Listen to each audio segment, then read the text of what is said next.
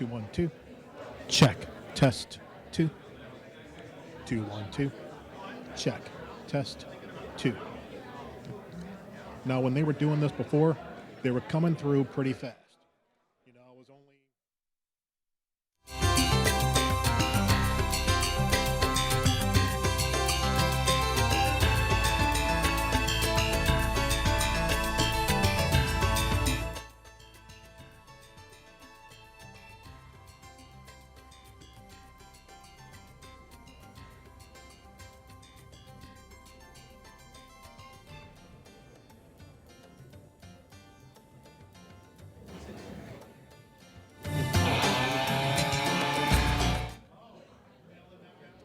Check test 2 1 2.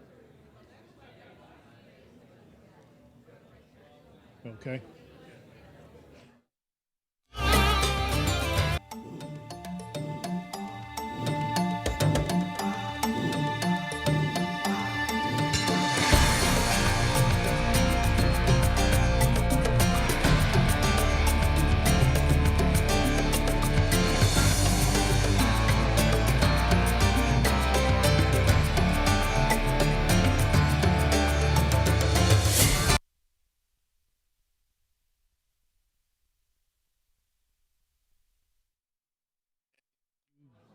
Okay.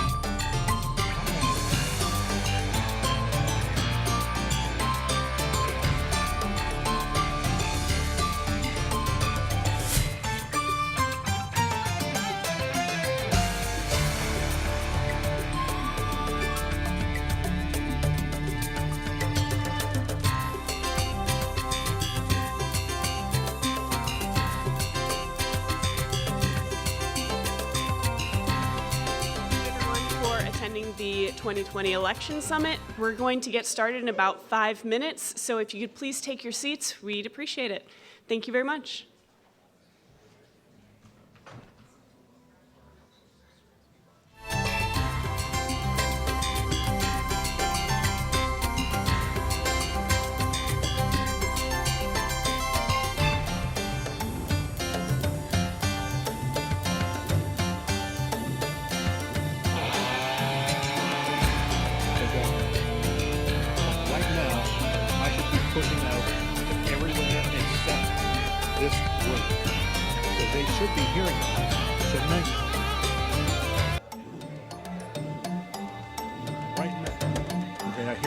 voice under the music. My voice should not be faint. My voice should be hitting them just as hard now as it was before.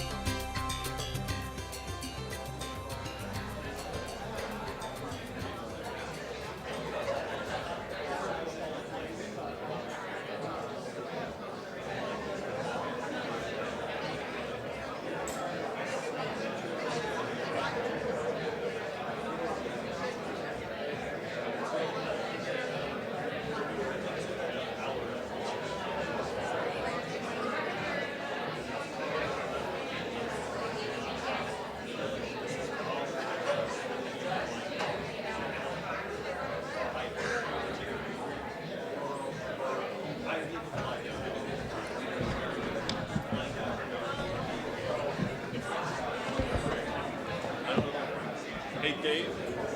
Dave. Does he want here? I think you here?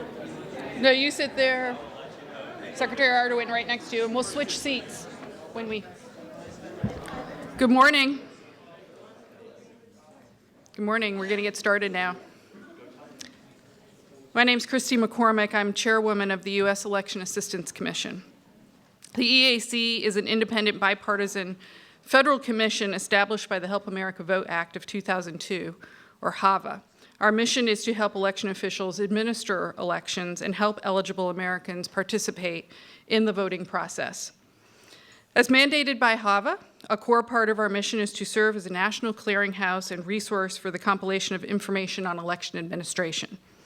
Events such as today's summit help us meet our clearinghouse mandate by convening election officials, their federal partners, and other election stakeholders to discuss and share election administration practices from around the country. Thank you for joining us here today, and to those who are watching on live stream. And let me offer a special note of appreciation to the election officials and other panelists and speakers who have joined us here today. We know that you are incredibly busy preparing for the 2020 elections, and we sincerely appreciate you taking the time to be with us today.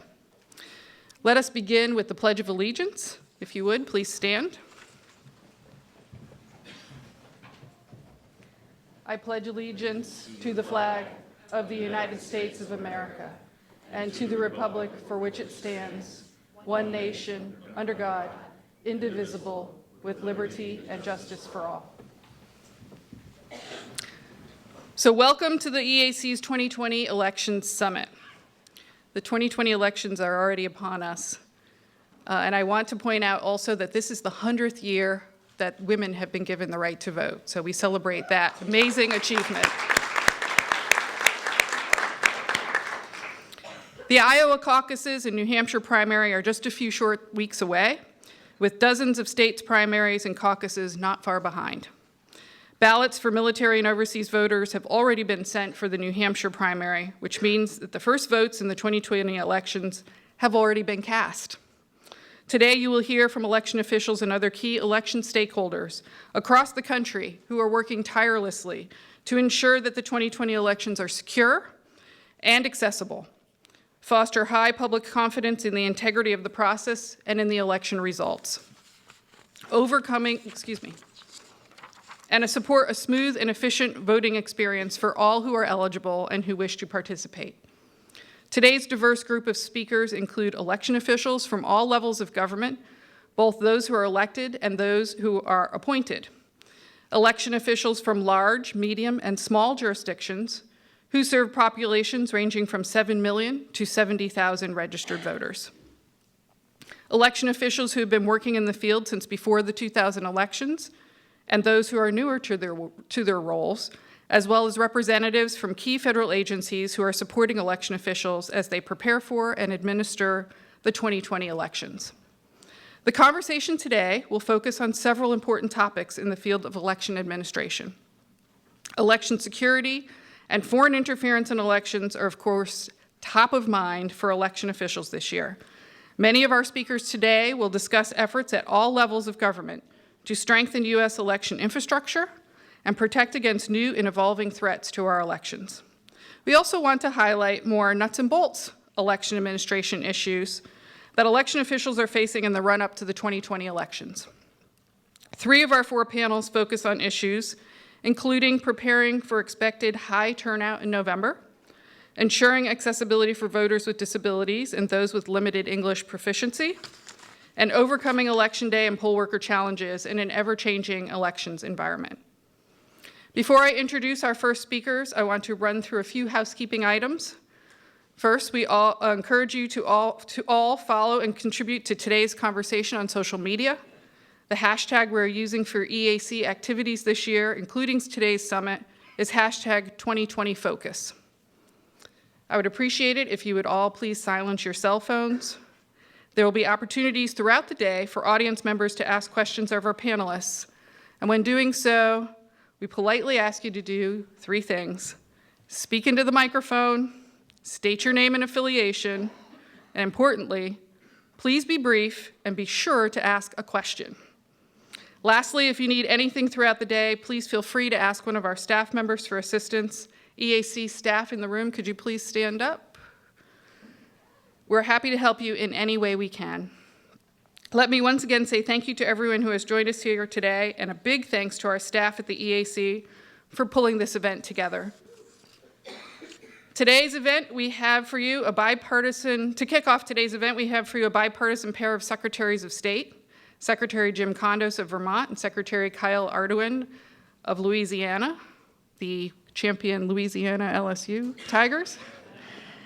I'm sure he's very happy today, who they will help set the stage for today's discussions. Both secretaries serve alongside myself and EAC Vice Chair Ben Hovland on the Elections Infrastructure Subsector Government Coordinating Council, or GCC. The GCC was established following the Department of Homeland Security's designation of elections infrastructure as critical infrastructure after the 2016 elections. The GCC enables local, state, and federal governments to share information and collaborate on best practices to mitigate and counter threats to election infrastructure. Secretaries Kondos and Ardoin represent states that probably couldn't be more different in terms of how they run elections, but I know they share a common commitment to administering secure, accessible, and efficient elections. We've asked them here this morning to provide an overview of efforts in their states and at the national level to prepare for the 2020 elections. First up, we have Secretary Jim Kondos. Secretary Kondos has served as Vermont's Secretary of State since 2010 and was the president of the National Association of Secretaries of State during the 2018 midterm elections. He also serves on the EAC's Board of Advisors. Secretary Kondos.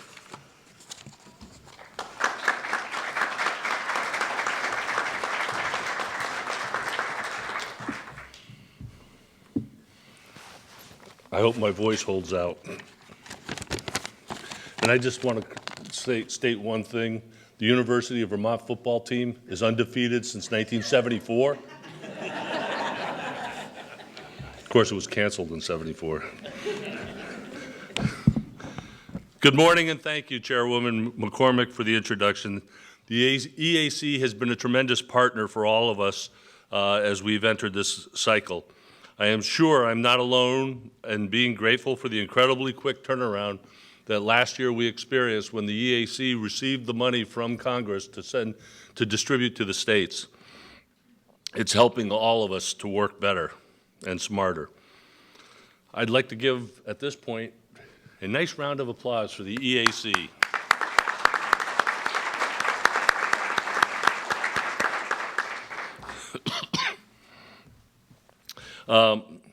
Lately, every time I hear someone say, as we prepare for the 2020 elections, I'd like to remind you all, as Chairwoman McCormick did, they're already here. At least one state's already sent out its UOCAVA ballots. Vermont's actually start going out this Friday. In Vermont, we also have no excuse early voting, no excuse absentee voting that matches the UOCAVA deadline of 45 days. So folks, the election really is already here. Of course, as we all know, administering our elections and securing our election systems is a year-round job. I'm sure that many of us in this room never thought cybersecurity would be as front and center to our work as it is now. We now eat, sleep, and breathe cybersecurity. And for many of the states, 2016 was a wake-up call. I feel fortunate that in Vermont we started focusing on cybersecurity back in 2013. At the NAS conference in February of 2013, one of our colleagues, now Governor Kate Brown of Oregon, mentioned that her corporation system had been attacked. When I got back to Vermont, I checked with my IT director to ask him how our posture was, and he told me that he thought we were in pretty good shape, but it wouldn't be bad to get a second set of eyes on it. That's when we partnered with an independent vendor to do a risk and vulnerability assessment along with a penetration test of all of our systems. We now work on cybersecurity every day of the week. When we got the call from DHS Secretary Jay Johnson informing us of the foreign nation attacks that on our state election systems, our world changed. And even yesterday, we heard that Russia has now attacked in Ukraine, and we better all be on our toes. They're coming at us this year. To be honest, there was some hesitancy when he said that he was going to name or designate election systems as a critical infrastructure. We didn't know what that meant. And it took 6 months before we finally got the answer. Well, folks, I'm happy to say we've come a long way. While it took some time and cooperation, we now have robust channels of communication between our states and between our federal partners. Between the GCC, the EI-ISAC, the CIS, and a whole bowl full of acronym soup, our country's cybersecurity posture is actually stronger. We have opened up communication channels for our states, county, and local election officials to learn about emerging threats, improving situational awareness for all of us. Our partners at DHS and FBI, among others, have provided additional resources for which I am very grateful. I'm proud of the work we've done in Vermont. We have a state-mandated paper ballots. We have a state-mandated post-election audit. We do a daily backup of our voter registration database. We have Election Day registration. Our tabulators are not connected to the internet in any way. We have two-factor authentication for access to our election management system. We have firewalls in front of every one of our doors. We do weekly DHS cyber scans and have been since 2016. And we also do Secure the Human cyber training for our local town clerks who administer our elections in Vermont. Nationally, Secretary of States are focused on protecting and securing the integrity of our elections. The 2018 HAVA funding appropriated by Congress has been helpful in this critical work. And certainly the most recently appropriated funding will further allow states to make important decisions and investments in our election infrastructure. However, I must add, one-time lump sum funds every so often is helpful, but we need more than that. We actually need to have some kind of annual, sustainable, and dedicated funding. The mantra I've been repeating, which I co-opted from my colleague, Minnesota Secretary of State, Steve Simon, cybersecurity is a race without a finish line. It's ongoing, it's our new normal. An anecdote I always like to share, because I remember talking with several members of Congress about why we needed more money, and they said, "You haven't even spent the money we gave you last year." My only response was, "Well, you allowed us 5 years to spend that money." And by the way, we submitted our plans to the EAC, which the EAC has up on their website for everybody to see.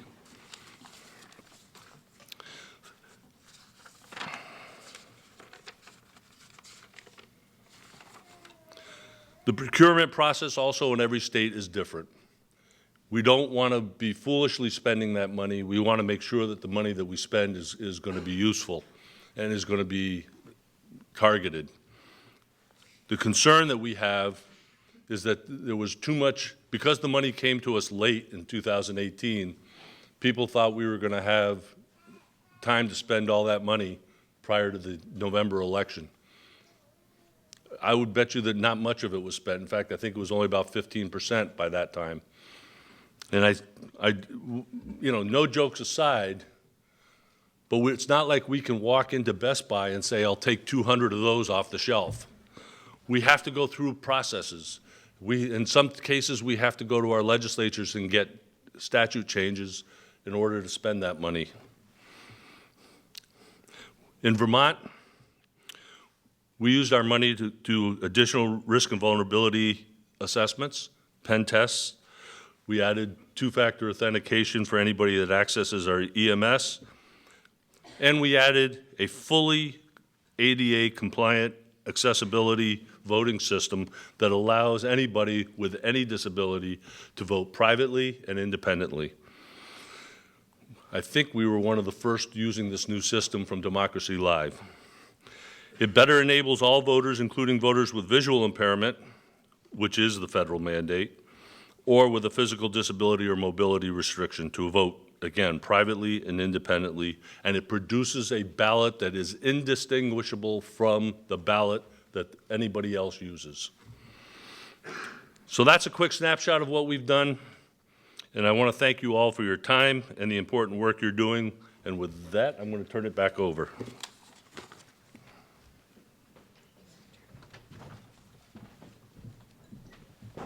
Thank you, Secretary Kondos. Now let me welcome Secretary Kyle Ardoin. Secretary Ardoin was elected as Louisiana Secretary of State in December 2018, serving as the first Assistant Secretary of State in that office since 2010. Secretary Ardoin is the treasurer of the National Association of Secretaries of State. So thank you and welcome to Secretary Ardoin.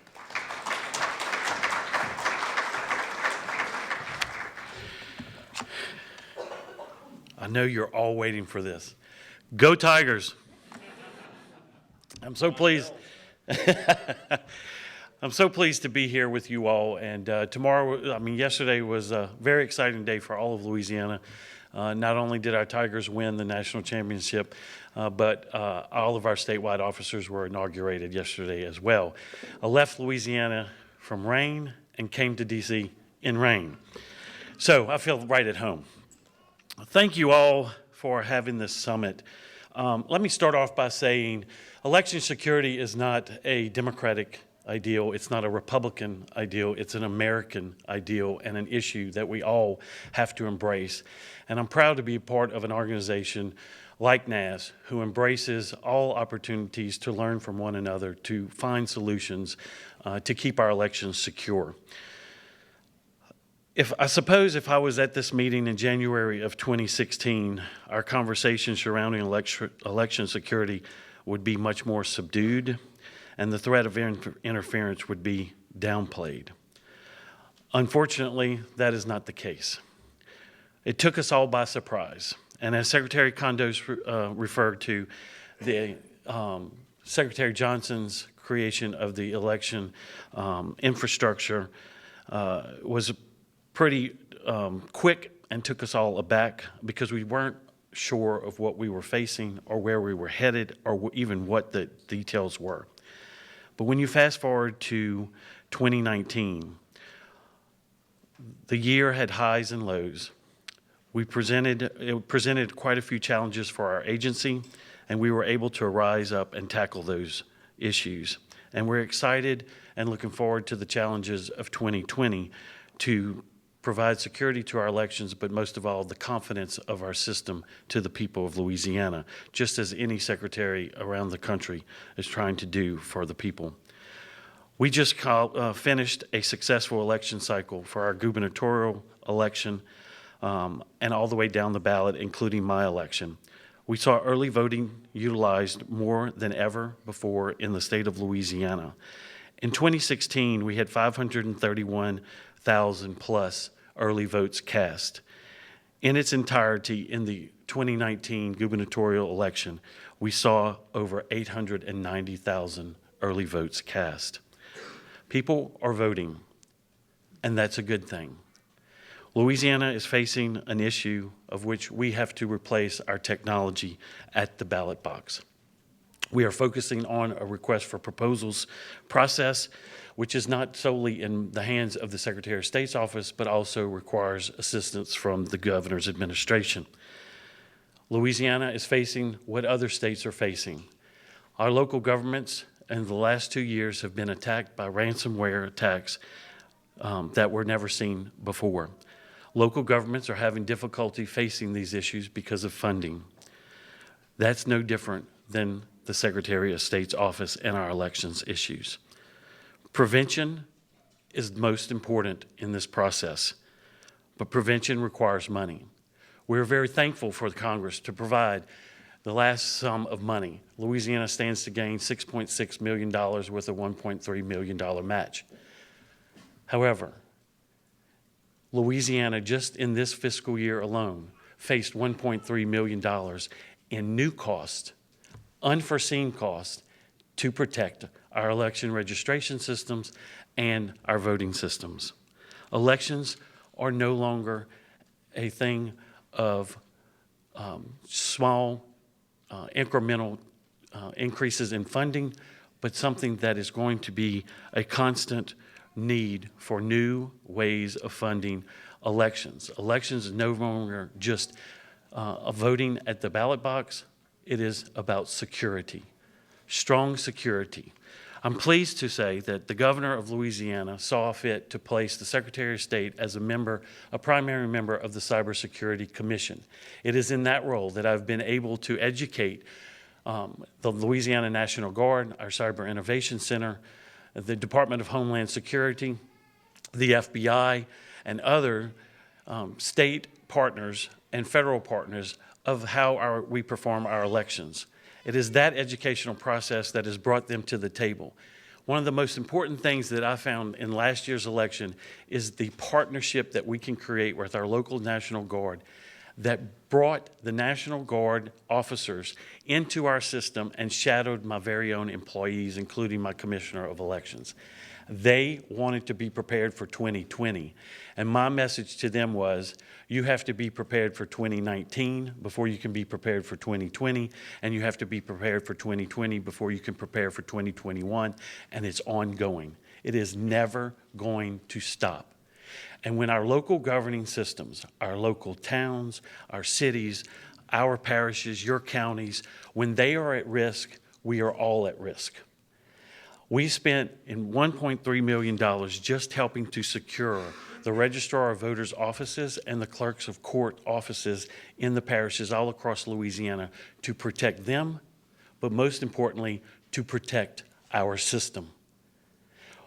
If state government is going to have to come up with more and more state dollars, unforeseen dollars to buy equipment for locals, to secure lines for locals, to train locals on the risk of cybersecurity intrusions, then we have a long way to go because that money just does not grow on trees.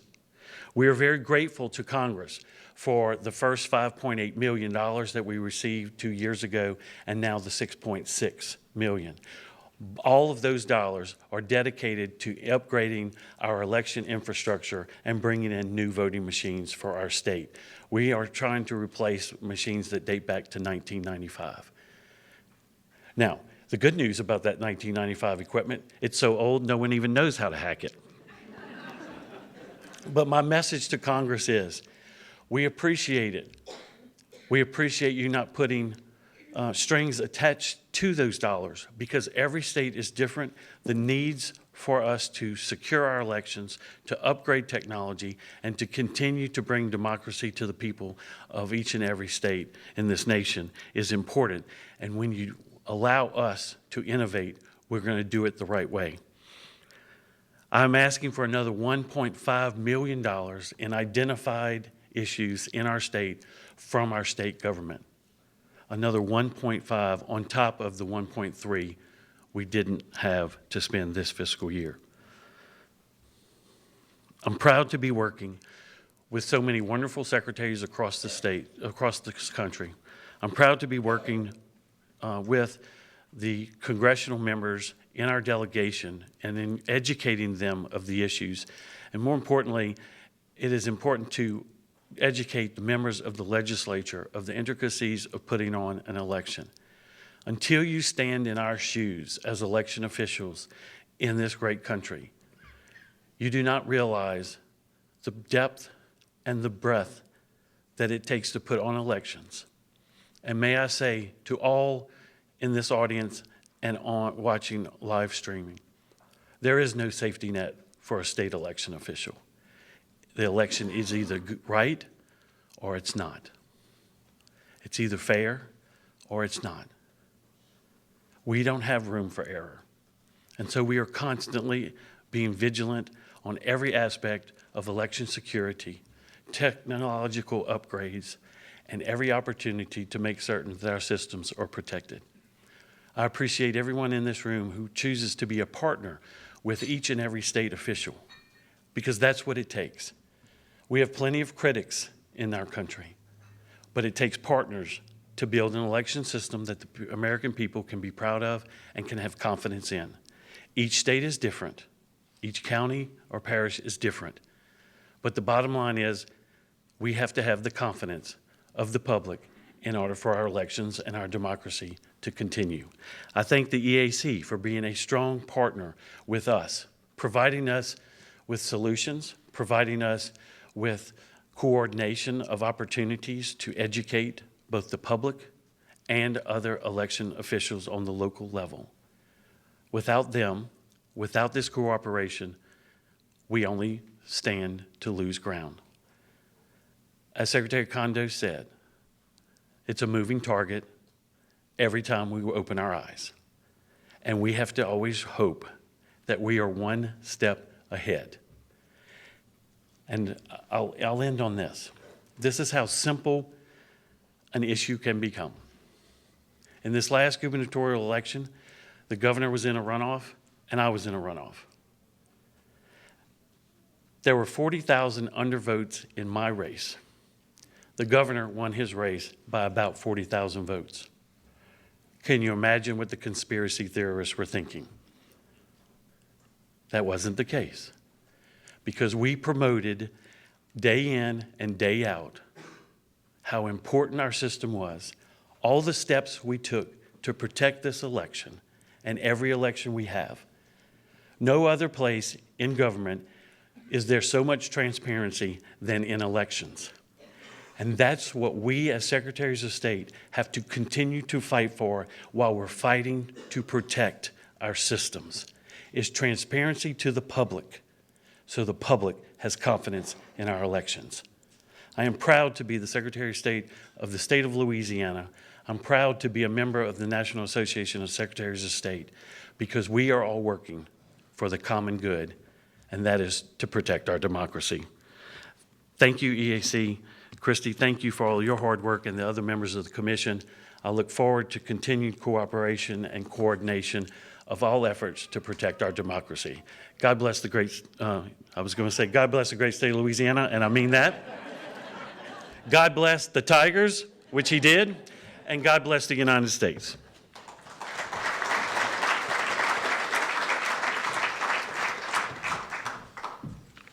Thank you, Secretary Ardoin, and I want to thank both Secretaries Kondos and Ardoin for being here with us today. We appreciate your remarks and your insight. It's very important for us to hear from you.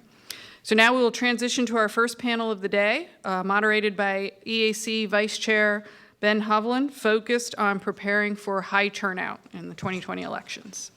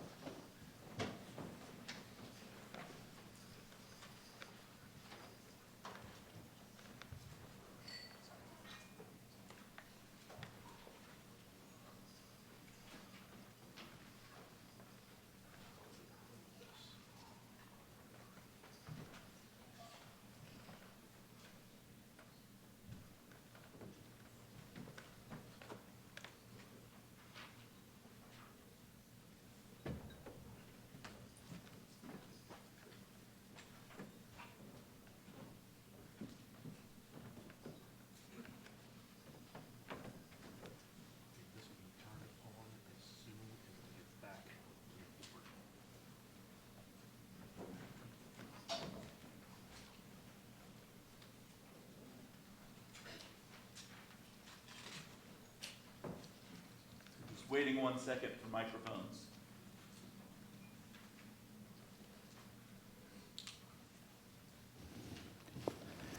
Good morning. Thank you for being here. I'm very excited about this event. As Chairwoman McCormick said, I'd really like to thank the EAC staff. They did a great job getting this event together, and none of us would be here without that work. So I really just want to thank them again and say how much we appreciate their efforts. And I'm really excited about this panel. We've been hearing about the 2020 election for quite some time, and now it's finally here. I know a few of you were rooting for two 2019s and then a 2021, but that's not how it works. 2020 is here, and there's no turning back. As Chairwoman McCormick noted, UOCAVA ballots have already gone out the door in New Hampshire, and as Secretary Kondos noted, more are headed out this week in states around the country. Today we're going to discuss much of the work that's been done and continues to prepare for the 2020 election year. As you know, each state administers their elections in a somewhat different way. Similarly, it seems like each election is unique with a different story, and when it's all said and done. 2000, it goes somewhat without saying at this point, was Florida. 2004, Ohio. 2008 was high enthusiasm and turnout and a little bit of a break from talking about Florida and Ohio. 2012 was long lines. 2016 was foreign interference and cybersecurity. I would like to apologize for the non-presidential years. I, like voters too often do, neglected them. But I will recognize 2018 because it had high turnout and enthusiasm among voters, and that's relevant to this panel and our discussion today. I think it forecasts what we may see in 2020, and is certainly part of the story that will be told, but we don't know the full story of 2020 yet. What we know, and as we heard from Secretary Kondos and Ardwan, is that election officials around the country are preparing for all of the situations that I just mentioned and more. That is the nature of election administration, and an element that I believe does not receive the attention or credit it deserves. As you know, election administration is a 365-day-a-year job, and this year it found a way to be a 366-day job. That might be a cruel joke on election officials that leap year seems to fall on presidential election years, but maybe we need the time. The point is, there is no break. There are just times for doing different work. But now, again, 2020 is the presidential election year, and that's the time that most people pay attention and the most people show up. And for election administrators, the goal is to accommodate those voters and provide as smooth of an experience as possible, a positive election day that encourages future participation. I often see election administration covered or portrayed as a horse race, similar to politics, but it isn't and it shouldn't be. Election administration done right is about good governance and customer service. This panel is here to talk about just that and all the work that goes into it. When it seems impossible to talk about it seems impossible to talk about elections these days without discussing security. We'll try to leave most of that out until the panel later today. There is an intersection that's important. All of the work that goes into security also should bolster Americans' confidence that their vote will be cast as counted and that participating is worthwhile. I know the secretaries on this panel have been doing impressive work in this area in their states and will share some thoughts on these issues.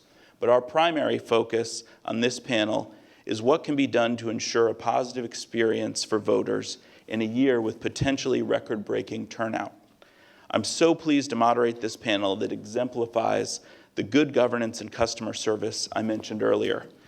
Ohio Secretary of State Frank LaRose and Michigan Secretary of State Jocelyn Benson have been doing great work individually in their states, but they've also been working together to promote civility, bipartisan cooperation in this area.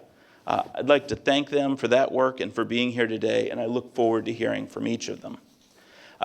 Tammy Patrick, really, what can you say? Just when I think I'm pretty far down the elections rabbit hole, I see Tammy, and she's got a flashlight, and she says, check this out. And I always learn something, and so currently, Tammy is a senior advisor at the Democracy Fund.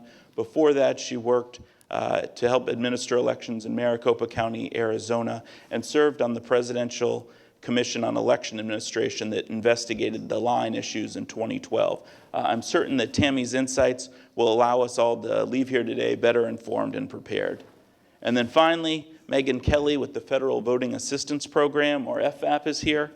Just when you thought we were going to have a hard time squeezing all of this into an hour, Megan's here to remind us that there are uniformed and overseas citizens all over the world who need ballots too.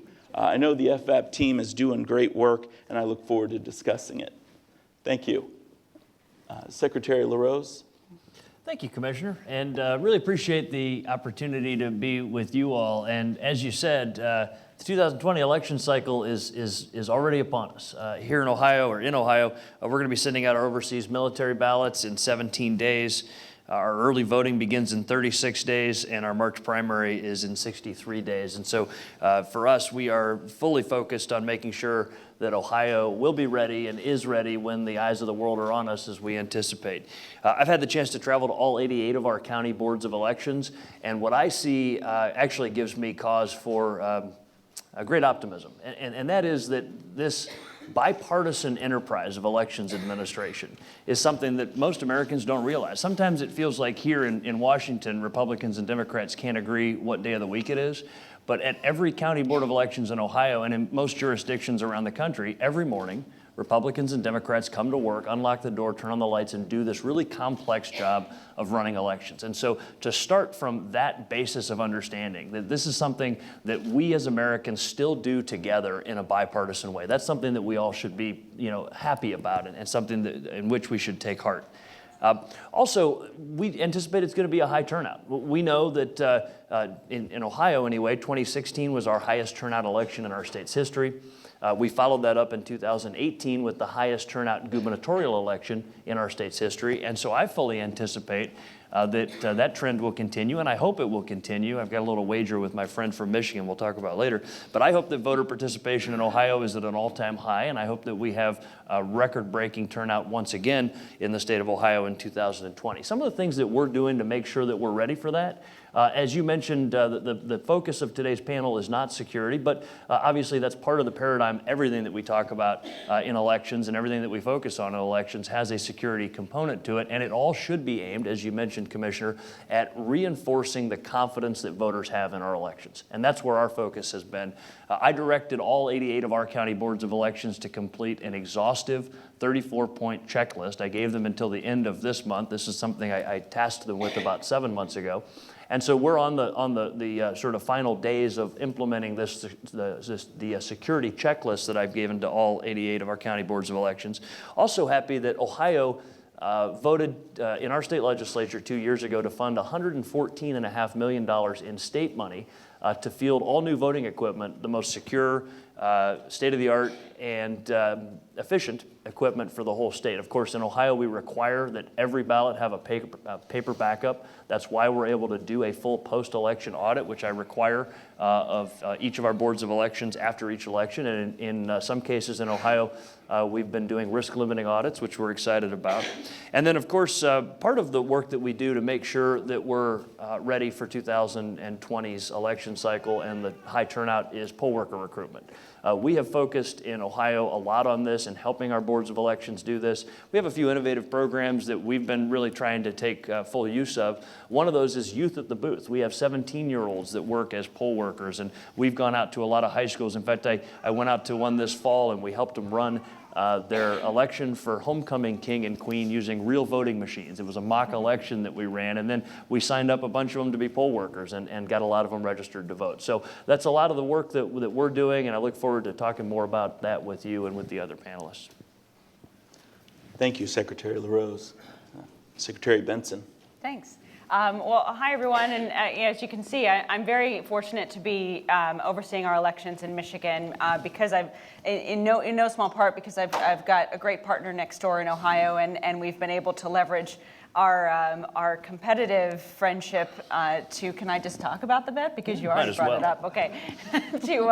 to have a wager and being a Michigan fan and an Ohio State fan, to whichever state has higher turnout in 2020, the loser will have to sing the fight song for the opposing team at the Michigan-Ohio State football game, which incidentally is in Columbus in November, a few weeks after the election. So I feel like there's a lot more at stake for someone who's going to be singing the Michigan fight song in Columbus in November, as opposed to, no one's going to care if I show up in red and say so. But anyway. Scarlet. So we have, so we're having fun with it, but it reflects the partnerships that are so critical to ensuring that we all are prepared for 2020 and not just prepared for the high turnout, but incentivizing high turnout and engagement of all citizens across the state. And so I want to talk just briefly about what we're doing in Michigan on that, but I want to emphasize the importance of those partnerships at the federal level, among my colleagues, other secretaries of state, and at the local level. Michigan has over 1,500 local jurisdictions, all of which are running elections through independently elected clerks.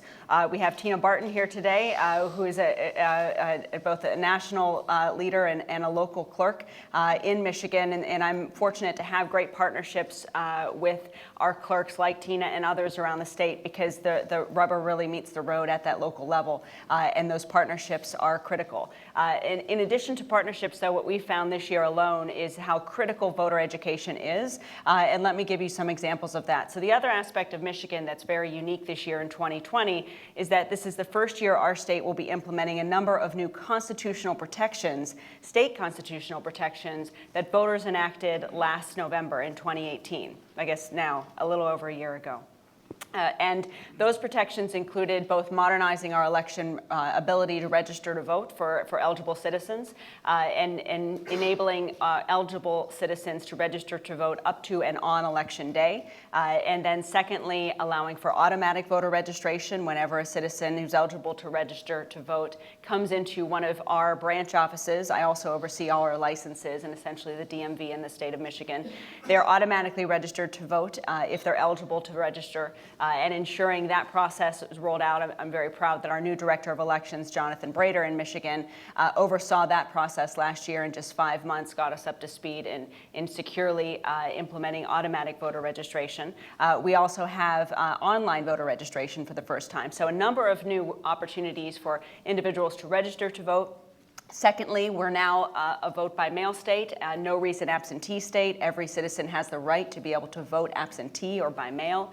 And so implementing that is key. And then also we have new security protections as well, including a mandate for meaningful post-election audits. And we've begun piloting throughout the past year and a half risk-limiting audits throughout the state of Michigan. But to focus on voter education and its critical, the critical importance of that, I want to emphasize a couple of statistics, but also what voter education really means to us in Michigan, which is more than the traditional ways, but really being proactive, meeting voters where they are, meeting citizens and new voters where they are, and engaging them in their homes, in their neighborhoods, educating them about the importance of civic engagement and their new rights in order to cast their ballots. For example, we've had 3 local elections in 2019 already in Michigan. What we saw in those elections were that when people heard about these new rights, they took advantage of them, and turnout increased. In a local May election, for example, in May 2019, over 400 people who are eligible to vote registered on election day and voted. Of those 400, over 300 were 18 and 19 years old. Fascinating, right? We saw those numbers in every single local election and can expect that next year, or this year, if they know about it, if young voters, if new citizens, if eligible citizens know about these protections. In addition to that, we saw turnout double in local precincts where they got mailings indicating they can now vote by mail. So voter education is key. And finally, collaboration.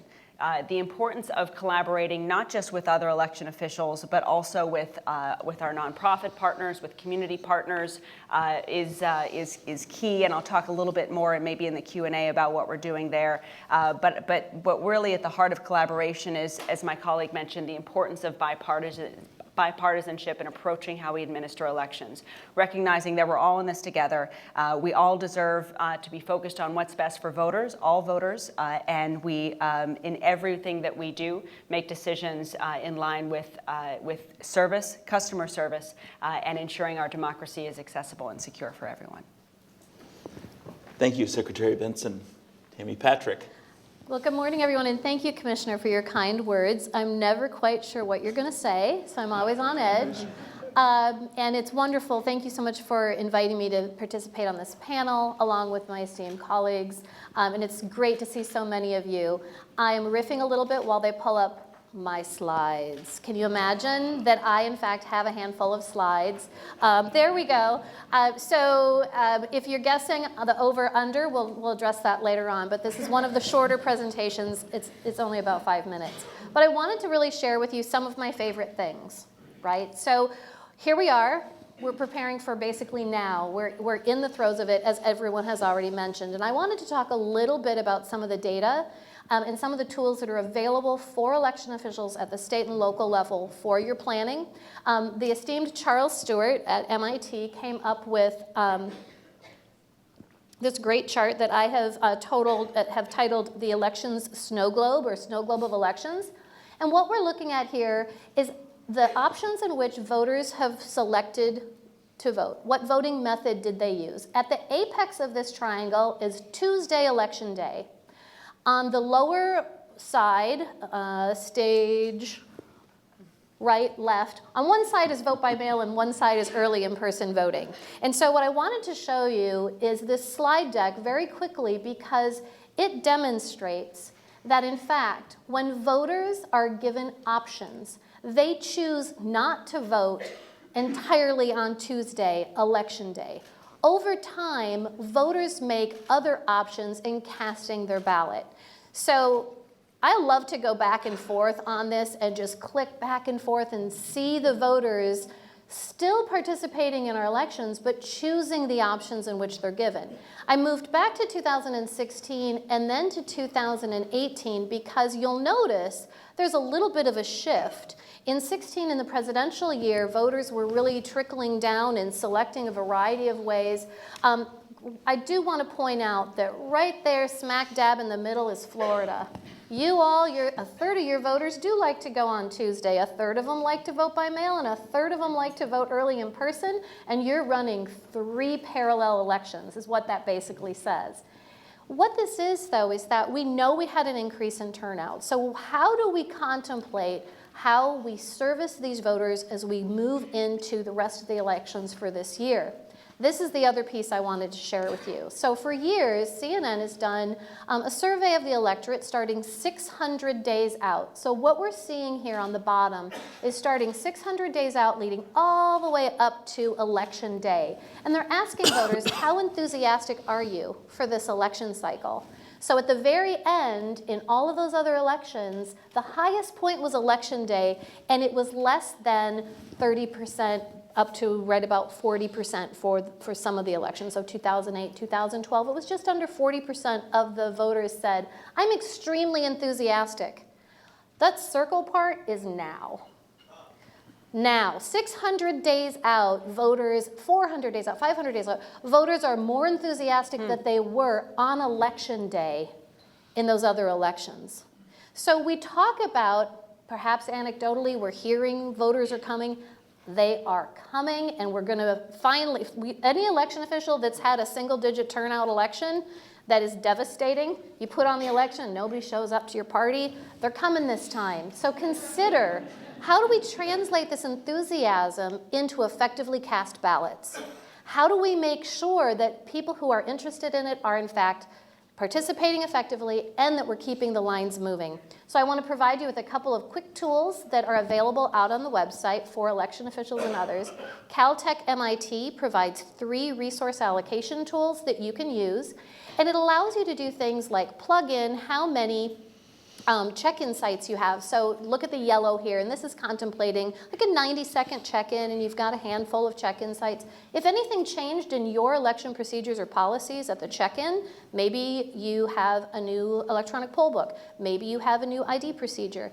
Just a change of 30 seconds takes a 7-minute check-in to more than an hour-long wait. And the tools allow you to look and see how many positions you would need in order to reduce that wait time.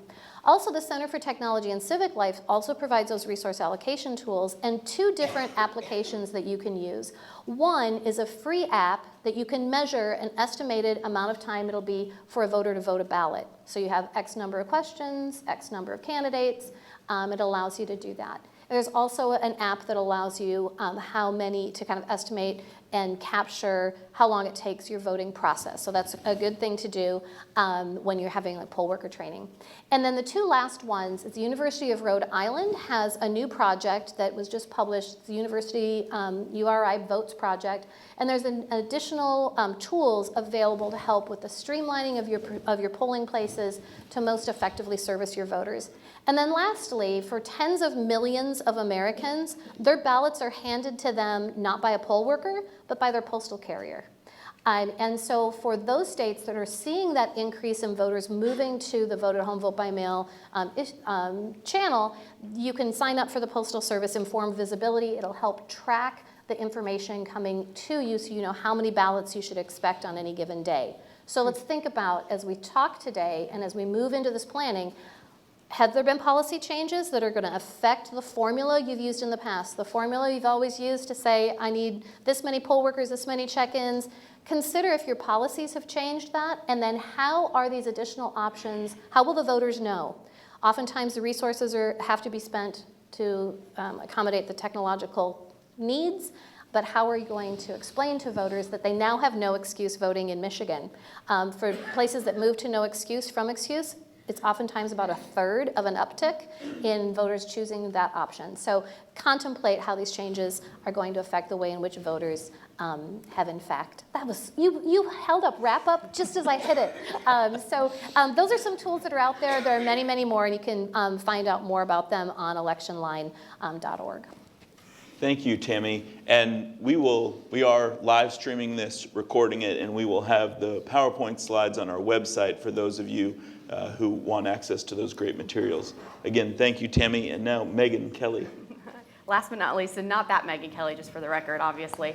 I guess I should say that in this room. But I'm Megan. I'm with the Federal Voting Assistance Program within the Department of Defense. Thank you to the EAC for having us. I'm humbled to be on this panel with some of these people that I've looked up to for several years now in the elections process. For those of you who aren't familiar with our program, I work and our team works with military and overseas voters. So those are the voters that aren't going to show up on election day. They're going to start the process now, as we've already heard this morning. They are away from their jurisdiction. They're in other countries that are located around the world. Our job within the Federal Voting Assistance Program is to administer the UOCAVA federal law, that is the Uniformed Overseas Citizens Absentee Voting Act. Long acronym, we love our acronyms in the federal government.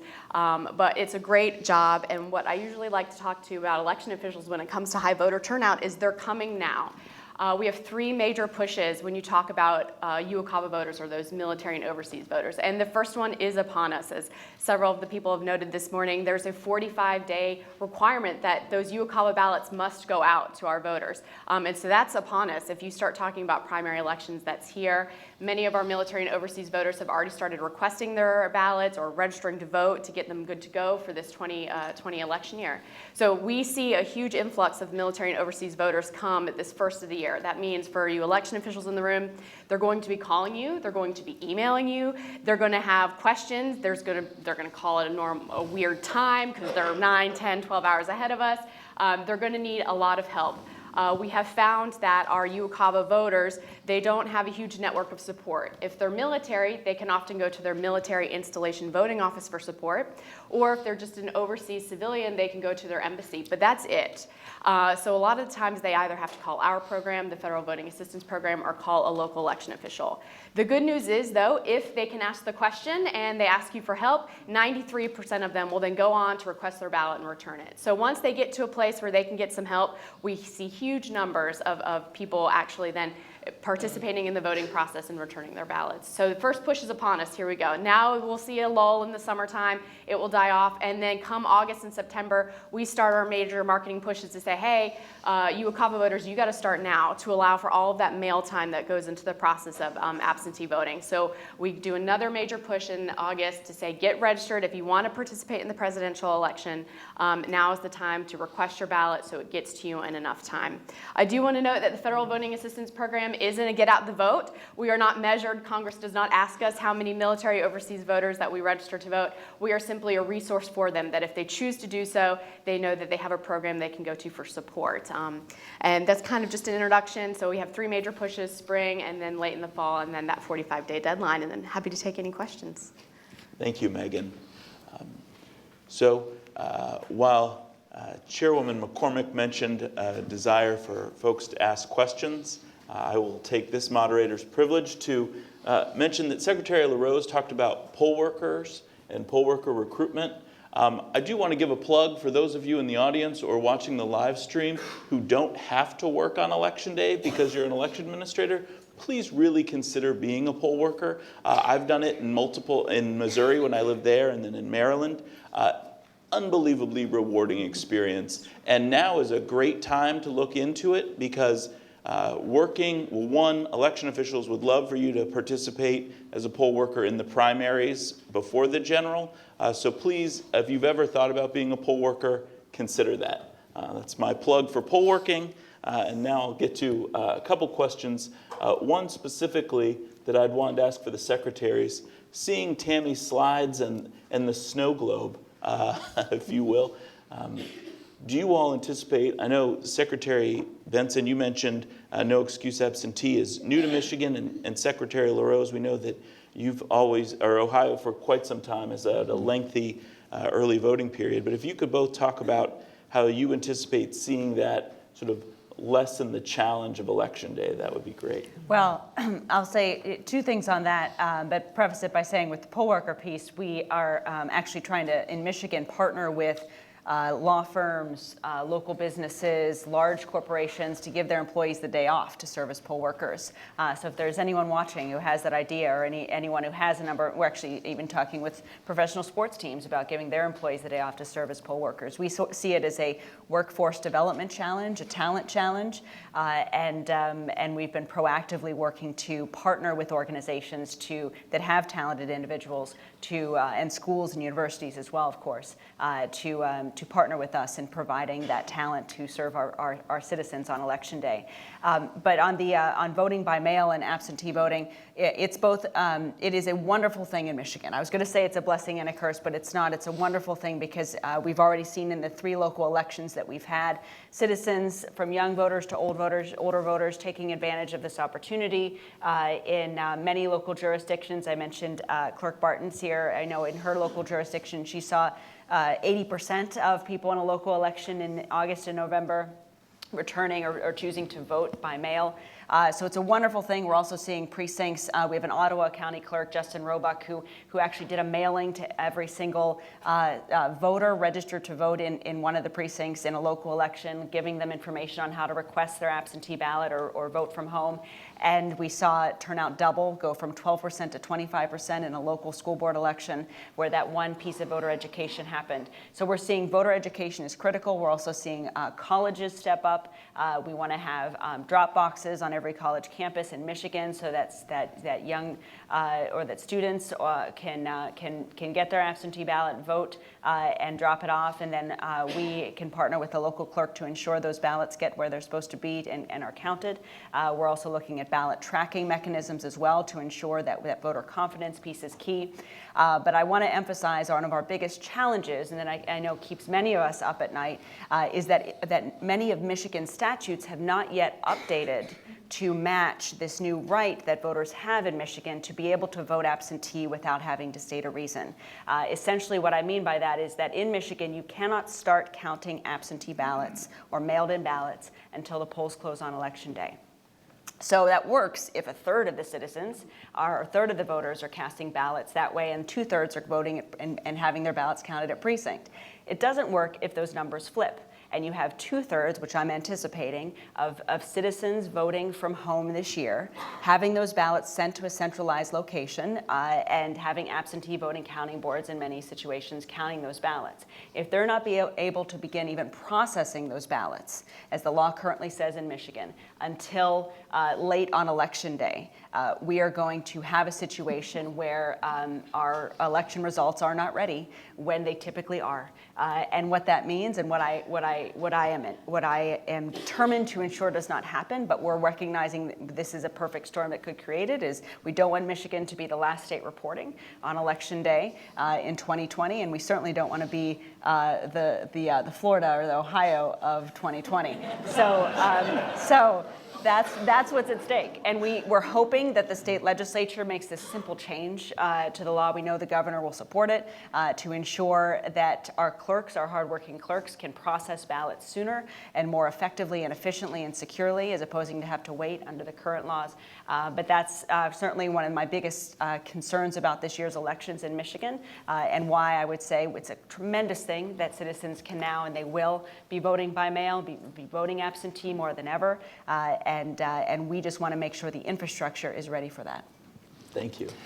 So if I may start also on the poll worker recruitment thing, and a little shameless plug for any Ohioans that are interested in doing so. Not only do we do the Youth at the Booth program, and what a cool thing to have on a college application that you were an elections official at 17 years old, but also that we call it Day for Democracy, where we're encouraging companies to give, and state entities, county, local government entities, to give their folks a day off to work the polls. We have a website set up for that, ohiosos.gov/defenddemocracy, where people can sign up to be a poll worker. And then also, I've been working to try to encourage veterans groups. I'm a veteran, and so I remind, every time I get the chance to speak at a veterans group, I remind them that, that they took an oath, maybe a few years ago, maybe a few decades ago, but they took an oath to preserve and protect the Constitution and to defend it against all enemies, foreign and domestic. And one way that they can continue to keep that lifelong commitment is by working as a poll worker. Making sure that we have ample opportunities for Ohioans to cast their ballot has always been a focus of ours in the state. And we're really proud of the fact that we've been a leader in the nation with 28 days of early voting, with vote by mail, with in-person voting before the elections, also for 28 days, and including weekend and evening hours. We have Sunday afternoon voting. We're one of only, I think, 6 states in the nation that offer Sunday afternoon early voting. I think we're one of only 20 states that have Saturday in-person early voting. And so these are things that we pride ourselves on in Ohio. But one of the things that I'm going to be doing this year and has been done in the past is I'm going to be sending an absentee ballot request to every registered voter in Ohio. We want to see people take advantage of that convenience. As we all know, it helps reduce the pressure on our polling locations on election day so that we don't have long lines and that kind of thing. But also, and I remind people this is when I'm pitching people on why they should vote by mail, I tell them it's like being able to cheat on the test. You always run into those folks that say, you know, I just don't know all these candidates for judge, and I just don't know all of these sort of down ticket candidates, and I tell them, do what my grandmother does.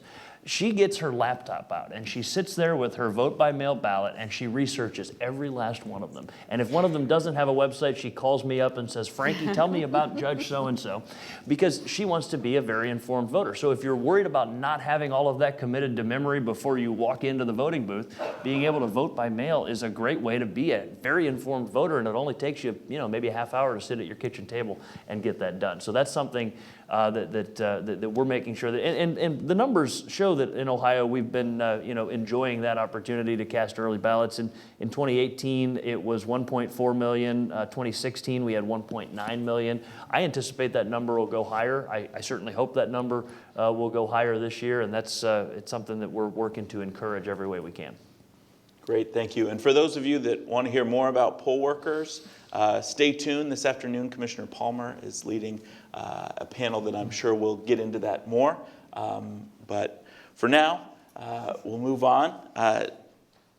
Tammy Patrick, I had wanted to ask you, I know that, so Tammy was on the Presidential Commission on Election Administration, which you may remember from their awesome report. I think that is widely accepted at this point, that it was great. But really, that whole commission started around lines. And one of the things that I remember was that as they went into the process, what they really discovered that most of those line issues were really downstream issues. And so before I get there, I'll give another shameless plug. Those issues had to do with voter registration. And so if people at home or here, if you have not updated your registration or registered, great idea to do that. I recently moved counties and needed to update my registration. I did so at the DMV, but there's a lot of choices out there. So again, update your registration, make sure it's current. That will resolve a lot of problems on election day and help the poll workers that we just mentioned. But anyway, so Tammy, if you could talk a little bit more about what you saw on the Presidential Commission on Election Administration and some of these issues that may be relevant to the high turnout that we are anticipating for 2020. Absolutely, and thank you for the kind words about the report. We worked very hard on it. Part of what was interesting about the Presidential Commission on Election Administration is that it was very different from other commissions in that we had 6 months to, as then President Obama said, to fix that, the long lines that occurred. And what we found is we traveled around the country and held hearings everywhere from Miami to Anchorage, San Francisco to Philadelphia. We had meetings all across the country. Was that at that time we really didn't have anyone doing sound data collection on how long are the lines. Where are the lines forming? And here we are in the National Press Club, and any election official in the room has received the call from the local elections beat reporter that says, where are the lines? I want to go get a picture of the lines. Where is it happening?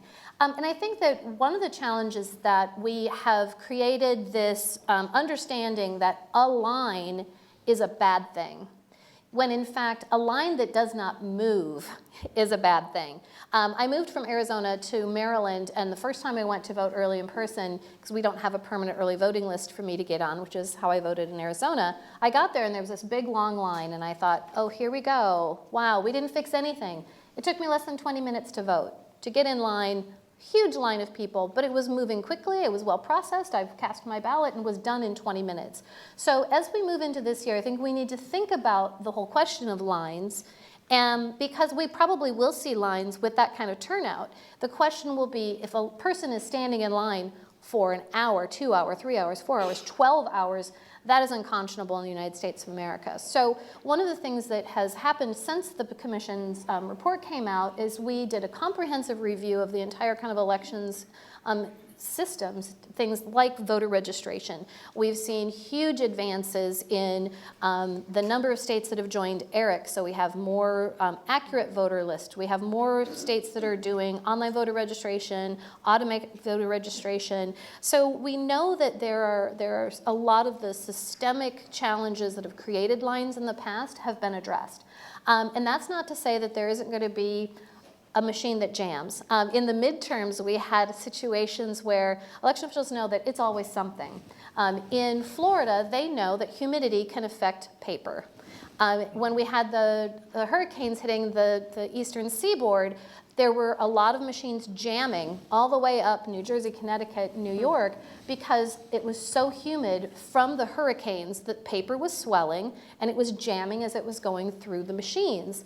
So think about when we hear issues that arise on Election Day or at early voting centers or in vote centers on Election Day, ballot malfunction, immediately everyone is in this environment going to think, oh, we've been hacked, there's some problem. It could be that the paper has swollen slightly because it's humid. It could be human error. We have to make sure that we all keep very level heads moving into this cycle.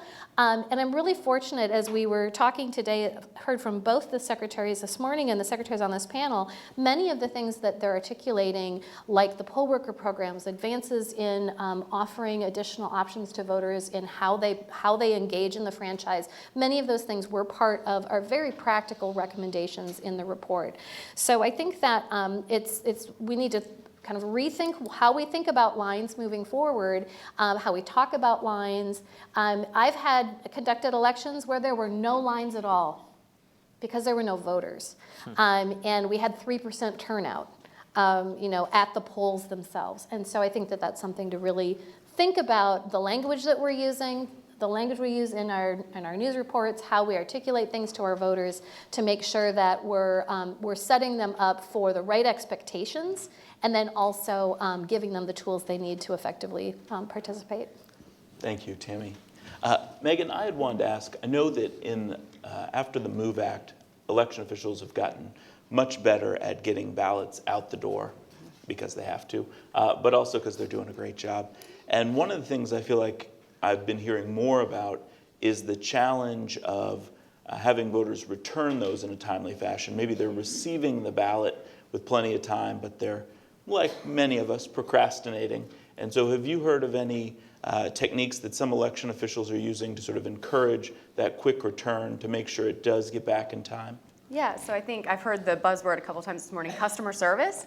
I think we all brushed it off, but with our voters, when we start talking about the voters that we deal with, those UOCAVA voters, right, they may get their ballot early and then it sits on the dining room table for 3 weeks. And then all of a sudden it gets buried under a pile of mail and they realize, oh, whatever, I need to vote and hurry up and get this in the mail. And some of that human kind of habit we can't correct, but customer service kicks in from the election official. If the election official knows who they sent their UOCAVA ballots to 45 days in advance, even just sending a simple email, don't forget to return your UOCAVA ballot. This is the deadline. Please get it in the mail by X date. You have the buffer after the election day. Many states have 3, 4, even sometimes up to 10 days after the election day to receive those overseas ballots. Simply sending an email out. We already have their emails. One of the great things that the MOVE Act did is it allowed election officials to send that blank ballot to a UOCAVA voter by email. So now it's populating into their Gmail or Hotmail account, and they may see it a little bit more faster than if they were to receive the paper ballot and it sits on the dining room table for 3 weeks. So I think just that customer service when it comes to UOCAVA voters is really essential in that. So just pushing them along, sending them a reminder email, don't forget to get your UOCAVA ballot back. These are your allowances, these are your benefits. States differ on how they can send their UOCAVA ballots back. So just an election official just doing that extra step, going that extra mile on customer service really makes a difference in getting those military and overseas ballots back. Thank you very much. We have a little bit of time for audience questions. We've got some EAC staff with microphones. I will say I'm a big fan of keeping on time, so we're going to try to do that. But if there's anyone that has a question for the audience, I think we've got time for a few. And if people want to continue to think about, oh, we've got one. Morning. Was wondering about this concept of customer service. I actually was a campaign staffer in 2012 in Miami when we saw the lines being 8 and 12 hours long under the humidity, and so you can imagine Florida's kind of hot. So while we had the folks waiting, we did our best to feed the folks on the line, give them music, just try to make it a little bit more upbeat than, just waiting under the sun. I was wondering, do you folks see that aspect of that customer service of helping the folks on the lines as more of an election administration space where maybe the elections officials can do a better job helping those folks, or do you see that more of a nonprofit partners and campaign space where they can take over that particular aspect of customer service? I think it's 100% about collaboration. I think everyone has a responsibility in this space to ensure that we're moving the lines quickly and that voters are having a good experience.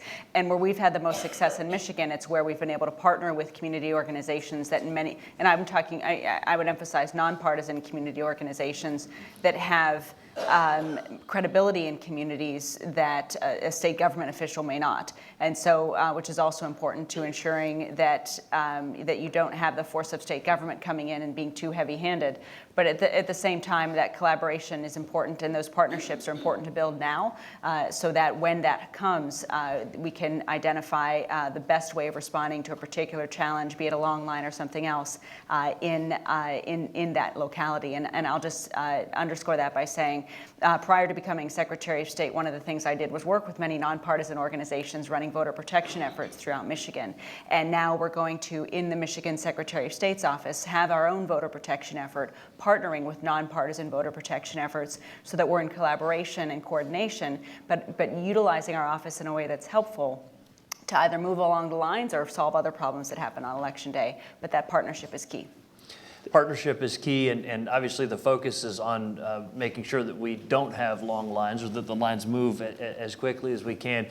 As far as giving folks the opportunity to get in out of the sun or get in under a shade area or whatever else, that's the kind of coordination that those local boards of elections should be doing to plan for that kind of thing, especially with the early voting lines. And that's what we see in the weekend before the election. Folks had 28 days of early voting in Ohio, but oftentimes they wait until the last 2 or 3 days to actually go to the Board of Elections or their early voting site to do that. One of the best things that can be happening as they're standing in line is to have the elections officials circulating with the clipboards to get them, ready to go, so that when they get up there, everything's all filled out and they just go straight through the process. And so obviously our focus is on making sure that we manage that process in a way that's a good experience for the voters and that we keep those lines moving. And if I could just add to that real quickly, I think that's spot on. And another reason why it has to be a collaboration is because of the electioneering line limits where you can't be past that.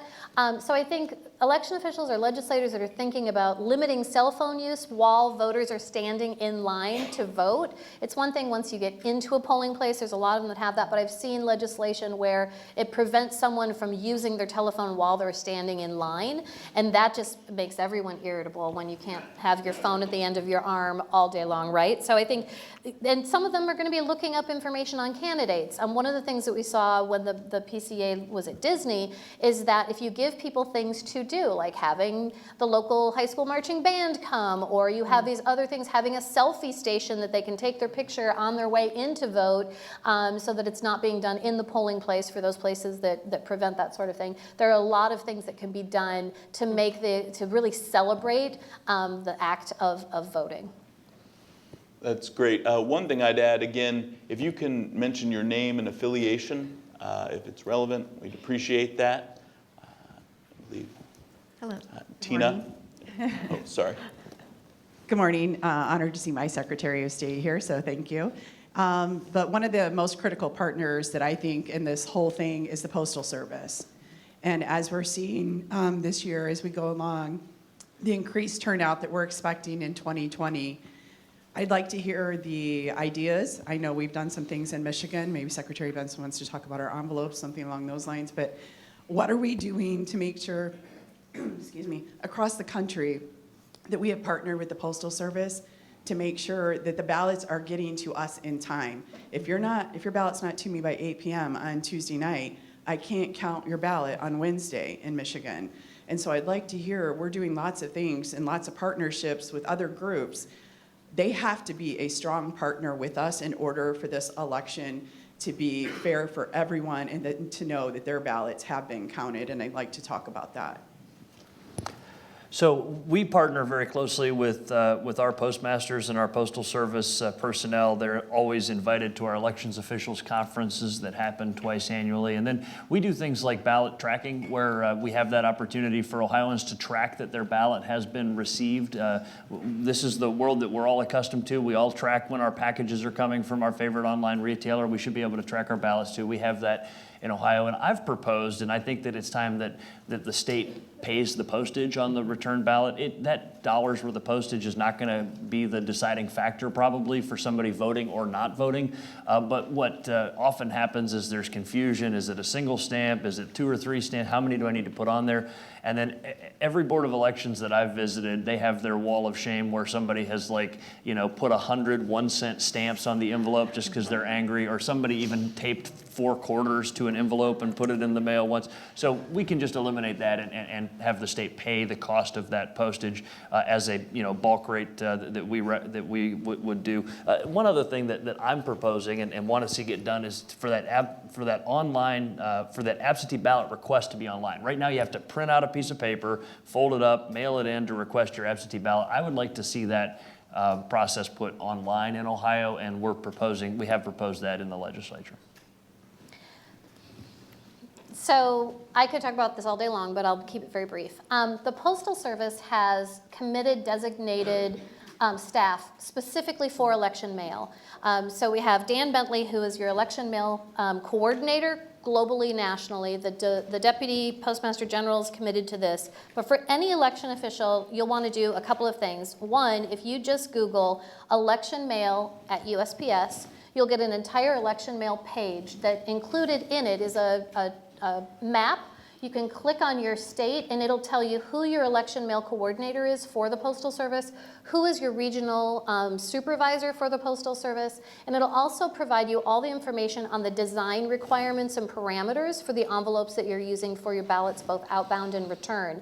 You want to make sure that you're having those envelopes reviewed by the Postal Service so that as it goes through the mail stream, it doesn't cause any problems. In addition to that, it was great to hear the ballot tracking is something that we are really moving forward in a lot of places across the country. Every voter in the country pretty much can subscribe to something called informed delivery. And basically what happens is you get an email that every morning tells you what's going to be in your mailbox. So they'll see if in fact their ballot is supposed to arrive that day, and that gives a new level of security when they know that it's supposed to be in their mailbox, and then if it isn't, they're going to call you, right, as an election official. And then also things that election officials can do is for those of you who are in-hand states, meaning you have to have the ballot in your possession at the close of the polls on election day, talk to your local postmasters and talk to them about something called caller service.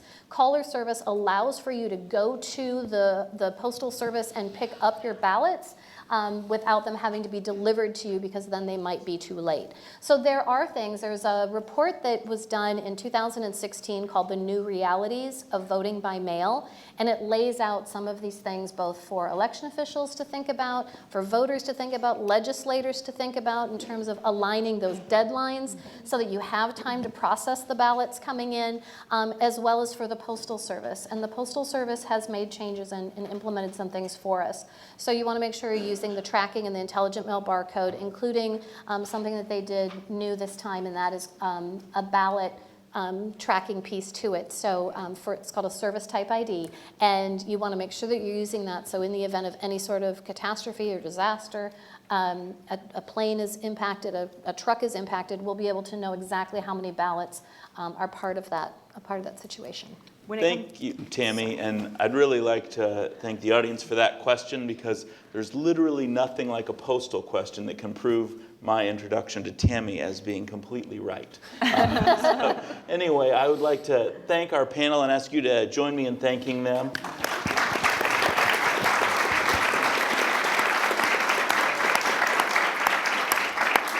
We're going to take a short break now. We'll be back at 11:10. There is coffee and water in the lobby. And at 11:10, we will resume with remarks from Shelby Pearson, who's the Election Threats Executive for the Office of the Director of National Intelligence. We will see you at 11:10. Thank you.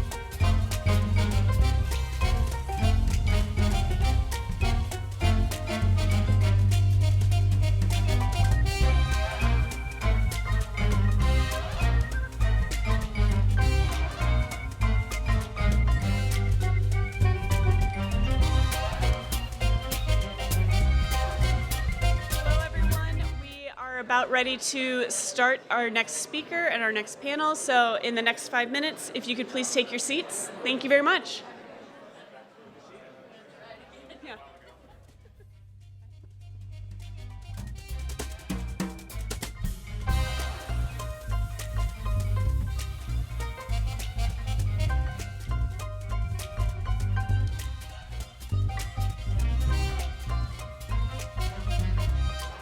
About ready to start our next speaker and our next panel. Thank you very much.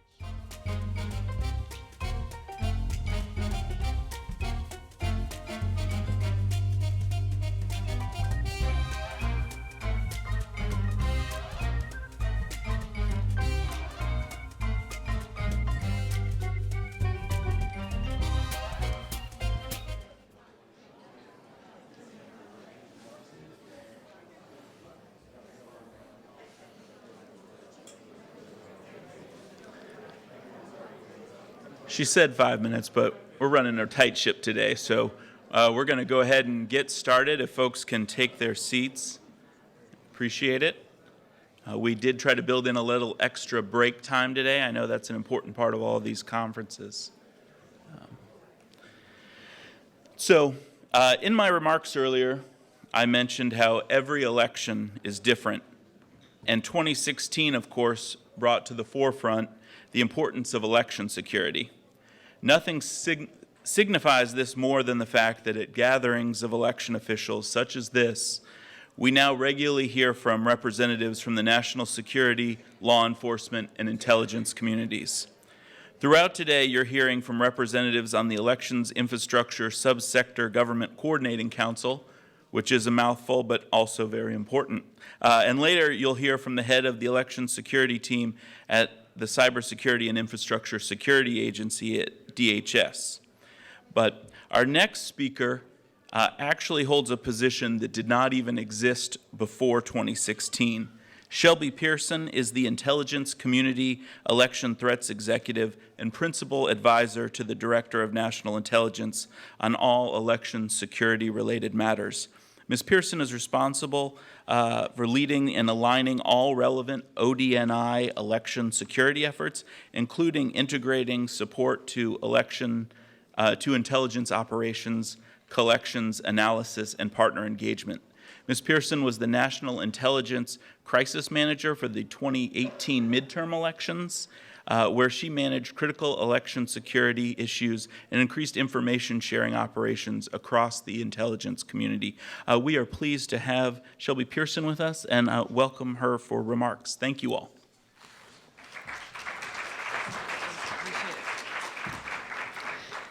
Thank you so much. I appreciate the warm welcome from two very important constituencies for me in the intelligence community.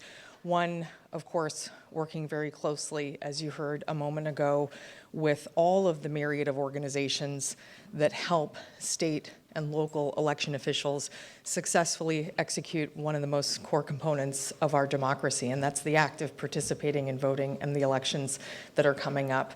Also, the press. I'm delighted to be here among my colleagues who serve in the press, which is also an equally important component of election security, because our collective responsibility is not only securing the infrastructure, but also explaining to the American people how this work is done so that they understand the threats, and that transparency, and you'll hear me conclude on this comment in a few minutes, that this transparency should not deter participation in elections, but should empower the electorate to know the threats and know the resources that are available to individual voters to support an educated and effective vote as we go into not only November, but frankly, all elections as we go forward.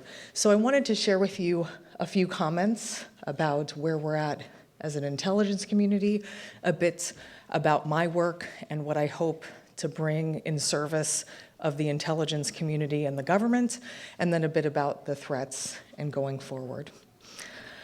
So as was mentioned, 2016, I think, has been characterized as a watershed moment for the intelligence community.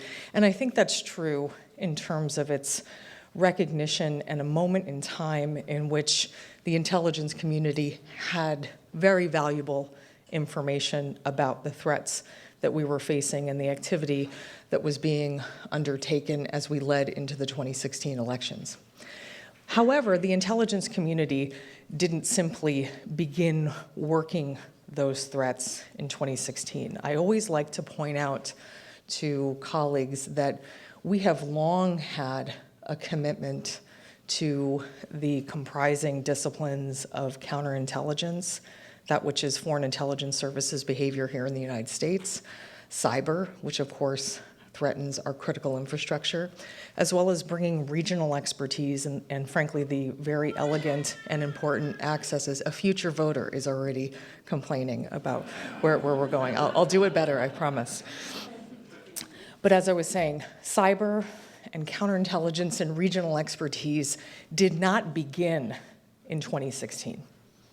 And so I do think we have very much a many decades long momentum in these disciplines that has further focused our effort in 2016 and has propelled us to dedicate additional resources, integrate further as we go into, as we said in 2018, and further into 2020. So let me talk a bit about how we came to where we're at today, at least structurally. So for us, as an intelligence community, as I said, I think we had momentum across the disciplines that are so critical to this topic, and yet we recognized that having individuals like myself across the intelligence community who are held accountable for integrating those disciplines that I just mentioned would be yet another opportunity and step forward. So I'm delighted that I don't stand in the position as the ODNI's election threat executive alone. In fact, most of the relevant intelligence organizations, DHS, FBI, NSA, and CIA, as well as the ODNI, have all designated executive leads and have teams that work this topic. So what I appreciate about that is that we've had a very deliberate evolution of the resources and bureaucracy. I'm keenly cognizant of where we've come from in terms of the judiciousness we need to have as federal leaders to not simply respond by creating a new bureaucracy to address a new threat. Rather be very scoped and very deliberate in how we do this. And I think the election threat executive position is one gesture and one push in that direction, but it's probably not done. We certainly recognize that election security is but a moment in time across a pretty consistent threat of malign influence that might focus on the particular election event, but that there are many, many other activities and vectors that our adversaries use to pursue us when it's not election day. And we'll talk a bit about that as well. So former Director Coates, who I think, as everyone recognizes, had a unique vantage point as an elected official, really understood, I think, both in his experience as the ODNI, as well as his experience participating in the legislature, really appreciated the opportunity and intersection of not only working this as an intelligence topic, but frankly also the commitment that I and my colleagues must have to exposing our work to the public, to exposing our work to Congress, because public confidence, as I mentioned a minute ago, is so critical to this topic. Director Coates created the election threat executive coming out of 2018 and identifying the position in 2019. And the support for this endeavor and this position only continues and is strengthened under the leadership of Acting DNI McGuire as we go into 2020. And of course, by the White House and the National Security Council as we continue to work policies to improve our support to election security. So as was said in the introductory remarks, I'm responsible for bringing the full force of the IC to this critical topic. And for me, that includes everything from developing new accesses, analysis to inform policy, as well as enabling operations to stop this activity. What's important to point out, particularly for the public, is that we don't do this independently. we recognize that, again, the rightful mission areas and authorities of the Department of Homeland Security and the Federal Bureau of Investigation are critical partnerships and inroads to organizations working with the states, and again, in partnership with organizations like the EAC. So again, the intelligence community hasn't taken over this topic. Rather, we have grown in our partnership on this topic to bring and expose intelligence information to the fight and responsibilities of those that are responsible for securing our elections.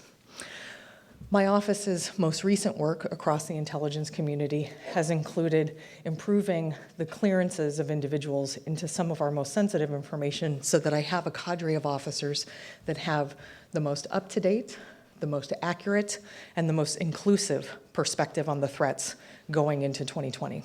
That doesn't sound like necessarily a big deal, but it can be, I think, as some of you know, from reflections that we've had in other galvanizing moments, that clearances and access to information remains an area that we have to personally shepherd through for the improvement of good government.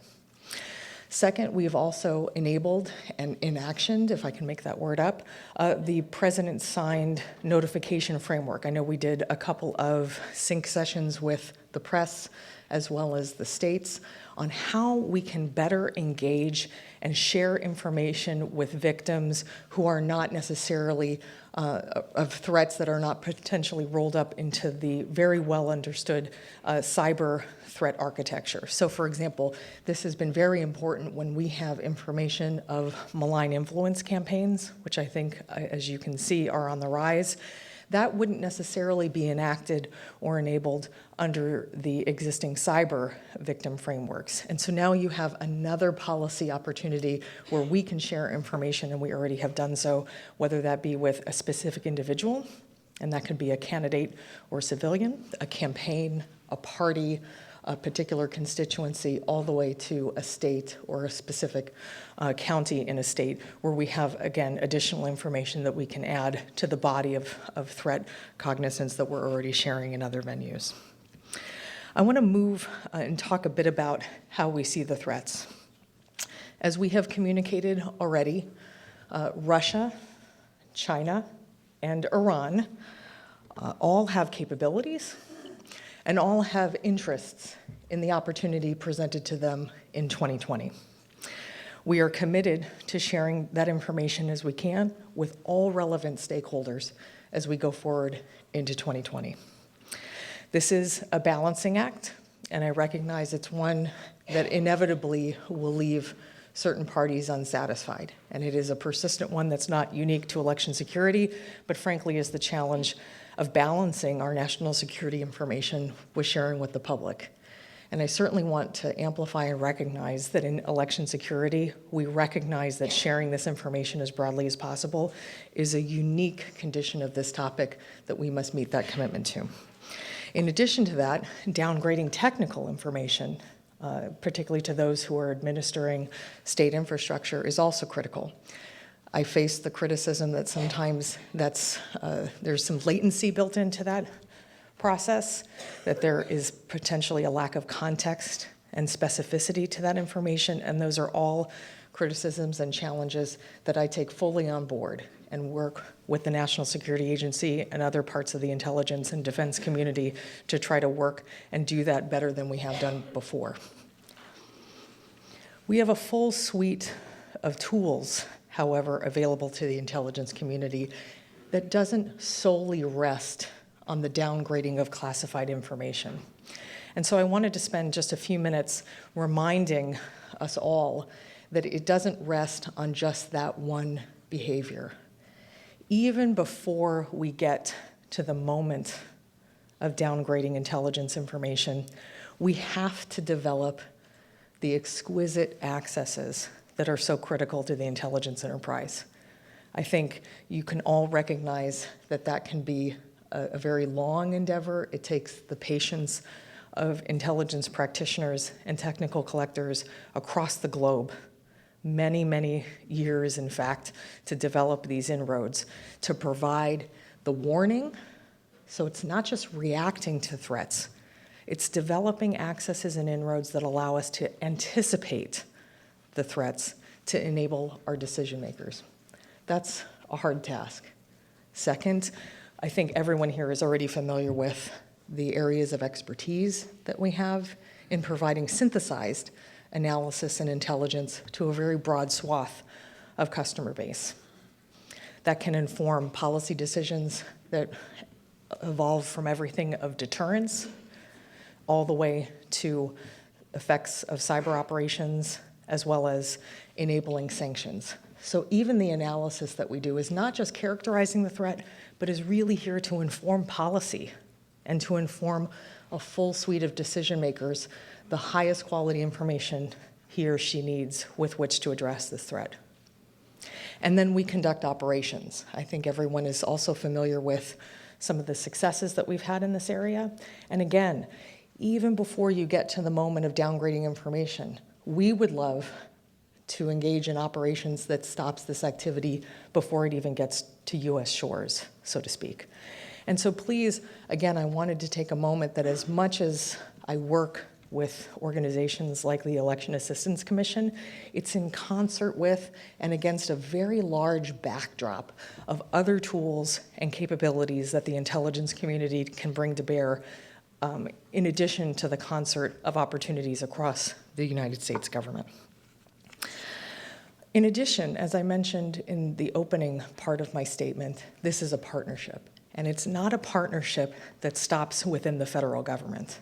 I am keenly aware of the pressure that my state and local colleagues face every day as those that are responsible for securing the elections. The exposure of the intelligence community to my state and local partners, again, through DHS and FBI, has been remarkable. To really understand, mutually understand one another, I think has been a critical step forward since 2016. But it can't stop there, because we also have constituencies among social media firms and among tech firms who also have cognizance and information and opportunity that the intelligence community or the US government doesn't have. And again, I think you've seen and have read about the opportunities that we are pursuing to continue to integrate that relationship with the constituencies, again, in Silicon Valley and in our private firms, to make sure that even that seam and gap is stitched. But it also doesn't stop there. And it gets back to my opening comment that civil society is also a key player here. Whether you're part of the press, or you're part of academia, or you're part of special interest groups, or you're part of NGOs, there's an entire body of expertise that also informs the voting population. So you can't simply have the feds tackling this. You can't simply have the states tackling this. You can't simply have tech firms and social media firms tackling this. We need an entire whole of society, seamless opportunity, working together to understand the threats that come with election security and countering malign influence. That is a synergy that is still in work. It's still in work, not for lack of trying or for lack of effort, but it's frankly evolving. And there's also another critical balancing act that we recognize we are supporting a democratic process, and that is also equally critical to how we help our citizens both enable their decision-making by sharing information, but also protecting their right to discourse and engagement. So that, my colleagues know that I've called that sort of the iron triangle, and I think we're going to continue to work on how we create a really well understood engagement so that voters understand exactly how they receive information and who's doing what to empower them at the polling place. The threats as we go into 2020 are frankly more sophisticated. They've learned from the volume of information that we have shared. They have learned, certainly based upon red teaming, the result of some of our operations, and they have sharpened their own capabilities. It's more diverse. As I remind people routinely, this is not a Russia-only problem. Russia, China, Iran, North Korea, non-state hacktivists all have opportunity, means, and potentially motive to come after the United States in the 2020 election to accomplish their goals. But please know that when I talk about 2020, that we don't see this merely as a tactical problem that starts and stops within this calendar year. This is a horizon of a persistent topic, as I said a minute ago, against the backdrop of countering malign influence. And so you should understand that what we are trying to do is take the focus that was galvanized in 2016 and move it and evolve it to a posture that is more integrated, more understood going into 2020 and beyond. In conclusion, I want to make 2 points. First, let me assure everyone in this room and your colleagues, your constituencies, your viewers, your readers, that this is a top national security priority. In the midst of all the other challenges that we are facing at this time, I have confidence that we are bringing all of the resources, expertise, and information to this problem as we go through this year together. Second, and I was humbled by some feedback I received from my colleagues in the Senate last week. We are uniquely cognizant that as we share information on election threats, that we don't want to undermine American confidence in our democratic process.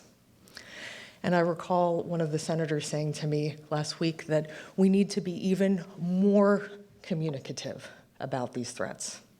And I really take those comments to heart, because what I want for the American voting public is that they understand these threats, that they've heard about it so frequently, that they have availed themselves of the resources to them, that they can know where to vote, know how to vote if they're not on the voter rolls, know where to seek authoritative information on the candidates and ballot measures. And so that it is with the confidence of knowing these threats that they are empowered to participate in the process. And so I welcome this opportunity to work with you, to share with you the challenges that we face at going to 2020, and that it's those threats and the cognizance of those threats that I think will strengthen the foundation upon which every voter will undertake when they go to the ballot box for the primaries and when they go in November 2020. So with that, I will turn it back over to my colleagues, and I really appreciate the partnership, and let's continue. Thank you.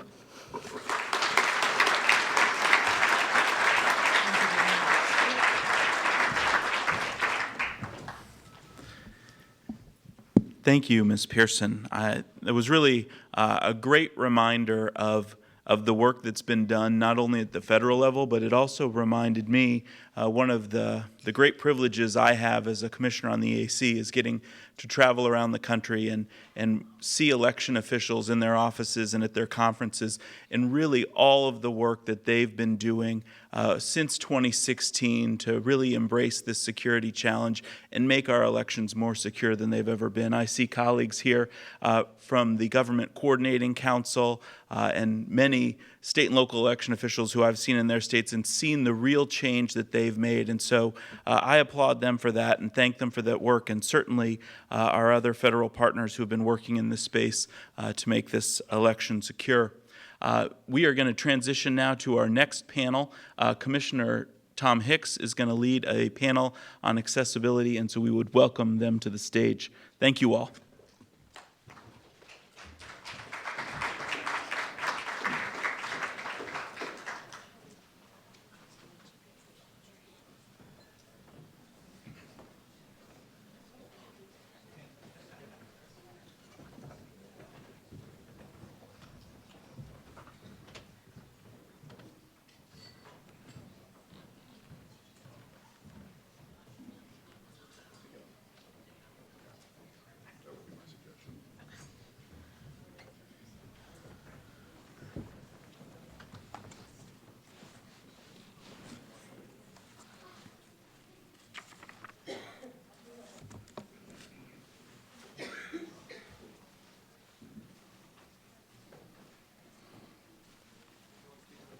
Yep, he knows. He knows.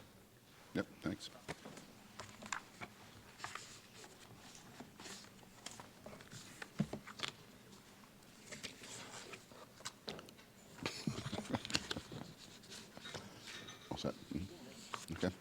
all set then. Hello, everyone. Try again. Hello, everyone. Hello. Thank you. I'm pleased to be with you here today to talk about, I'm Tom Hicks, the Commissioner at the Election Assistance Commission. I'm pleased to be with you here today to talk about the important topic of accessibility in elections. According to census data, people with disabilities account for approximately 1/6 of all eligible voters in the 2016 elections, totaling 36 million people. In the 2018 midterms, people with disabilities voted at a rate that was 5% lower than the national average than those without disabilities. At the state level, this turnout gap was as high as 20%. Reducing the turnout gap, complying with federal disability voting right laws, and effectively serving voters with disabilities in the ongoing challenge for election officials in many jurisdictions. Additionally, there are nearly 26 million people in the U.S. with limited English proficiency and roughly 67 million people who speak a language other than English at home. 263 local election jurisdictions across the country are currently required under the Voting Rights Act to provide language assistance to their voters, and many other jurisdictions provide such assistance voluntarily. A vital part of the EAC's mission and the work the election officials do is to support voters and their accessibility needs. For the first time in federal law, the Help America Vote Act of 2002 afforded voters with disabilities the right to cast their ballots privately and independently in a manner that provides the same opportunity for accessibility and participation as for other voters. HAVA requires that election jurisdictions use voting systems in all polling places that ensures such access. In the early years of the EAC, the agency distributed HAVA funds to the states to help election offices purchase voting equipment that meets this mandate and support additional efforts to strengthen the accessibility at the polls. Today, we continue to support election officials and voters with disabilities through many EAC initiatives, including research and resource development, our efforts to modernize the voluntary voting system guidelines, and facilitating discussions on important accessibility topics like accessibility workshops the EAC will be hosting next month on February 20th. Again, the EAC will be hosting because it looks like you folks are falling asleep for me. So the EAC will be hosting a disability workshop on February 20th. This is going to be interactive, folks. So we at the EAC also have a long history of supporting language accessibility in elections. On our website, you will find glossaries and phrase books, and election terminology in Spanish and 8 Asian languages, translation of the National Voter Registration application form in 14 languages, recordings of sessions from our 3 recent language summits, and other resources. Examples of such additional resources in this field are Disability Rights Pamphlet. See, interactive. So, and I keep a copy of our smaller one in my wallet, and those are available out in the lobby. We recently also published an issue brief on language accessibility in elections. With me today to discuss these issues and related topics is a distinguished panel of election officials and voting right accessibility specialists. From my right to my left, Michelle Bishop is a voting rights specialist for the National Disability Rights Network, where she coordinates voter access initiatives nationwide and work with voting rights policy. Barry Stevenson is the chairman of the board in Jefferson County, Alabama. He has more than 2 decades of experience in elections. Tarika Jenkins is an attorney and ADA coordinator for the D.C. Board of Elections, where she leads efforts to serve voters with disabilities, senior citizens, and those with limited English proficiencies. Patty Hansen has served as the recorder of Kekanoke County, Arizona, since first being elected in 2012. She has worked in elections and voter registration for more than 3 decades. As each of our panelists today, our panelists will first share some of their initial thoughts and take questions from me, and if we have time, maybe one or two from the audience. Again, interactive. So with that, Michelle, if you would like to start speaking. Absolutely, thank you. Good morning, everyone. Thank you for having me. My name is Michelle Bishop, and I am the Voting Rights Specialist at the National Disability Rights Network. I've spoken at many events like these over the last few years where I've shared some really important data from the U.S. Government Accountability Office about what voter access looks like in the United States. So I'm not going to do that again today. I recognize a lot of the faces in the audience, and you've heard those numbers. You've heard me recite those numbers ad nauseum over and over again. So what I'm going to do today, it's like New Year's resolution time, right? Still safely, because we're still in January. I know I'm a little late. I'm not a resolutions person. But I have my 3 resolutions for election 2020. They're essentially the 3 lies I want us to stop telling about voter access going into the 2020 elections. Okay, is everybody ready? You all look a little nervous. All right, interactive, that was good, we did it. You all look a little nervous. That's because you all know me. It's gonna be okay.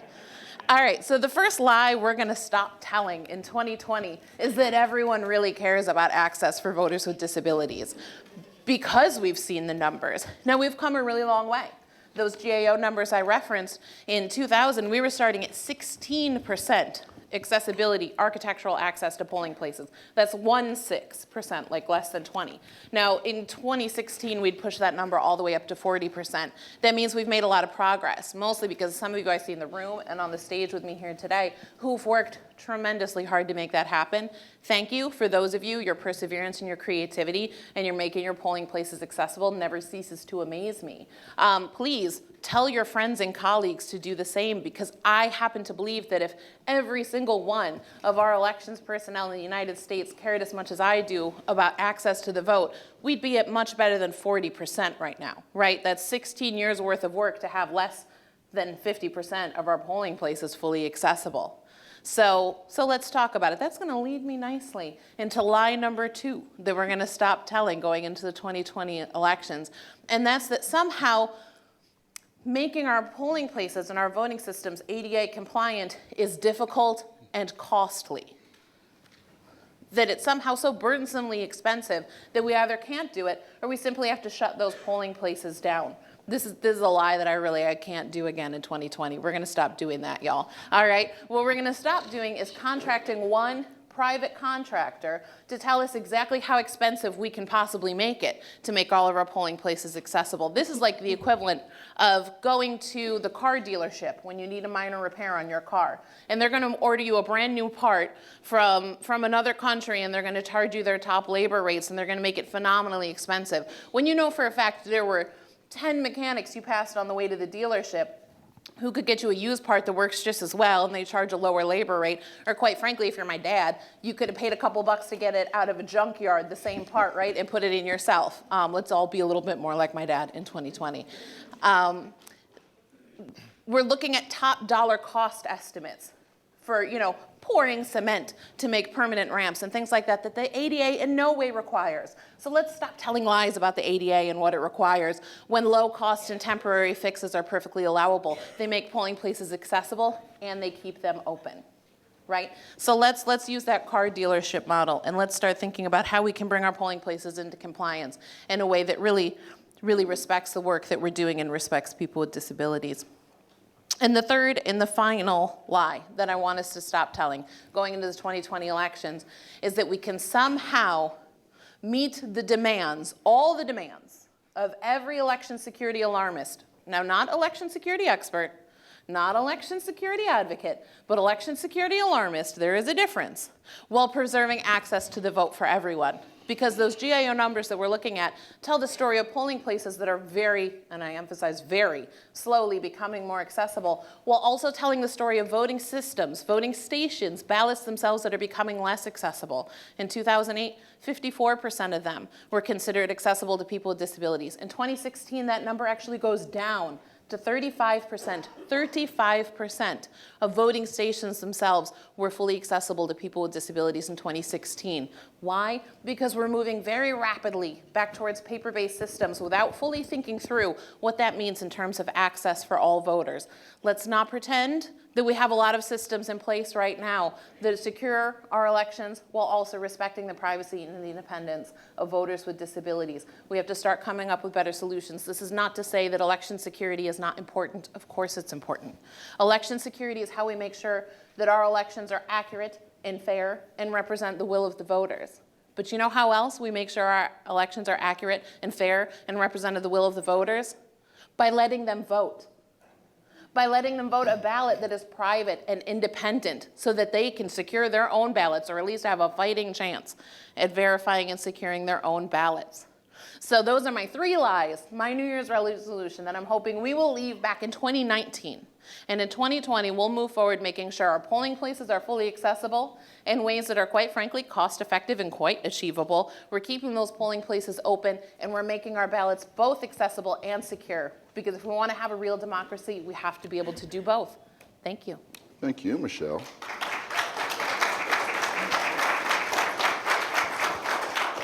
Barry? I love Michelle because she uses y'all. And Mr. Secretary from Louisiana, as a University of Alabama graduate, congratulations last night. Keeping in the SEC West. But thank you for the invitation. Thank you for all that the EAC does. Again, mention I'm Barry Stevenson from Jefferson County, Alabama. I'll tell you a little about Jefferson County. It's the most populous county in the state of Alabama. It contains the largest city in the state, the city of Birmingham. Not only do we have a large urban center, we have several large suburban areas, and also a large swath of rural area in small towns. You can drive 20, 25 miles outside from the city center, and you'll find farms, cattle ranches. So we have a broad spectrum that represents the urban, the suburban, and the rural and small town voting. That all comes together. My office is responsible for all the voter registration.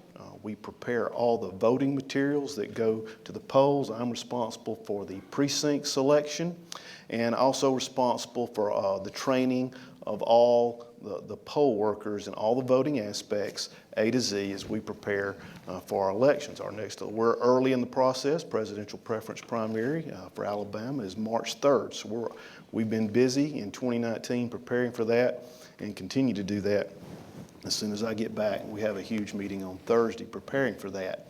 But we do take accessibility very seriously. It's very important to us in Jefferson County, and we've implemented several measures that have helped in our county. One, in the last few election cycles, we have greatly increased the number of poll workers. Now, poll workers has been mentioned repeatedly this morning, and the average age of our poll workers would skew to the AARP category, and that's not uncommon across the country.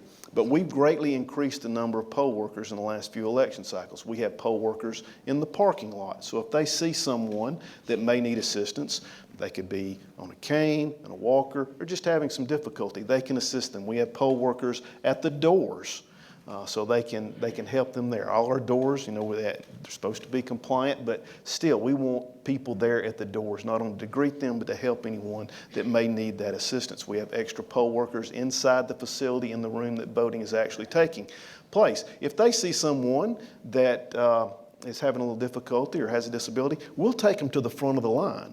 And they're pretty courteous in Alabama, and they understand that. So they don't mind people being taken to the front of the line. So we've greatly increased the number of poll workers. And we very rarely get compliments. People are quick to complain, but we have actually received compliments about just taking that measure alone, increasing the poll workers, because it does help people from the parking lot all the way through the voting process. Another thing we've done in the 2018 election cycle, we went to e-poll books. E-poll books helps not only those with maybe a disability issue, but it helps all voters. It has greatly reduced the time in line. So we've seen that reduction, so that's helping all the voters. And in 2020, we're very glad to be moving toward this improvement. We have purchased new voter disability assistance equipment. We're replacing our old equipment that's several years old. We're bringing in the new technology. It's smaller, it's more user-friendly, and it's the latest technology. We've had some demonstrations run at our courthouse, and the feedback has been 100% positive. So we're very excited as we roll into the 2020 election cycle, implementing that new equipment and that new technology. But again, thank you for the invitation. Glad to be here today. Great. Thank you, Barry. Next up, Tarika. Hi, good morning, everyone. My name is Tarika Jennings, and I'm an attorney with the DC Board of Elections. Any local DC folks here? Oh, hi. I have poll worker applications for everyone. I saw you. At the board, my job is to ensure that people with disabilities, senior citizens, and limited English proficient voters are able to access the voting process just like everyone else, so equally and independently. We do have a hard time, for example, getting people to come out to be poll workers, and I guess, like he said, it's that AARP crowd, and we do want everyone to participate. So that's one of the things that we're focused on this year.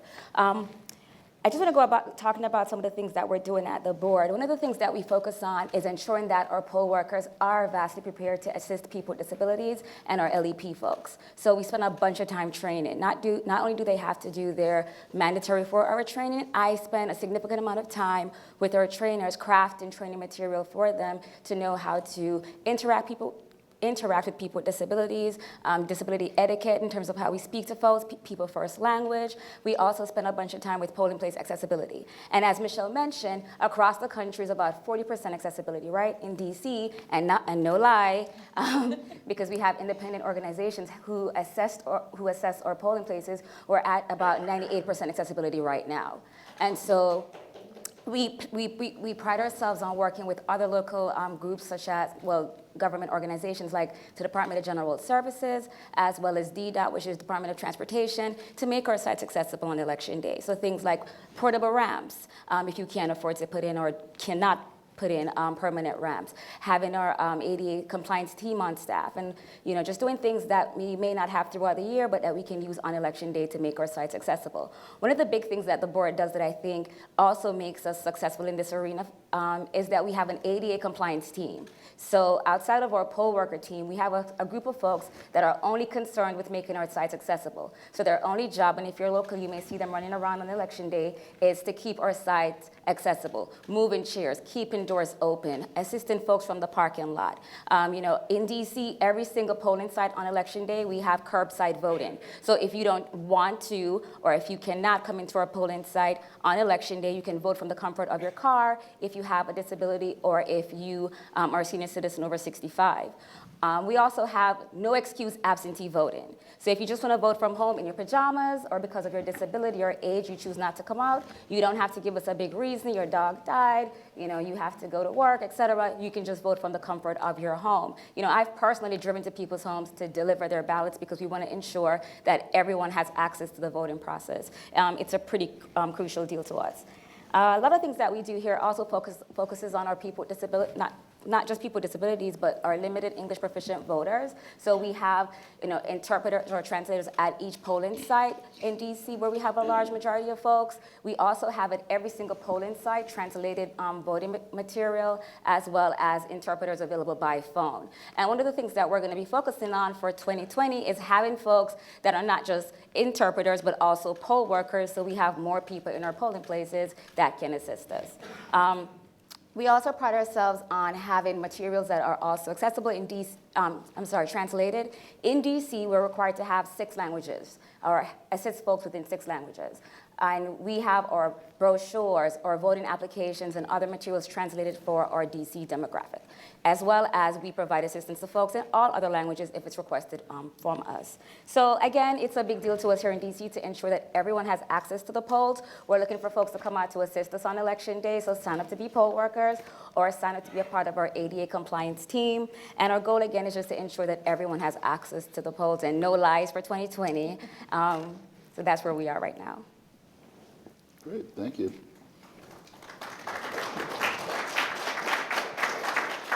Patty? Good morning, everyone. I want to thank the EAC for inviting me here today. I'm from Coconino County, Arizona, and I just want to start by showing you a little bit of what Coconino County is like. It's a little different than, okay, so I'm having trouble, of course.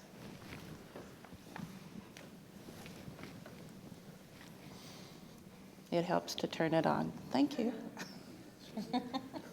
Okay. Okay. Coconino County is the second largest county geographically in the U.S., and we are larger than 9 states. We have a portion of the Navajo Nation, which goes into the state of Utah and also into New Mexico. And the portion of the Navajo Nation that we have is larger than the state of Connecticut. Okay, we also are home to 4 Native American tribes. As I mentioned, the Navajo Nation. We have a village of the Hopi tribe, and we also have a village of the Havasupai people, which is located at the bottom of the Grand Canyon. And we have a band of the San Juan Paiute tribe.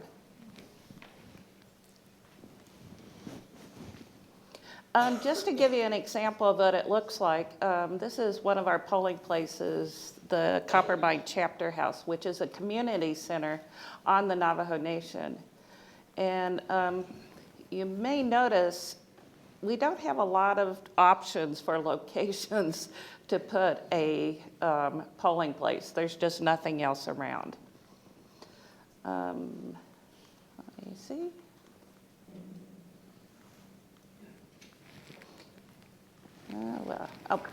This is what the village looks like in Moenkopi. It is on the Hopi Reservation. And then finally, this is Supai Village at the bottom of the Grand Canyon for the Havasupai tribe. You may notice for Havasupai there are no roads. So the only way to get to Havasupai is to take a 9-mile hike, ride a horse, a donkey, or there is a helicopter that goes down on Thursdays and Sundays. So we have a few challenges when it comes to accessibility with voters in Coconino County. In 2016, the Department of Justice came out and did an evaluation of some of our polling places, including several on the reservations. And unfortunately, they found us lacking in almost all of the locations. Our biggest problem was the lack of paid parking. And you may have noticed we don't even have paid roads, let alone paid parking. And so what we have been able to do is Michelle's organization, the National Disability Rights Network, came out this summer, and we've also worked with the Arizona Center for Disability Law, and it was suggested that we look at an process which is soil stabilizing, which you can spray on a biodegradable product that will make the surface firm for about 2 inches down. And so we're looking at that to create our accessible parking locations. We're also under the Voting Rights Act for the Navajo language. And the Navajo language is not a written language, it's an oral language, and it's very descriptive.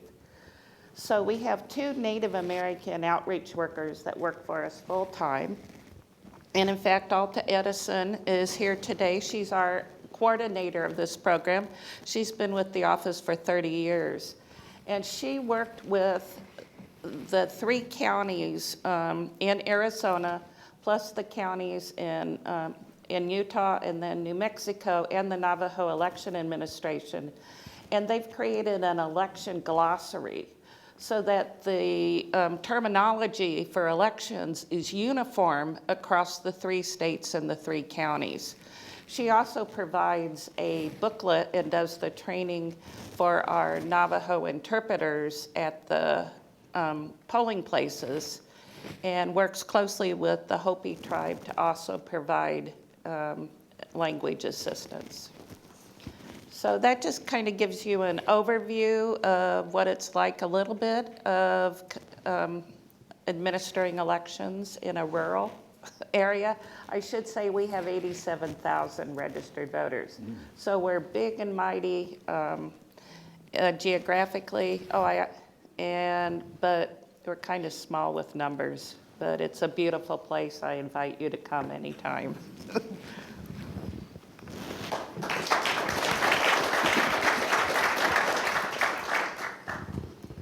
Thank you, Patty. So both Patty and Mary, you both mentioned having to deal with DOJ in terms of monitoring and enforcement actions within your jurisdictions. What sort of advice would you give election officials on how they can avoid any sort of lawsuits with DOJ? Well, the first rule would be document, document, document. A quick story, we had the Department of Justice show up at our courthouse. They only had to walk across the street. The federal courthouse is across the street. And in the summer of 2016, and unbeknownst to us, several assistant U.S. attorneys had gone out and looked at dozens and dozens and dozens of our polling precincts. And they had come back with a list of items that needed to be addressed.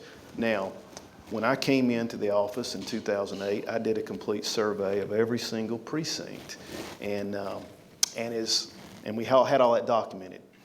And as complaints arose over the years, either facility didn't meet standards or our facility needed to be split, we would go out and complete a new survey, take new pictures, and we would address a complaint or we would address an issue such as a precinct needing to be split. So we had all that documented, but what the DOJ presented to us, some of it was easily fixable. Like I said, we had been operating on the complaint system. Perhaps a parking lot had been paved and they had not restriped it properly. That's easily fixable. Perhaps a renovation had taken place at a facility and they had not placed the handicap signs properly. The biggest thing they had is about 25 of our precincts was that there was no van accessible sign. They had the parking striped, they had the parking signs. I get a purchase order, I go to Grainger.com, I order 50 van accessible signs, I go out, I tack them all on. So it was real easy to get a lot of their checklists done. But there were some that had developed problems. So we agreed to do a complete resurvey of all our precincts. It's 175 at the time. We completed the survey. I took pictures of everything. I got a digital level. So when we looked at the curb cut or we looked at the ramp, I took a picture. It was under 5%. I sent it to them on this date. I know it was in compliance, and that's all placed in a file. And they were easy to work with because we were proactive. We tried to address everything as quick as possible. They did give us some time into 2017 to complete that. And then we agreed to a program that if there was any change or a precinct needed to be split, that through the 2020 cycle, so we go all the way through this calendar year, we would send them the survey, send them the pictures, so they could have a record of that also.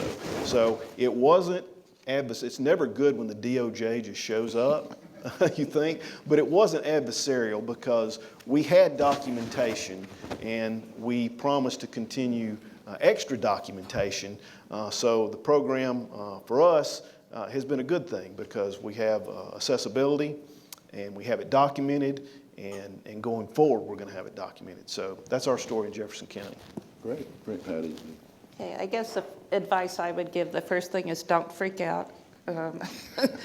Excuse me, it is intimidating to have the Department of Justice come and they kind of threaten you with a lawsuit if you're not going to comply. But it's an opportunity to really look at how you can improve on what you're currently doing. We too have done our accessibility surveys for many, many years. We thought we were doing a good job, but having a different set of eyes coming in really helped us. And you can collaborate with the organizations such as Michelle's and with our Arizona Center for Disability Law. And also, you have to start thinking outside the box. And the people your voters will be able to help you too, say what they live there. They know what is needed. And so I think you can really take it as an opportunity to improve on what you're doing and not be intimidated. Also share with each other. We have to do our post-election surveys on Election Day and send them to the Department of Justice. And we would be happy to share those surveys with any other counties and that, so you can gauge on what you're doing and whether there are other areas where you can help. So, Following up on what you mentioned a little earlier, you said that the road was, you could spray something on it and it would be solid for 2 inches down. Is that permanent? yes, It is? it's a dust abatement kind of process. And it was actually suggested by an attorney with the Arizona Center for Disability Law. And we're trying it in 2020. I'm hoping it's going to work. It says that it will last up to 6 months. And the good news about that is this would benefit the people that live in our county in between elections. We need to look at things that are going to help day to day. On the Navajo Nation, there's a much higher percentage of people with mobility issues than there is off the reservation. So it just makes sense that us from the counties need to look at ways to help our citizens in between election time. Great. Can I add to that quickly? Please do. Arizona Center for Disability Law, who are amazing, are actually part of NDRN's national network. We're a membership association. Our network is federally mandated. So we exist in every state, district, and territory in the US, and we're actually mandated by HAVA to work on access to the vote. So it's not just Arizona Center for Disability Law. Wherever you are, one of our affiliate organizations exists, and they want to work with you on these issues. Great. Some of you, and this is a great transition, some of you mentioned working with non-governmental organizations in your jurisdictions to support efforts to better serve voters with accessibility needs. Michelle, you represent the NDRN. What advice would you have for election officials who are looking to improve public engagement efforts on those issues? Open your doors and let those organizations come in and work with you. I know sometimes that's a scary thing for elections officials. Elections officials are going to come up in the media if things go wrong on election day. They're going to get those threats of a lawsuit that have already come up. So I know it's a scary thing, but being collaborative in that process, I think, is where you want to end up. No matter how things happen on election day, if I, as an elections official, had a choice of taking all that heat by myself and saying, I made all these decisions on my own and did the best I could, and this is where we landed, that's not the position I want to be in. I would much rather get up on election night or the day after election day and say, here are all the stakeholders who worked on this together, and this is where we landed, and we're going to keep trying to do better and better going forward. Here are my cybersecurity experts that we work with. Here's our disability access experts that we work with. Here's our language access folks that we work with.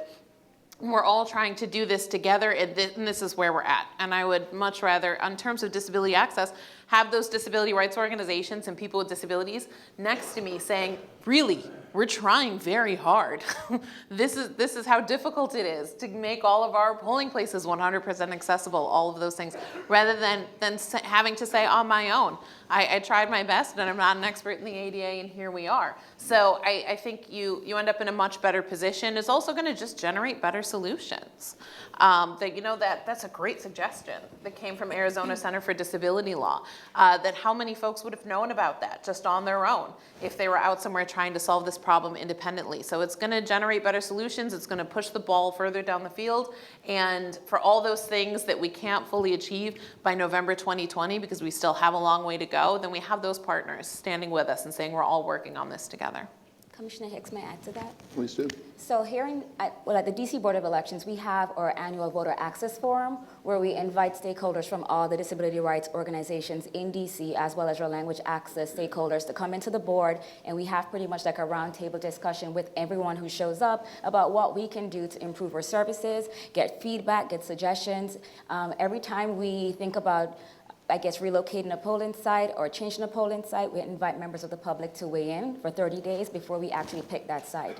And even last year when we had our last voter access forum, which is in October, and we'll have another one before the next election, we asked folks to come in and give us suggestions about sites, as well as come out with us when we do our surveys. Because sometimes you have folks from the disability rights organizations that they're like, don't pick that site, we don't like that site, why would you pick that site? And it's what she mentioned, sometimes there's no other options. And so when they come out with us into the field and they see in a particular precinct we have nothing else to pick, then they kind of understand why we have to pick a site and then make it accessible using temporary measures. So for us, we found it very beneficial to work with the different organizations, and we continue to invite folks to come out to work with us and to give us feedback. And it's more of a collaborative thing because the goal is to ensure that everyone votes. It's not combative. We don't want to be us against them, and so it has worked for us where we get lots of good feedback and people can understand why we made the decisions that we do. So the partnership works. If I could add something. When we saw that we were failing in so many different areas, the one thing we made clear is, and made this strong decision of, we are not going to close any polling places. We are not going to make it more difficult for our voters, especially on out in our rural area, to be able to vote. So that really pushed us to come up with alternative solutions to make it accessible. So that's one thing I think is important. You have to, like I said, think outside the box, and how can you keep this location and make it accessible? Right, great. Sticking with our last two speakers, the next round of the Voting Rights Act, Section 203 determinations are right around the corner for 2021. This process will tell us what states and localities will be required to provide for language accessibility folks. So, Tarika, what advice would you have for election officials who are considering adopting voluntary language assistance? And then, Patty, what advice would you have for election officials who soon may be covered? So, Tarika, if you want to start. You start with me? Yep. Again, the big advice I think is the first thing we spoke about just now, which is to interact with stakeholders from the language access community, advocates, have them come in and tell us what we can do to really engage members of the language access community, because we can have all these practices in place, we can have all these services in place, but if members of the community don't know that we have them, then it really isn't beneficial. So first of all, just getting that information out there and having those stakeholders come in to tell us how we can really make these programs beneficial for the community.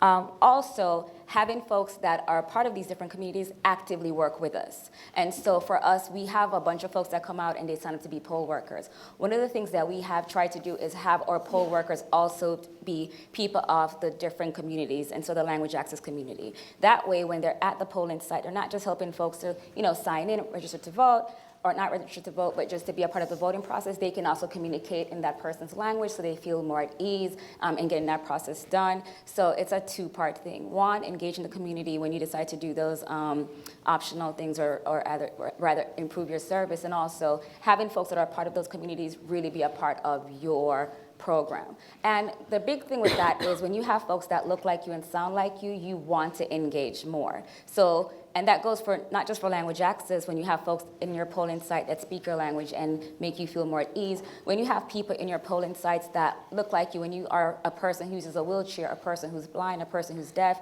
and you have folks in your polling place that look like you and have the same disabilities as you, you feel more at ease and you feel more welcomed in that process. So those are the things that we do, for us to make us just more inclusive. That's one of the things the EAC has been advocating for, whether or not that's our men and women who are overseas or coming back who have a sense of duty to our nation to serve as poll workers, or those who have disabilities to have like-minded people doing that, or folks who have different language skills as well. So this is where I would advocate for folks to serve as poll workers again. As a recent member of ARP, I think that would be great. That's a joke, folks. It's like, which I am now a member of ARP. I think that's, even though it's looked at as the age is so high that we need to bring that down, but I think that the EAC and others are doing a great job of looking towards schools and other aspects as well. Secretary DeRose talked about that a little bit earlier as well. But I don't want to take too much more. So Patty, if you want to talk about the issue as well in terms Well, I of... just Okay. would like to echo what you said. It is very important to hire people and have people involved from the communities and that know. I'm very pleased that our county has been able to have 2 full-time Native American outreach workers. And also that we have somebody like Alta that grew up there and knows the culture and people. And you do have to build that trust, especially with Native American, I would say, voters. And so, yeah, I think the collaboration, also our poll workers, we hire local people to be our poll workers, and they do the interpretation. And so that's also important, I think. So, yeah, just reflect what your community is. That's what you want. Great. So before we open it up for audience participation, so this is the chance for you to think of your questions that you want to ask. We know from EVE's data, which is the Election Administrating Voting Survey that we have out on the counter there from the EAC and other sources for vote by mail, we know that vote by mail is becoming increasingly popular across the country. Michelle, what sense do you have that this is impacting disability or disabled voters? And then I want the rest of you to answer as well as possible. That's an excellent question. I think in general, we like to see a menu of options for all voters, particularly when it comes to voters with disabilities, because access is a very complicated issue. Every type of disability has different barriers, different access needs, and every person who even has the same type of disability doesn't experience it the same way. So the more we're able to provide various options for marking, verifying, and casting your ballot, the better I think we're going to be able to accommodate all those access needs and really make the system work for everyone. So in general, I think we're really interested in mail voting and in the increase in that. I think the thing that I always caution is that we talk a lot about access to the vote in very traditional terms of your local polling place. And so sometimes there's this thought that if we switch to mail voting and we eliminate the need for polling places, then we don't have any more access problems. And I want to caution that's very much not the case. If we, in the traditional sense, mail everyone a piece of paper that is their ballot and expect them all to be able to read it and mark it and fold it and put it in an envelope and send it back, people with disabilities who can't do that at their polling place can't do that from their kitchen table either. Right? A blind person can't magically read that ballot just because they're at home. So we still have to think about how we're going to make our vote by mail fully accessible. Our polling place voting should be fully accessible to everyone, but so should our vote by mail. So should any of our other methods of accessing your ballot. So I like some of the things that we're seeing. I like electronic delivery of blank ballots that allows someone to receive that ballot electronically, and then if I need to fill it out on my computer or my tablet or however makes it accessible to me, I'm able to do that. I think that those systems also, they're not internet voting, so they at some point require being able to print out and return that piece of paper. So they're not a full solution, they're not completely accessible. We've got to figure out what we're going to do about that. Mobile phone voting is on the rise. That actually eliminates the paper completely. As controversial as it is significantly more accessible. But even either of those options rely on the voters themselves having the tech that they need. Do I have a mobile phone, a tablet, a computer? And having access to reliable cellular data or internet service, which not everyone has. I bet you Patty's got a bunch of folks in her jurisdiction who don't have reliable internet access. So they're not full solutions. We haven't completely solved those problems yet. I would want to keep seeing innovation in that direction. And the one last thing I'll say about that, because I realize I've been talking for a minute, is that I don't think mail voting is ever going to completely replace the need for some form of in-person voting. It's very difficult to make sure that that vote by mail ballot is going to be fully accessible to everyone. There's going to need to be some type of vote center model for people for whom in-person voting is just going to be more accessible, or other options for returning your ballot in person if you're not able to put that ballot in the mail. So I don't know if we'll ever get completely away from having some version of in-person voting, and it's really critical that we make sure that all of those options that we're opening up for our voters have equal access for every type of voter. Barry, did you want to add? Well, I would echo on that point and just say the word federalism, because all states are not monolithic. So you have states that, Oregon, Colorado, all by mail. Alabama, the legislature says we really like voting on election day, that day. And we're not in my office is not in the policy-making arena, we're in the policy-following arena. So we did in the last cycle go to no excuse absentee. We did see a spike up in those that voted absentee, and that also includes those with any disability issues. One thing you can never control on Election Day, and that's the weather. And November in Alabama, it could be 70, it could be 30, it could be thunderstorm, it could be rain, it could be sunny. So as I'm talking to groups leading up to the election, I encourage those, if you have a concern even about getting out on Election Day because of a weather-related issue, you may love your polling place, you may love seeing people, but you may be worried about the weather and how you can navigate a parking lot or whatever if it is inclement weather. Go ahead and vote absentee. So there's things that come into play, but we have seen an increase in absentee voting since we went to no excuse.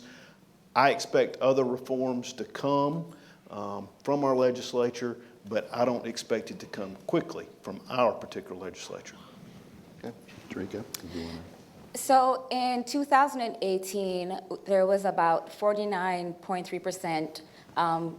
The number for people with disabilities who voted was 49.3%, which is about 14.3 million people. That was a significant number, and that was a significant increase from prior years. And it is projected that that number will continue to rise in 2020 and in additional elections as we proceed, which means that we have to have a very inclusive process. We have to have a very dynamic process. And I know at the Board of Elections, our executive director and our general counsel, they are always cognizant of that. So we're continuously thinking about doing things like that, which is to have vote by mail, but having alternative processes where people with disabilities are equally a part of the process. And one of the things that we're currently looking at is like an audio-enabled balloting process. And just having vote centers, you still can't get rid of those because there are people who still have to come in because they can't read or the person's blind, et cetera. But while we embrace those changes, we're constantly thinking about how that will impact our senior citizens, people with disabilities, or LEP folks. So we're open to everything, but at the forefront of that is how we can be appealing to everyone that's a part of the voting process. There's always a challenge when you have a large number of people that don't read and write. So voting by mail is very difficult. But I'm a firm believer and supporter of ballot by mail in that it delivers the ballot to you. And I agree that we would have to have voting assistance sites on Election Day. And we've conducted 3 elections now, I believe it is, a portion of the Navajo Nation. And we had voter assistance sites open from the normal hours that a polling place would be open. Also, we're so large geographically, to get to our office from parts of our county may be a 3.5-hour drive. So the other areas, even off the reservation, you're going to need voter assistance sites. So it's, I think, something that's coming. Arizonans overall have embraced it. Our neighboring county, Yavapai County, has 87% of their voters in 2018 cast their ballot by mail. Our county, it's a little bit lower because of having so many Native American voters.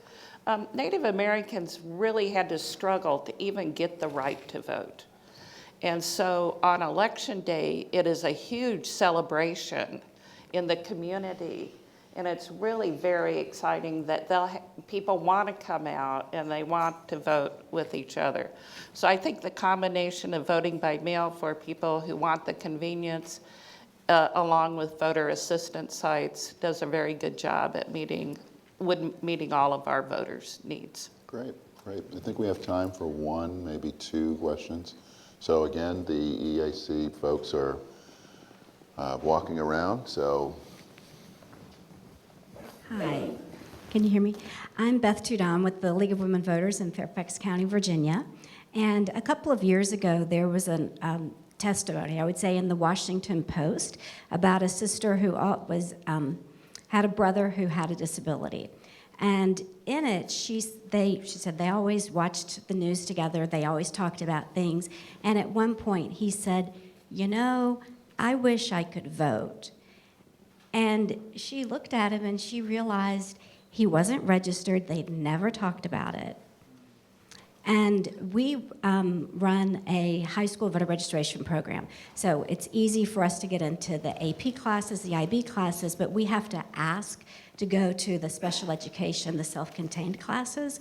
And so I just wanted to ask you so in order to be a voter, you need to register. So what do you do, what do you recommend to reach out to people so that those who are in the disability community can get actually registered so they can then vote? That's a great question. I suppose I had not heard from many colleagues at League of Women Voters before that there's some extra hoops to jump through to get to some of those. Not everyone realizes, even thinks about this person could register, that's what I mean. Yeah, yes, accurate. And what you're tapping into, honestly, is centuries worth of some stigma against people with disabilities that I definitely wish I could solve for you right now. And just completely work myself out of a job. But I think it starts with the type of work that you're doing through League of Women Voters and that a lot of other organizations are doing as well. We have to be doing that outreach. We have to be doing that education. We talk to a lot of voters who have disabilities who say, I want to vote and I can't vote because I have a legal guardian. And we, first of all, work with those folks. So if you come across anyone who has that issue, get in touch with our affiliate in your state and they will help that person advocate to get their right to vote back. But interestingly enough, what we see in a lot of cases is we say, well, let's look at this paperwork because how guardianship interacts with your voting rights is different in every state. And sometimes there is no paperwork because that person doesn't have a legal guardian. They have a parent who calls themselves the guardian. They never had guardianship established, which means legally you're your own guardian. You could have been voting this whole time. And we have a registration form right now. Let's fix that. But in some cases, many cases, someone who believes they've lost the right to vote hasn't, or just no one's ever approached them and talked to them about voting, as politically informed and as active as that person may be. So I think it starts with having those conversations. Let's get into all of those classrooms. Let's find people where I love getting people before they leave high school, right? Because we lose a lot of folks. We do a lot of campus work, but not everyone goes to a college campus after they leave high school. I love getting folks in high school and getting them engaged and getting them registered, pre-registered, whatever the options may be in your state. But we also do a lot of campus organizing.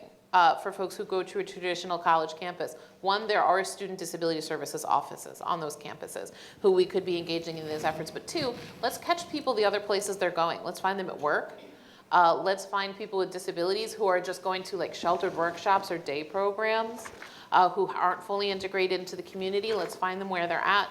And let's be the first people to ask them if they want to register and if they've ever thought about voting. I think it's really as inconvenient as this answer may be, probably going to take a pretty strong ground game on our part to start to turn that tide. But thank you for the work you're clearly doing on that. And one of the things, can I Go answer ahead, you real go quick? One of the things that my agency does is we have for our we have a voter outreach team, and so they go into different organizations, different events to register folks. We have one person that is dedicated to students. And so we catch our students early. We go into different high schools, and those that can be registered are registered, and those that can't at that time, they get the education. And they also get to work with us on election day to get them thinking about the process. And it doesn't matter if you have a disability or not. But as far as people with disabilities are concerned, our outreach team goes into nursing home facilities. We partner with the National Federation of the Blind, the local one, as well as the main office, and different organizations here that deal with people with disabilities, and we register folks to vote. And a big part of it is education, letting folks know that unless you are considered by the courts to not, not have the capacity to vote, you can participate in the process. And so having that conversation. And unless a court deems you incompetent, you can register to vote and you can vote. And having folks that on site to help them to register to vote. So our staff actually goes out and helps them to fill out the form, as well as on election day, we have folks that are inside our precincts or voter assistant clerks that are trained specifically to assist people with disabilities. So it's a two-part thing. But having folks literally going to the schools, going to the nursing home facilities, and different organizations, I think is key. So as Michelle said, it's about the ground game. You have to have that commitment. And we love to partner with organizations like yours and bring what we know about the disability community to the work that you're doing, because it's important to know those types of laws. Not every state has those laws. So we love to partner with organizations like yours and make sure the folks that you have doing this work on the ground are really well versed and what laws exist where they are and what they may be and how to work with those. So that's something we can offer as well to elections officials, but also to those folks who are out there just doing that voter engagement work. That is a great segue to what's happening on February 20th. We are having the EAC will be hosting a workshop for folks with disabilities. And I hope that all of you folks who are looking down at your phones are actually entering that date in there right now. So with that, I want you to join with me in thanking our panelists.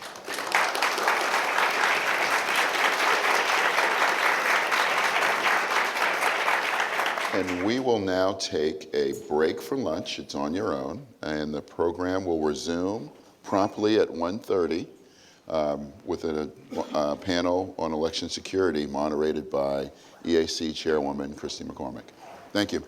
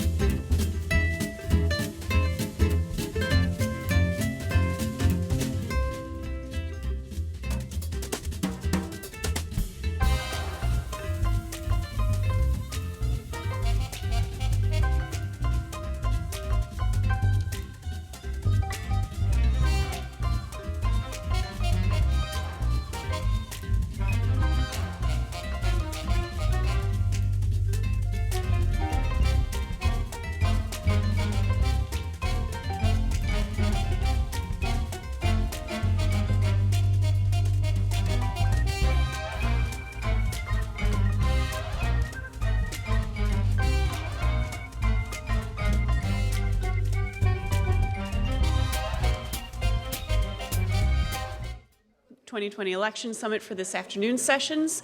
We're going to get started here in 5 minutes, so if you can please take your seats, we'll begin shortly. Thank you. We're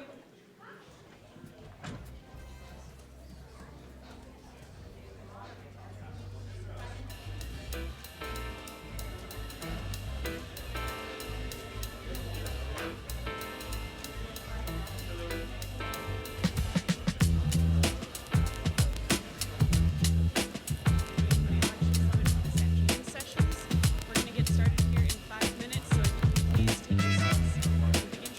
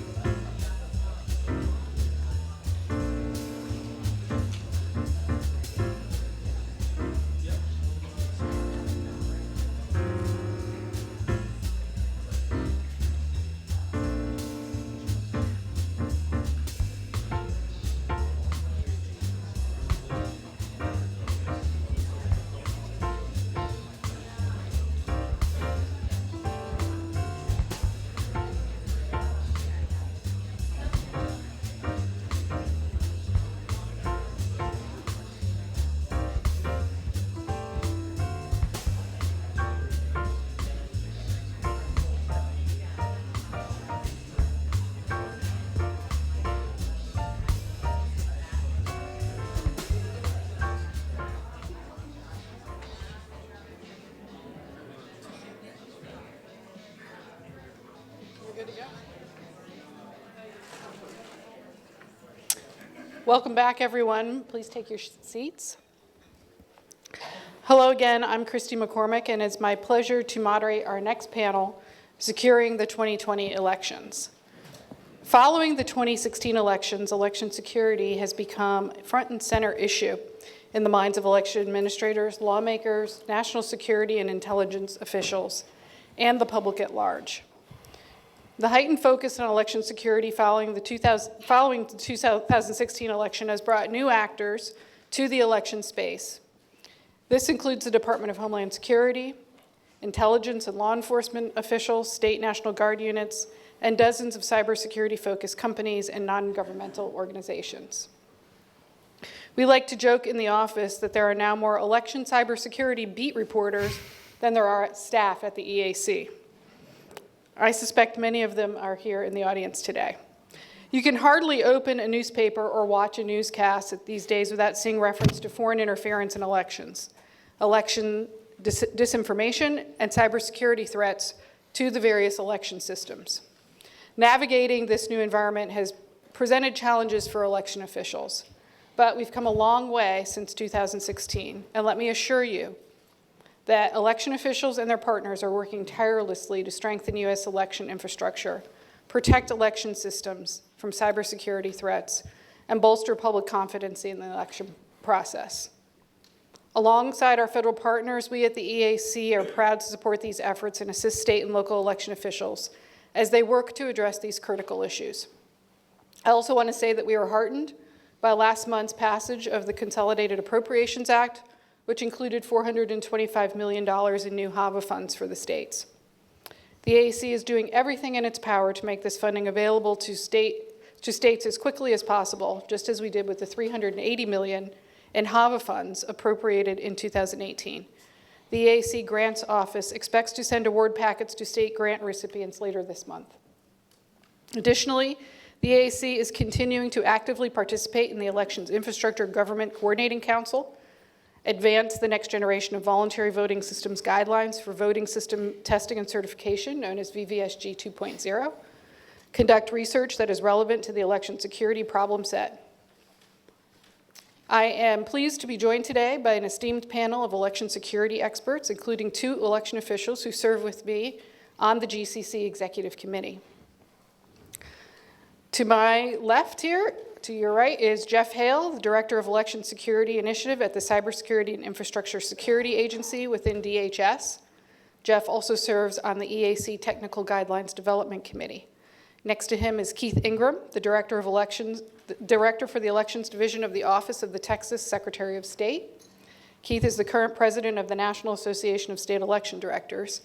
He also serves on the EAC Standards Board. Next to Keith is David Stafford, who has served as the Supervisor of Elections in Escambia County, Florida since 2004. He is the past president of the Florida State Association of Supervisors of Elections and the current legislative chair of the National Association of Election Officials. And at the end there is Ron Bouchard, the Vice President and Chief Technology Officer for Government Solutions at FireEye. Each of our panelists will offer some initial remarks, followed by some questions from me, and then from you, the audience. So we'll start off with Jeff. Welcome, Jeff. Thanks for being here. Thank you. It's an honor to be here, especially with several members of the GCC. For those of you that don't know, the Government Coordinating Council is a byproduct of the Critical Infrastructure Designation. And it is the executive group that helps us at DHS understand the sector with more granularity, more detail.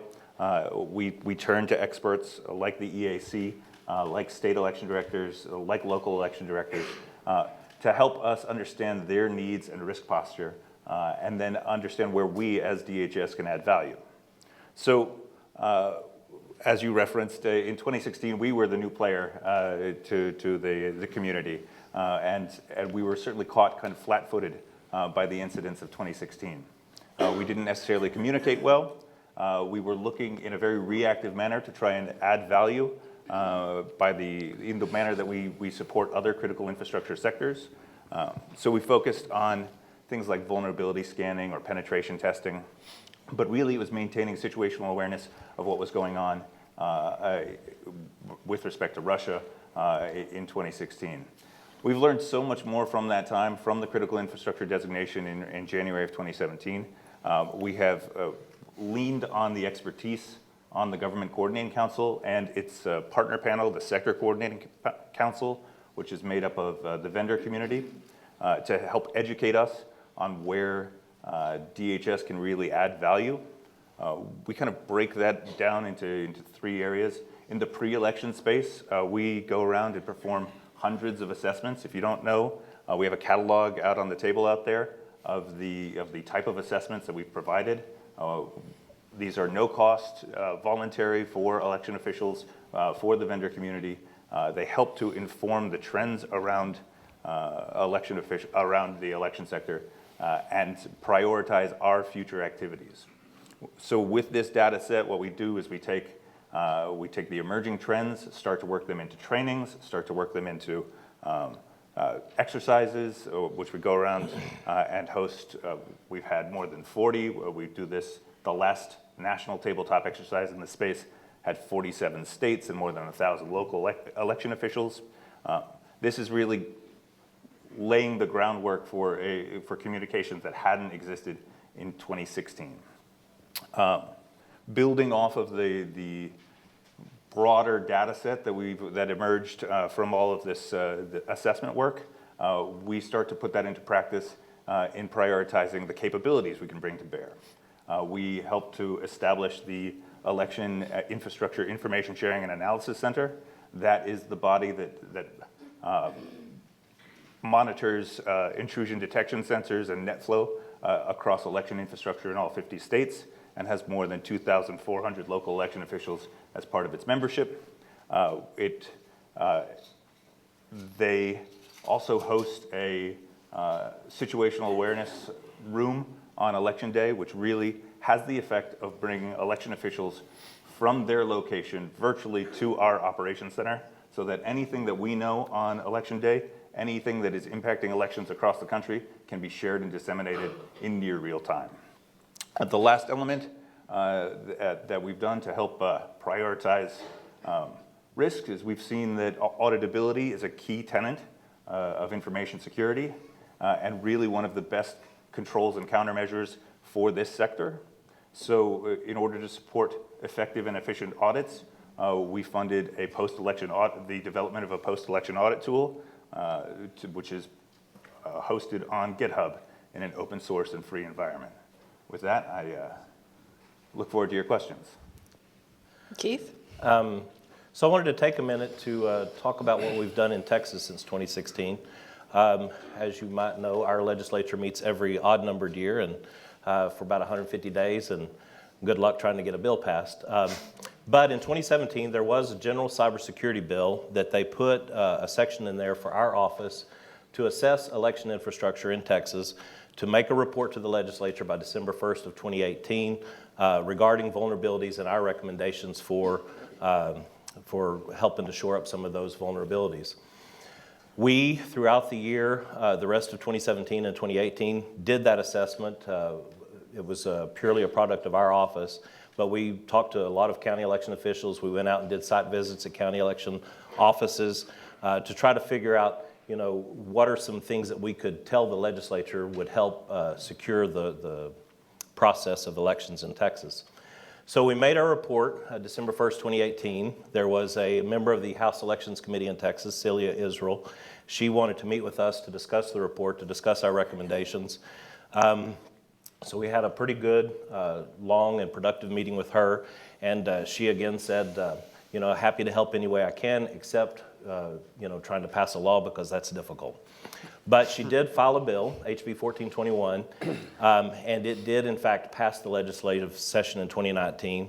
And HB 1421 basically implements our office's recommendations to improve election security in Texas.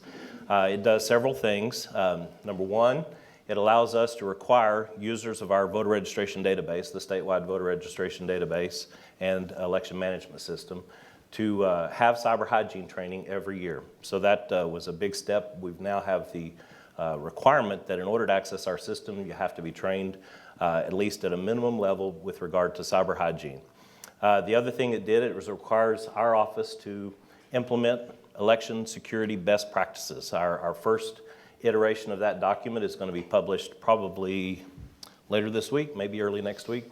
And it is a comprehensive data classification, soup to nuts election security best practices that we are going to turn into an administrative rule eventually, but we want to roll it out, get buy-in from the counties and implement in the first round of implementation before we make a rule out of it. The other thing that it did is it requires counties to undergo an election security assessment. So we used our 2018 HAVA dollars to put in place a comprehensive assessment for every county in Texas of their election security posture, both cybersecurity as well as protective physical security. And so far we've got almost 70 counties have undergone the assessments. The things that we're finding are the things that you would expect to find, and so we haven't been surprised with regard to the issues that we thought were out there. And we have money for remediation. So by the end of this summer, we expect to have about 245 of our 254 counties assessed, and we are well underway with our remediation process. The other thing that the legislature did in 2019 that's very important is they passed another bill, HB 4130, which gave us the ability, our office, the Secretary of State's office, to certify electronic poll books. Before that bill, it was the wild, wild west in Texas with regard to poll books. Any vendor could sell anybody anything. And so we very much appreciate the added level of scrutiny and security that we're giving our counties by certifying the electronic poll books. And I think that's my time. David. Well, good afternoon. Thank you for the opportunity to be here with my colleague Keith and Jeff from the Government Coordinating Council. Again, my name is David Stafford. I run elections in Escambia County, Florida. That's Pensacola, the northwesternmost part of the state. We've got about 215,000 registered voters. We're considered a medium-sized county among Florida's 67 counties. And so let me first talk a little bit about the Government Coordinating Council. I think sometimes we assume that people, there's some level of understanding of exactly what GCC is and what it does. It was about 3 years ago it was 3 years ago this month across the river there in Pentagon City, where we had an official from the Department of Homeland Security who was tasked with talking to a room full of election officials, state, local, election officials about basically telegraphing the fact that we were about to become part of the nation's critical infrastructure.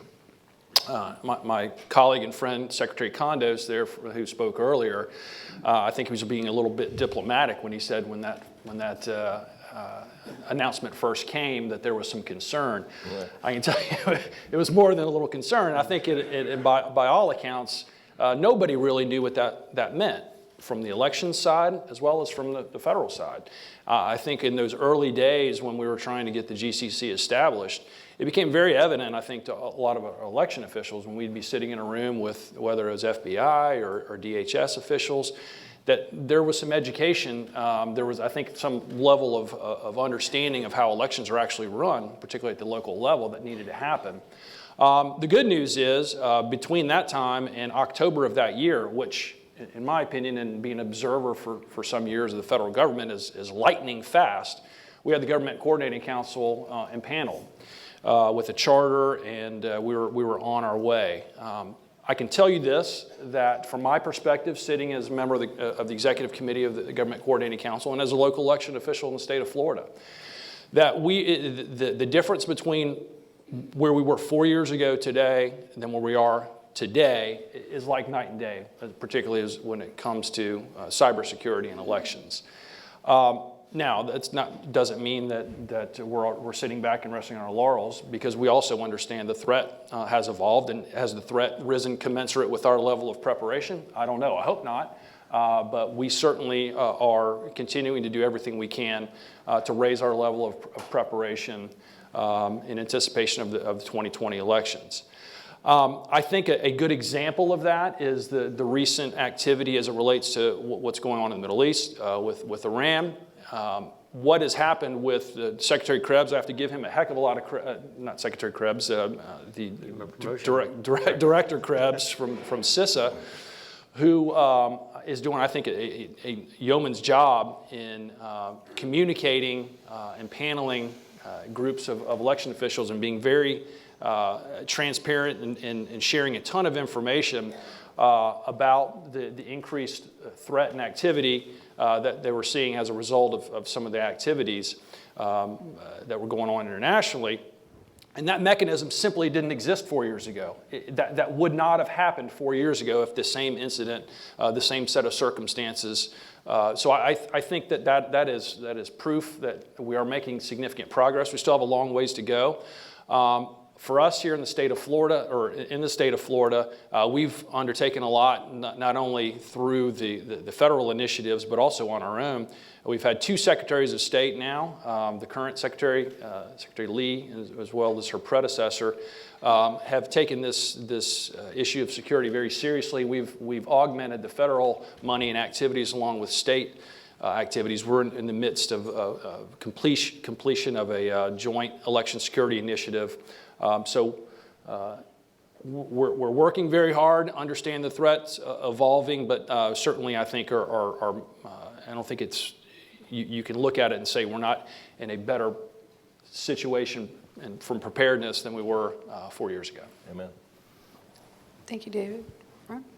Thank you, and thanks for the time and the opportunity to be here in this panel today.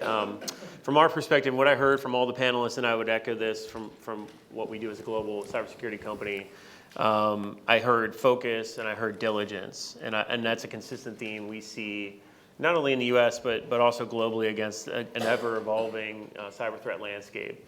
The challenge, of course, in elections and these types of democratic institutions that we're trying to protect is they are critical, and that's been recognized. It is critical infrastructure, and it actually behaves much more like what you would consider other traditional critical infrastructure from the perspective of data privacy is not necessarily the top concern, which is not for most cybersecurity issues in the commercial space, privacy protection of data is the utmost focus. In elections, it's actually the integrity first and the availability, right? The systems have to be available for voting, and the integrity of the system and the integrity of the results is sacrosanct.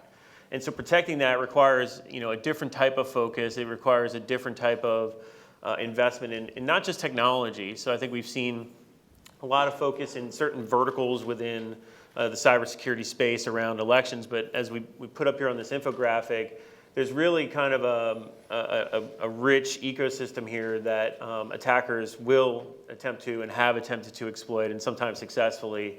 And the technology piece of it, at the very core of it, the actual election systems themselves, is only one component. And it's not necessarily the most vulnerable or the most visible to attack. And as we've seen in examples of email hacking and leaking, or strategic information operations, which my colleagues alluded to, from certain adversaries out there that want to manipulate, but not necessarily, stop an election or prevent an election from occurring, but just manipulate the overall perception of what's happening there, or even the results of it. It tends to be a much more complicated environment to try to secure from start to finish. Certainly speaking to the global threat landscape, we do see an evolving nature. I think the awareness, the overall focus and intensity and scrutiny, both from the public side as well as from the government, caretakers of these systems, is raising the bar. It's no question, it's making it more difficult for adversaries to undertake the exact same types of tactics that were used successfully in 2016 and some of the other elections that we've seen around the world since then. Doesn't mean that there isn't still an opportunity there that our adversaries would like to take advantage of if they could. And we're seeing, as is common in other cybersecurity threats, kind of a copy and paste effect as well. Other regimes and other adversaries around the world are starting to see the opportunity space in focusing on election systems, and we're seeing more sophisticated attacks against election activities in Southeast Asia, in Eastern Europe, which can help inform, obviously, the protection of our own systems, but it also paints a broader picture of the adversary and the threats aren't going away. We're certainly raising the bar against them, but we have to maintain that diligence and those long-term investments beyond the technology component that enhance our people, our process, our capabilities to detect and protect these systems from attack. Thank you, panel. I'm going to ask a few questions myself, and then we'll move to the audience. So, question to all. It has now been 3 years since the critical infrastructure designation. Election officials are more familiar with DHS now and other new actors to the election space and vice versa. As you've mentioned, we've also experienced the 2018 midterm elections together during this time. What would you say your biggest lesson learned or takeaway from the last 3 years is informing your efforts in 2020? We'll start with you, Jeff. Oh, thank you. Mine has to begin with communications. As has been alluded to, we didn't know who to reach or how to reach them in 2016, and we had not met the Election Assistance Commission. We made calls to the Federal Election Commission. We were misguided in where we were well-intended but misguided. When we rolled out the critical infrastructure designation, we had not sufficiently explained what it meant to stakeholders, what it meant down to the local jurisdiction, what it meant for election directors, what it meant for secretaries of state, and that it wasn't a federal takeover of elections. We dug our own hole, and so from that point, we have been committed to attempting to communicate what our intent here is, how we can add value, how both operationally and strategically engage with this sector for the security of elections. Somebody else want to jump in on that? I shared Jeff's statement that it is the communications that have drastically improved between us and the federal government since 2016. Case in point, Texas had a fairly widespread ransomware attack last year, and within hours of that attack, it was mainly directed toward law enforcement agencies, but within hours, DHS was on the phone with me asking if elections were impacted, could they be of service, what could they do to help? And so that, again, that's just something that didn't exist in 2016. That rapid response and willingness to partner is something that is going to be very useful as we go into 2020. I talked a little bit about it in my opening remarks, but we certainly have come a long way. The communications aspect, the information sharing, particularly with, Florida was the first state, and toot our own horn here a little bit, we were the first state to become all local election officials in our state. We're the first state to have all of them become members of the EI-ISAC, the Elections Infrastructure ISAC. And so that level of information sharing, and then again, I think just the educational efforts among our federal partners, and then even among states, because states, we have a decentralized system of conducting elections here in the United States. And so from state to state, even sometimes within states, people do things significantly differently. So trying to understand that landscape, I think, informs everybody's efforts. But again, as I mentioned previously, just the level of information that's being pushed out, sometimes, quite frankly, can be a little overwhelming because you have to know what to do with that information that's getting pushed out and be able to discern what's really important. And I think that's one of the challenges that we all have in being able to discern from that information what do we do about it, because you can just keep pushing information out, and then at some point you just kind of throw your hands up and say, I can't handle anymore. So the idea of being able to structure it in such a way that it becomes something that you can be useful to myself as a local election official, or Keith as a state election director, or Secretary Kondos as a Secretary of State, or our election vendors, being able to do something with that information. So that, like I said, that information sharing is probably the single most important improvement I've seen over the course. But we still have a long ways to go. To borrow from the press colleagues here, democracy dies in darkness, so does cybersecurity. We were in a lot of darkness in 2016 in terms of awareness, communications, and information sharing. I think I agree with the panelists here. That has improved tremendously in the past 3 or 4 years across the board. But I think, as was hinted at, it's not enough to just share information. It's not enough to just provide threat information. It's not enough to be aware of weaknesses in these systems. You have to be able to action it. You have to operate these systems as critical infrastructure. And so that takes a certain amount of investment and discipline in, again, process, in operations, in functionality that takes that information flow, applies it into your environment, takes that threat information, make sure it's reasonable and it's applied against a risk framework that makes sense, right? These systems have to operate. We can't make them so secure that no one can vote, right? We have to be aware of that access need, but we have to have a good risk analysis to put against that data. And then the states, the localities, and the federal government all together have to really have good playbooks and practice those playbooks, which you heard a little bit about earlier, to really get that muscle memory honed in, so that when something real is happening, you've practiced it, you understand the process, you understand the communications flows, you understand how to escalate and where to get help from and who you can reach out to in the private sector, in the government sector, and you can respond in a way that minimizes or mitigates the potential impact of an attack. We know that there's going to be attempts, right? We know that's going to happen. The question is, how do you detect them and respond to them in the most effective way possible, while also ensuring and communicating to all your stakeholders of what you've done, again, to ensure the integrity of the systems that are important for the voters and the trust of the system. So I think that is the next step that we've seen as a global vendor, from our perspective, that taking that information flow, applying it into the infrastructure and the ecosystem that you're responsible for, and operating it as securely as possible, as a natural function, just as you would of running an election, all the mechanics that go into it. We just have to build that muscle memory, and we have to keep working on it. It'll take some more time, but we've made tremendous strides, I think, in the past couple of years. Great.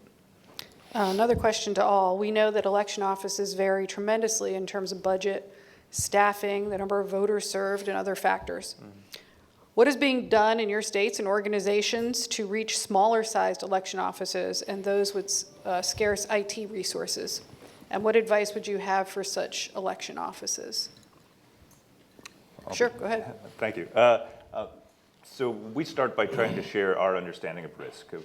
It's no secret that anything that touches the internet faces cyber threats. So we want to get that message out as broadly as possible. But we begin by working with state election directors to understand how elections in their state are implemented. Each one has their own series of controls and countermeasures that help to manage and mitigate risk in that state, according to their own policies, their own decisions. We try to document that and then work with the state election director to identify some free and no-cost resources that DHS, that CISA can push out to those communities to advance their security. It could be our free trainings, it could be exercises, our vulnerabilities. We often like to start with vulnerability scanning and beginning with our information sharing and analysis center. Both are no cost to the individual. Both provide immediate benefit in terms of the information that can be shared to argue for more resources or help to manage your systems directly.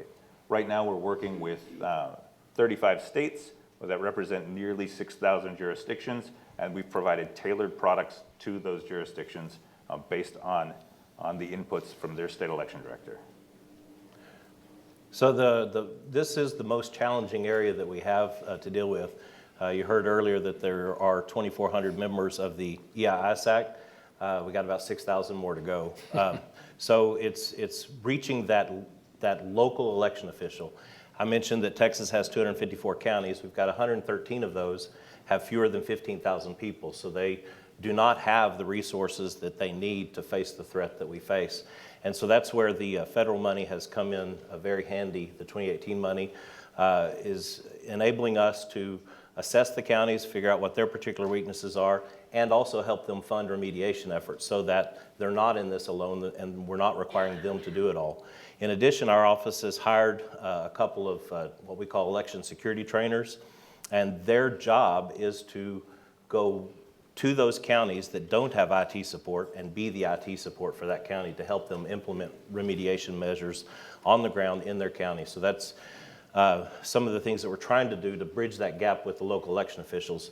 Part of what we're having to overcome, at least in Texas, is the belief on the part of the local election officials that this whole cybersecurity thing in elections doesn't involve them. You know, it's who's going to come after me in Armstrong County, for instance. And so making sure that they understand that they're on the front lines, that they are very much a part of this is something that we've been working diligently to inculcate into their brains.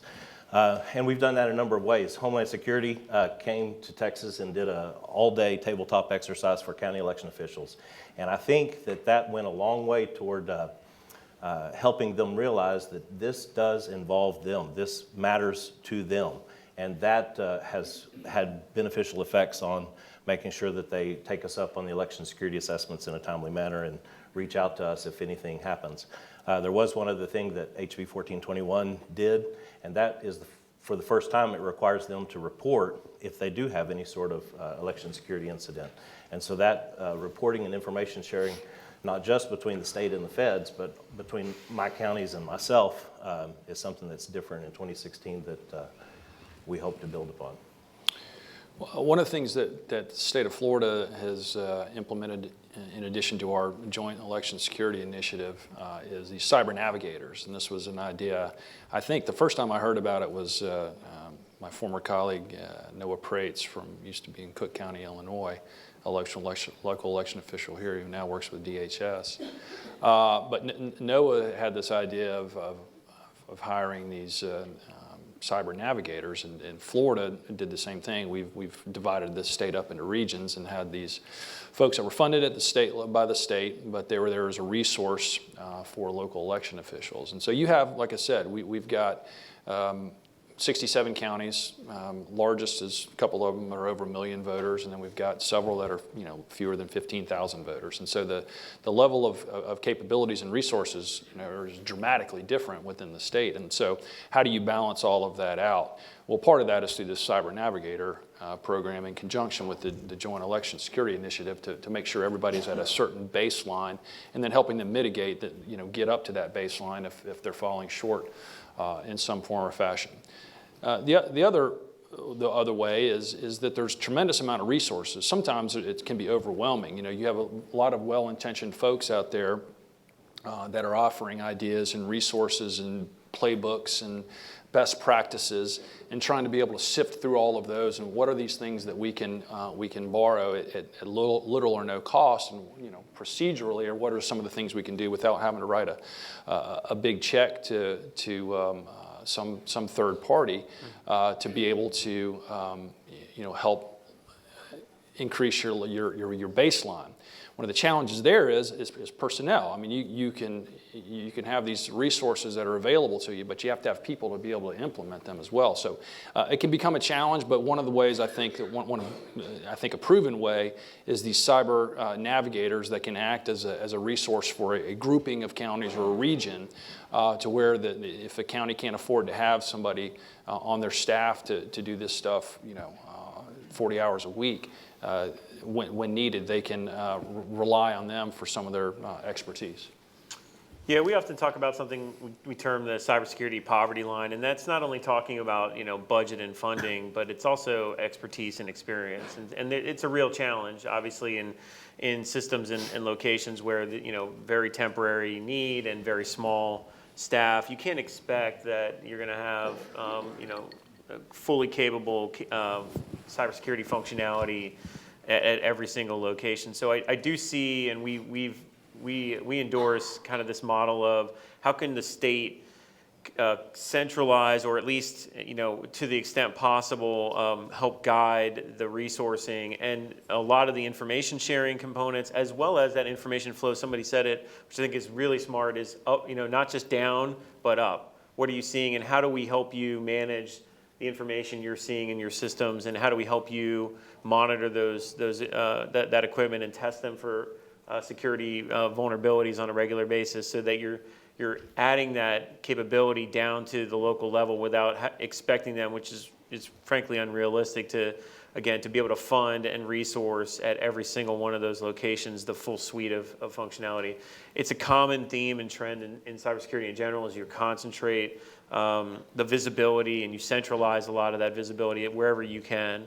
And then you take advantage of a concentrated focus and expertise, and you focus your resources and dollars as well. And I do think that pays a lot of dividends, and it really helps to, again, manage that risk at a state level, so you can understand what your threat picture looks like and your exposure looks like across the state, and you can apply resources intelligently to where it's most needed. Keith, you mentioned the HAVA funds. So Keith and David, do you have a sense at this point how your states might choose to spend the newly appropriated 2020 HAVA funds? So we're working through that process right now, trying to think about what's possible. For Texas, it's about $26 million in federal money with about a $5 million state match. So that sounds like a lot of money, but it's really not. That's about how much it would cost for Harris County alone to replace their voting machines. So we have to be smart about how we use it so that we can get the biggest bang for our buck. Some of the things that we considered using the first round of HAVA dollars for, with regard to securing our endpoints for our voter registration database users, are some of the things that are back on the table now. So we've got some ideas, but we'll have to go through all of the process internally before we can talk about them. Okay, David? Oh, we don't know yet. We're getting upwards of $20 million. I don't know the exact dollar amount in Florida. We had we had an interesting process that followed the initial $380 million. Initially, the state said, we're not going to have time to implement this, and then there was such an outcry that said, hey, look, there's this federal money available, and you can't just let it sit there. And so they're like, okay, well then we're going to pull it down, but then you're going to have to spend every dollar of it prior to the 2018 general election. And, that's a good problem to have from a local level, but it's a problem nonetheless, because there's practical considerations about, how can you go out and spend? For me, just from my own standpoint, it's about $250,000 in my county alone. And what are the things? Because there's multi-year efforts that we could have employed, but the guidelines that the state put on us at that time was basically use it or lose it. So we had to get creative in how we looked at what to invest in. I think it's safe to say we've had we learned from that experience. The state, I think, has learned from that experience. We've got a different administration, different Secretary of State, different governor. As I mentioned a couple of times, we're in the midst of completing this joint election security initiative. And so one of the things that we were fortunate, though, and I know that didn't happen in a lot of states, was that the funds did get pushed down to the local level, where, and again, a lot of that has to do with how elections are run in that particular state. If they're very state concentrated, then, I think there's a greater argument to be made to hold some of those funds at the state level. For us, the elections are run at the local level, so that's where the money went. And I know some of the other states had challenges, some of the other localities had challenges getting some of those funds from the state. That just simply didn't happen. I don't expect that to happen again in Florida. So I think it's sort of a wait and see approach, but I think it probably is going to be incorporated into this joint election security initiative. Ron, you mentioned this in your opening remarks. Your firm works on election cybersecurity both in the U.S. and internationally. Are there any particular lessons from the international environment that you think might be applicable to us here at home? Yeah, a couple come to mind. So, again, we focus on, rightly so, a lot of the activity that we saw, and it was widely reported in 2016. Again, a lot of it was both email hacking and leaking, strategic timing on that type of activity, as well as attempts to gain access, it looks like, to certain election systems throughout the country. So there's a combination of open information operation style activity and strategic leaking of sensitive information from a campaign or from candidates, combined with directed attacks at election systems. What we've seen internationally is a continuation, certainly, of the first part of that, the information operations domain, the media manipulation components, the ability to stand up these systems on social media outlets like Twitter and Facebook to amplify messaging, to create false narratives and false personas, and then get them out into the public domain. We see a lot of that activity continuing in Eastern Europe. We tracked a lot of focused information operations activity in the Ukrainian election that happened in January through March of this year, of 2019. What I'd say trend-wise is, if you look at the full life cycle and the forensic analysis, so to speak, of what happened in 2016, it was a fairly drawn-out process from the time some of these things were stood up to the time the activity they were used to actually take action. There was a fairly drawn-out life cycle. I think what we've seen is, especially in Russia's case, they're getting better or more sophisticated about the timing of these attacks. So they're not necessarily showing their cards or standing up these capabilities ahead of time because they know people are watching. They're aware of the fact that there's going to be directed, focused attention if somebody detects those types of preliminary activities. So in Ukraine's example, one example from that election was that some of these fake media sites that were fairly obvious when you look at them, they were actually only stood up during the runoff election 2 or 3 days prior to the final runoff election. So they weren't present. They weren't kind of built and out there for any length of time for anybody to react to. So the timing of these attacks we are anticipating are going to be much more narrowly focused in, if they're going to happen in this cycle. So we have to be, again, more diligent, but also much more cognizant of the reaction times to how we, again, partner at the government and private sector level to, to get that information out there, to take action against it, and to thwart those activities. The other action that I would say is new or fairly new in this space that we've observed in kind of the Southeast Asia region is not directed manipulation, or it doesn't appear to be, attempts to actually change outcomes of elections, but just straightforward espionage. So in other words, breaking into, again, campaigns and candidates and just tracking the likelihood of who's going to win. We think for purposes of longer-term strategic analysis of, who those candidates and eventually those elected officials will be that they'll have to deal with from a bilateral or multilateral perspective on the world stage. And that's mostly, we attribute a lot of that activity currently to Chinese espionage activity. Regionally based, we don't really think that that's necessarily going to have a big play in the U.S. elections, but it's something to look out for and to be considerate of, which is, again, not just active measures or active activity, which is obviously the things that are going to get a lot of attention, but the long and persistent access and attacks into systems for purposes of just collecting information over a longer period of time that we have to be diligent about as well. So David, you played a big role in helping the GCC draft its communications and information sharing protocols, and Keith and Jeff, feel free to jump in on this as well. Could you tell us more about those protocols and help our audience understand how information is shared among election officials and federal partners and how it's communicated to the general public? Well, I'll start by saying that the communications protocols are currently being updated. And when the GCC meets later this month here in DC, I think the updated version will be presented to the full GCC for their adoption. The idea is trying to take us, and remember these are voluntary protocols that the GCC adopted. Certainly the federal agencies have their own internal protocols about how information is shared. But the idea is how do you look at this from all levels and put some parameters around when information should and should not be shared. So it's evolving.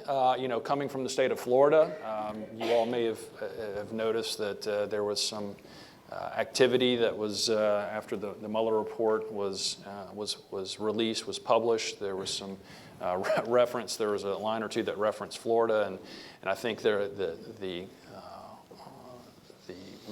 what happened as a result of all that certainly shined a light on how it shouldn't work. Because I think all people involved agreed that the way that the information was or was not shared, that's not the way it should be. So the idea is for when something happens at the federal level, getting that information, first of all, as much information as is possible to be shared without revealing classified information to people that aren't cleared to have classified information should be shared as quickly as possible, and it should be actionable, and it should be released through the normal channels as quickly as possible. I think you heard from the ODNI earlier that they have a big commitment to try to get as much of that information downgraded so it can be shared widely, and I think we've made great progress on that. And then the other aspect is, again, as we all mentioned, is on the way up. What if something happens at a local level? What are the communication sharing protocols to get that information shared within your state to the federal government, and then broadly beyond that? And I think that's part of where some of this conversation is, this relationship between the state and the localities and the state, and what are the parameters that says, okay, if an incident happens at the state level, when is it incumbent upon the state to share that information with the locals, and then vice versa? I think there's broad agreement, and I think what you'll see coming out of these communication sharing protocols, these updated versions, is that when an incident does happen within a state, in a locality, that information is shared with the state entity that certifies elections, whether it's the Secretary of State or the equivalent. So That's something that's continuing to be looked at, but it's trying to get as much information shared within the community, at the state, federal, even the private sector partners as possible. We think it will increase the resilience of the subsector in whole. Do you all have anything? So, You want to add something, Jeff? Okay. For us, it was the communication protocols were to help clarify the expectations that DHS was committed to sharing information in certain capacities. Victim notification is actually fairly easy. You go to the victim, you tell those that are accountable for that. But this has such a broad gray area of information that we've made the determination that for us, it's best in the hands of the network operators. So we're trying to push down as much as possible. Scanning activity, things that fall short of victim information should still be shared as much as possible to the community. That's where we tried to document this in our communications protocols and commit ourselves to that as much as possible. Thanks. So we'll take some questions from the audience now. If anybody has a question, just raise your hand. Remember to speak into the microphone, give us your name and affiliation, and be brief and actually ask a question. Go ahead. Hi, I'm Mark Lindeman from Verified Voting. Jeff, you mentioned risk-limiting audits, a topic I think about now and then. Could you or others talk about how post-election audits and maybe other procedures can help to secure election infrastructure, but also possibly to counter social media disinformation? Thank you. I appreciate the question. We view efficient and effective post-election audits as a risk countermeasure, the ability to detect any type of manipulation of votes. So we think the horizon for election security is improving auditability first, and then the conduct of post-election audits. And obviously the ability to go back and reference statistically valid findings for post-election audits that suggest that there is no tampering or no manipulation of the vote should have a confidence-building effect. Other questions?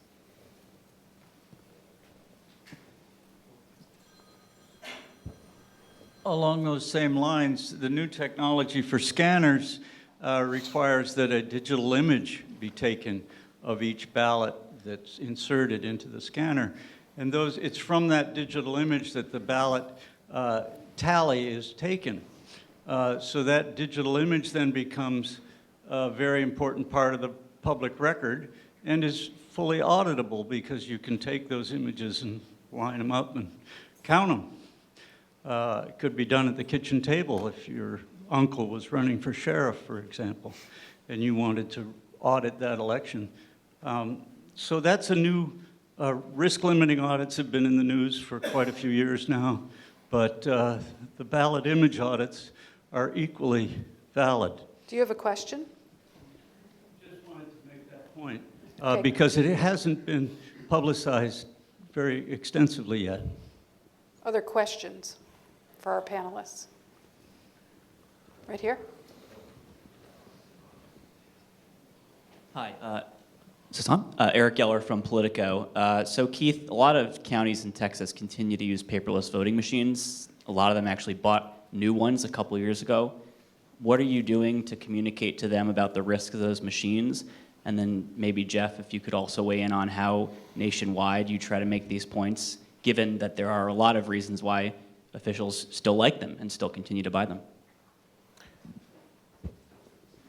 So all the voting systems that are certified for use in Texas can produce a secure election if they're used in accordance with the certification and our advisory with regard to the use of electronic voting systems. We have told counties who have purchased DREs since the last legislative session, there have been a couple of them, and we're putting in our approval letter. We have to approve every contract that a county purchases voting system equipment to make sure it's certified equipment. And we're putting in our letter a reminder to them that the legislation almost passed requiring paper audit trails, and that probably it will pass next time, and so they could be wasting their money and have to spend it again. So we put in that paragraph in our approval letters these days for folks who buy DREs. But The majority of counties are buying some sort of ballot marking device with a paper trail.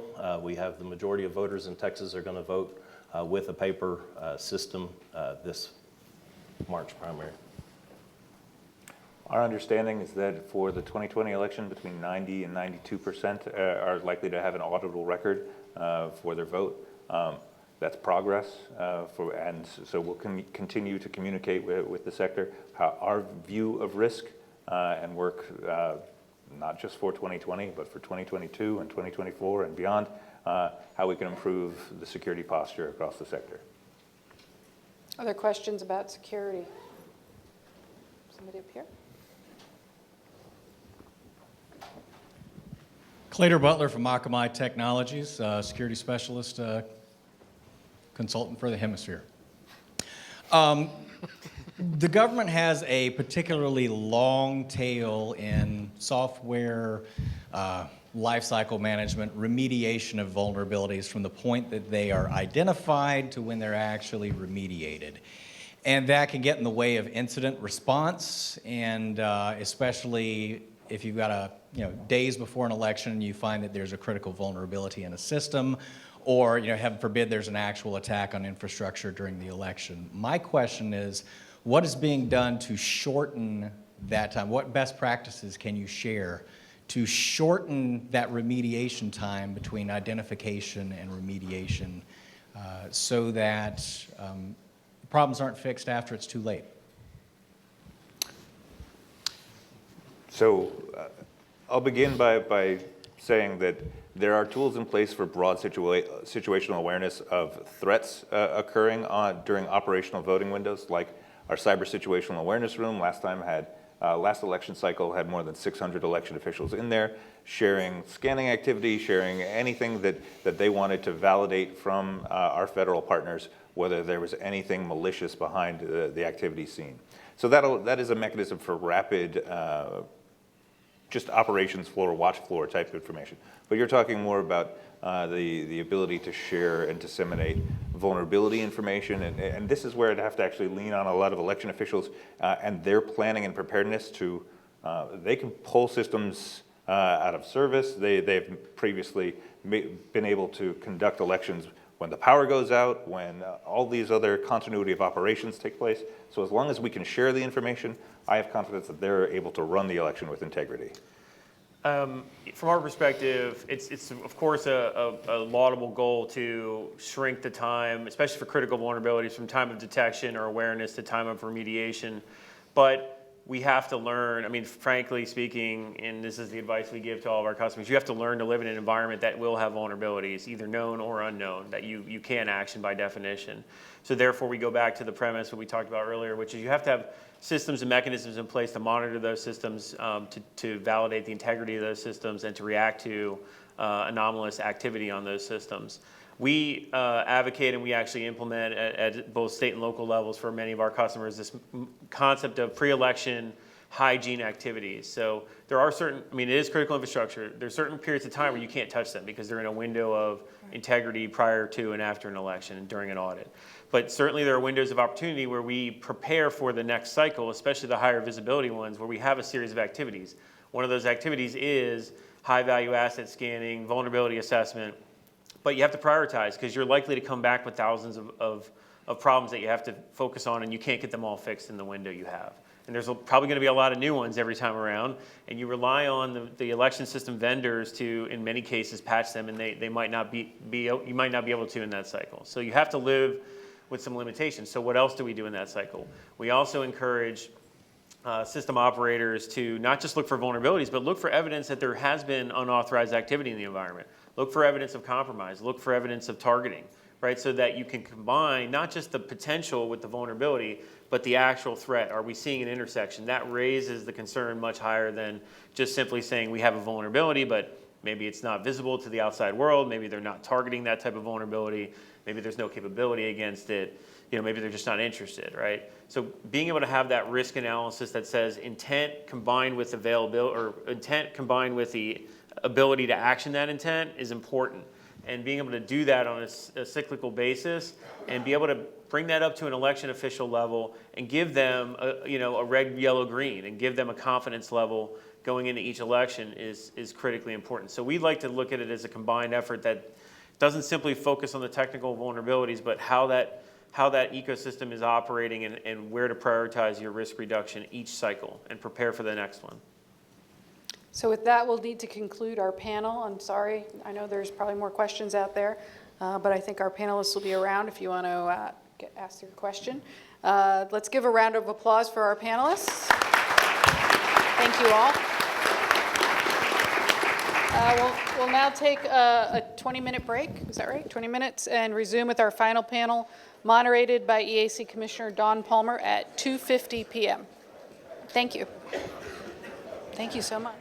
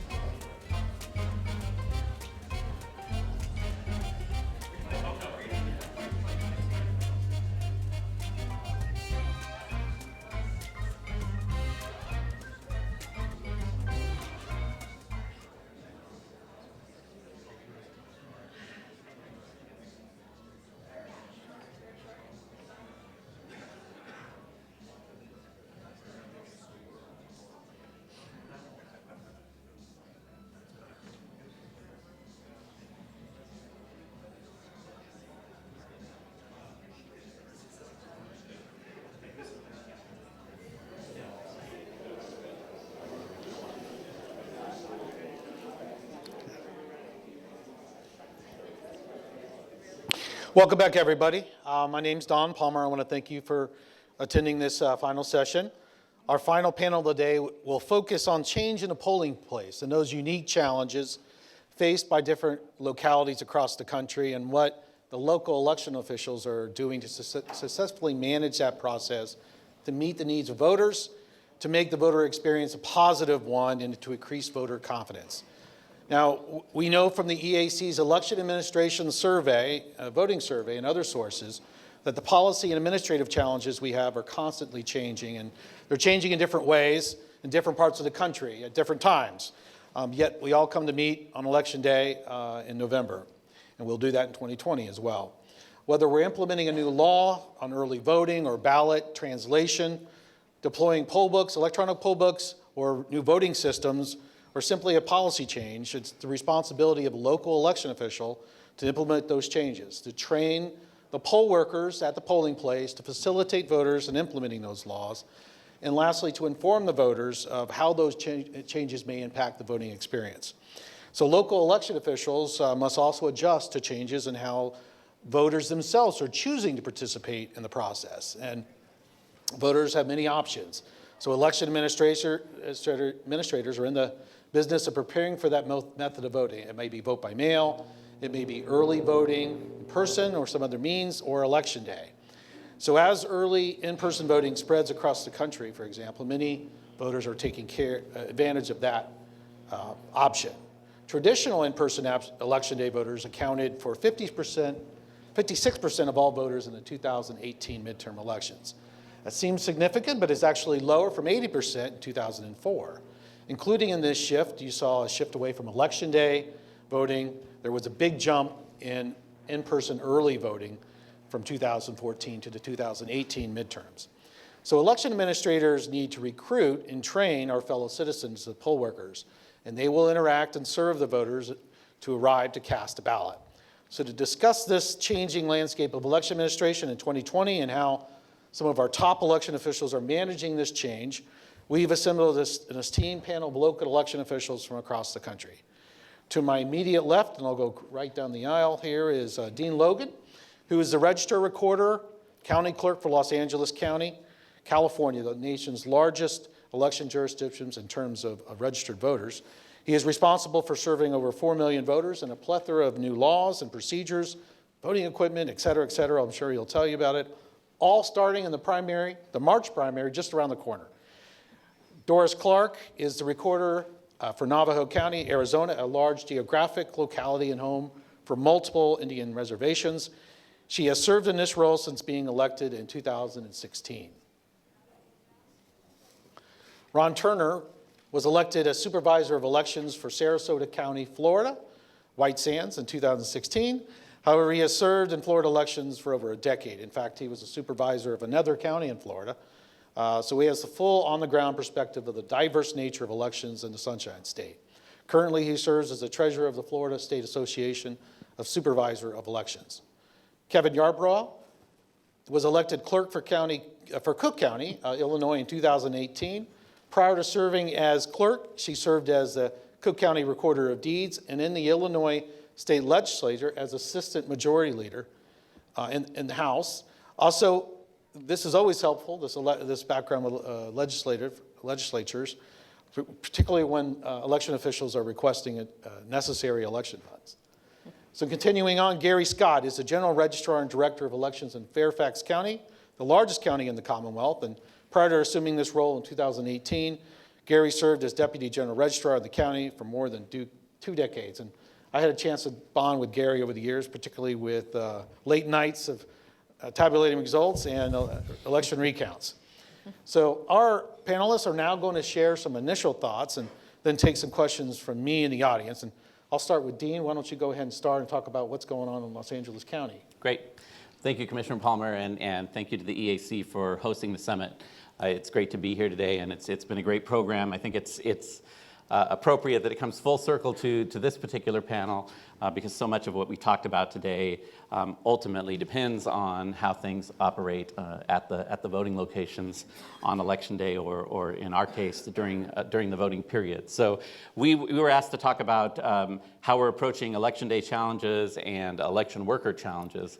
In Los Angeles County, we are embarking on a whole new era of a new voting experience. So the voting experience in Los Angeles County up to this time has been the same from a voter perspective as it was in 1968 when they first introduced punch card voting. And a lot, of course, has changed since 1968 in terms of the way we function and the way we interact with public processes. And we have spent nearly a decade in LA County gathering data and designing around that type of behavior and preference of our voters to introduce a new voting experience. So the first thing I would say is that the approach we're taking to dealing with Election Day challenges in a jurisdiction with 5.4 million registered voters that really represents every aspect of diversity that you can think of is to move away from that single day, single location voting model. So starting with the March election in Los Angeles County,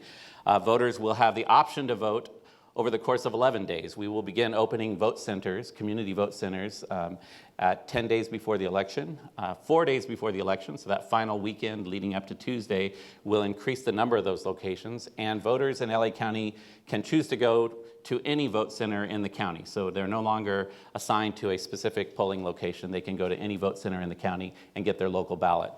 They'll also be using a new voting system that allows for them to customize that voting experience to a large degree in terms of language selection, accessibility features, and even the option to use an interactive sample ballot that will allow them to prepare in advance and expedite their voting experience. So it's a whole new ballgame in Los Angeles County. We've been working very hard on this for a long time.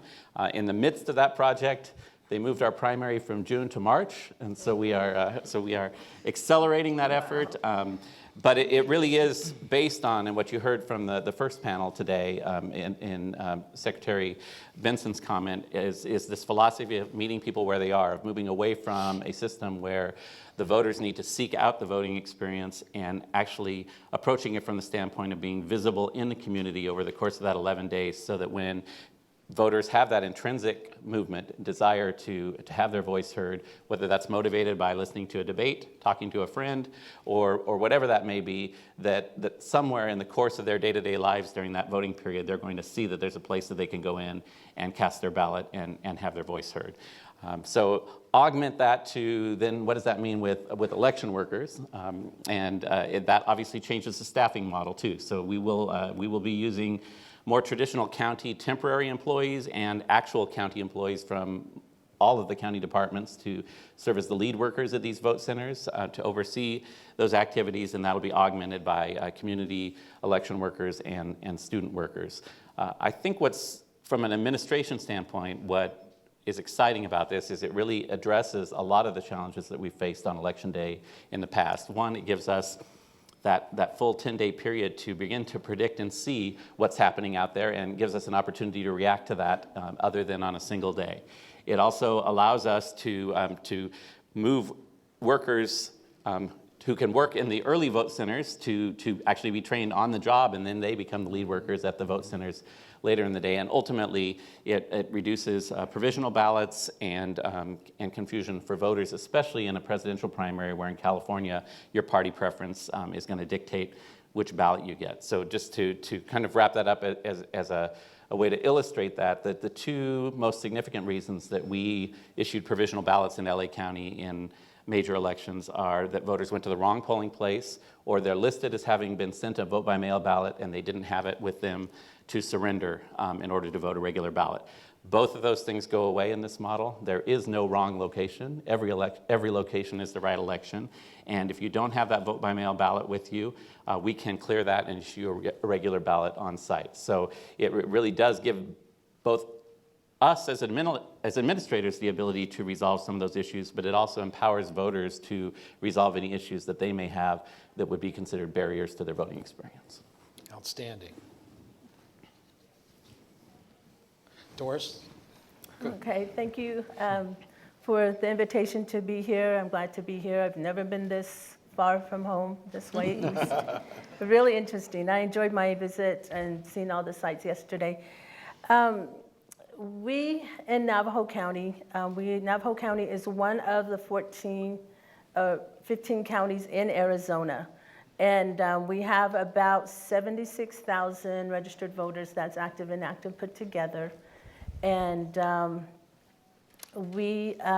came on as an election worker in 1990, and we have come a long ways since then. When I first came on, we were under a federal consent decree. The county had been sued, and instead of the lawsuit, they decided we will do these things. And a lot of it was election requirements, terminology requirements. And so, being so spread out, we have, in Arizona, there's over 20 recognized Native American tribes, and I think all the counties we have similar situations with recruiting and training poll workers, interpreters. And so we had this consent decree, and we needed to go by it, and we needed to get out and do the voter education. And in Navajo County, we have the Hopi Reservation, the White Mountain Apache Reservation, and we also have the Navajo Reservation. And to this day, as hard as it may be to believe, there are still people out there that do not have electricity and running water. And so we thought, and so we can't advertise TV, maybe not newspaper, but in Indian country, every home has a radio. If they don't have electricity, they have a battery-operated radio in every home. And so we start getting our voter education out there, and we're using different terminology. We're saying the same thing, but we're saying it differently. And so we decided, okay, we need to get together because these voters are not going to learn anything if it's said this way in this county and this way in this county. And so the Navajo, and then along with a few of the other tribes, they sent representatives, and while we're working on our Navajo glossary, they starting to figure out how they could come up with their own election terms. So we compiled this booklet from the first day that we met until the finished product. I would say it was probably about 2 years.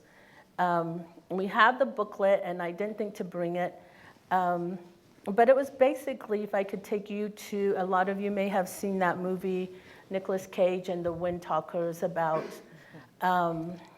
the World War II veterans, how they had to use the Navajo language. So, like tank, in the Navajo culture, we wouldn't just say, hey, there's a word for tank, or artillery. So we had to come up, and it's the same with election terms. We don't have early ballot, or, that's just not part of our language.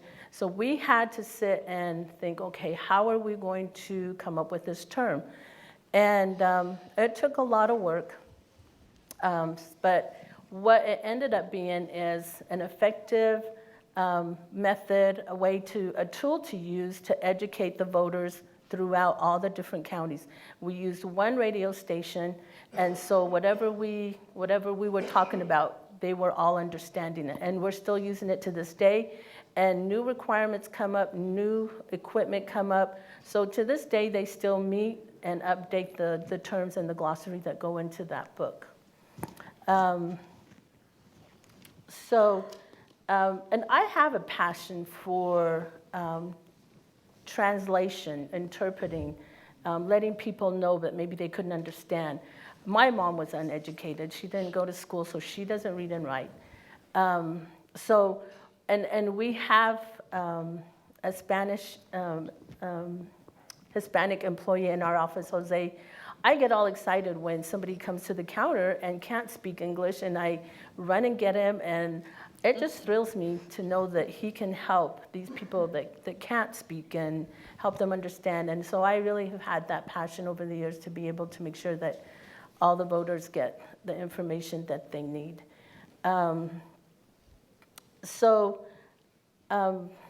I guess that's about it. That's great. That's great. That was good. Put things in perspective, didn't it? So Ron? Well, thanks to the EAC for having us here. Thanks to Commissioner Palmer. Commissioner Palmer was the state elections director in the Sunshine State in the great state of Florida. So thanks for your service there. And so it's great to be with you and hear about how other jurisdictions are handling Election Day challenges coming up. Florida has its presidential preference primary on March 17th. I believe when I was talking to my Chicago colleague, Cook County colleague here, same day, St. Patrick's Day. So we'll all be wearing our shamrocks or green I voted stickers maybe. But one of the things that was shared in the panels, one of the panels this morning, and I think it was Tammy Patrick's slide, in Florida, you would notice that we have 3 ways to vote. And we have vote by mail, early voting, which takes place a minimum of 8 days, 8 hours a day prior to an election. Vote by mail, which is no excuse, vote by mail. Anyone can request a vote by mail ballot through 2 general election cycles. And then we have the traditional election day model. If you notice from that slide, we have about a third, and a third of our voters choosing those different methods in Florida. So we end up administering essentially 3 different election models in Florida. Our UOCAVA ballots go to military and overseas voters for this March election beginning January 31st. Then our domestic vote-by-mail ballots are now being mailed in Florida 40 days prior to an election. That's the earliest date that we can mail them under a new Florida statute that took effect in this last legislative cycle. So the challenges there, we have to have the staff not only for election day, but for that early voting period and to augment our permanent staff and our office that we have in the weeks and the months leading up to an election.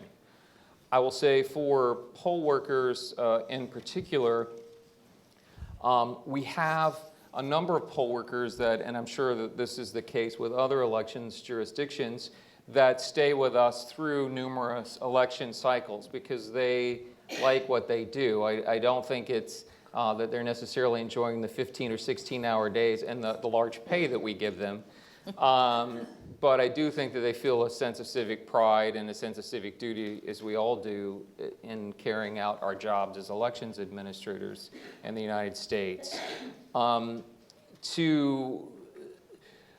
But to help recruit poll workers that we need for Election Day, one of the things that we have been doing in our county is doing this recruitment all year round, every year, not just during or prior to an election cycle. That this is something that is a continual process of recruitment, using hopefully poll workers who have had a good experience as word-of-mouth type customers, but also traditional media, social media, community groups. Another panel today talked about kind of collaboration and collaborative governance, and that certainly takes place to a great degree in what we're doing.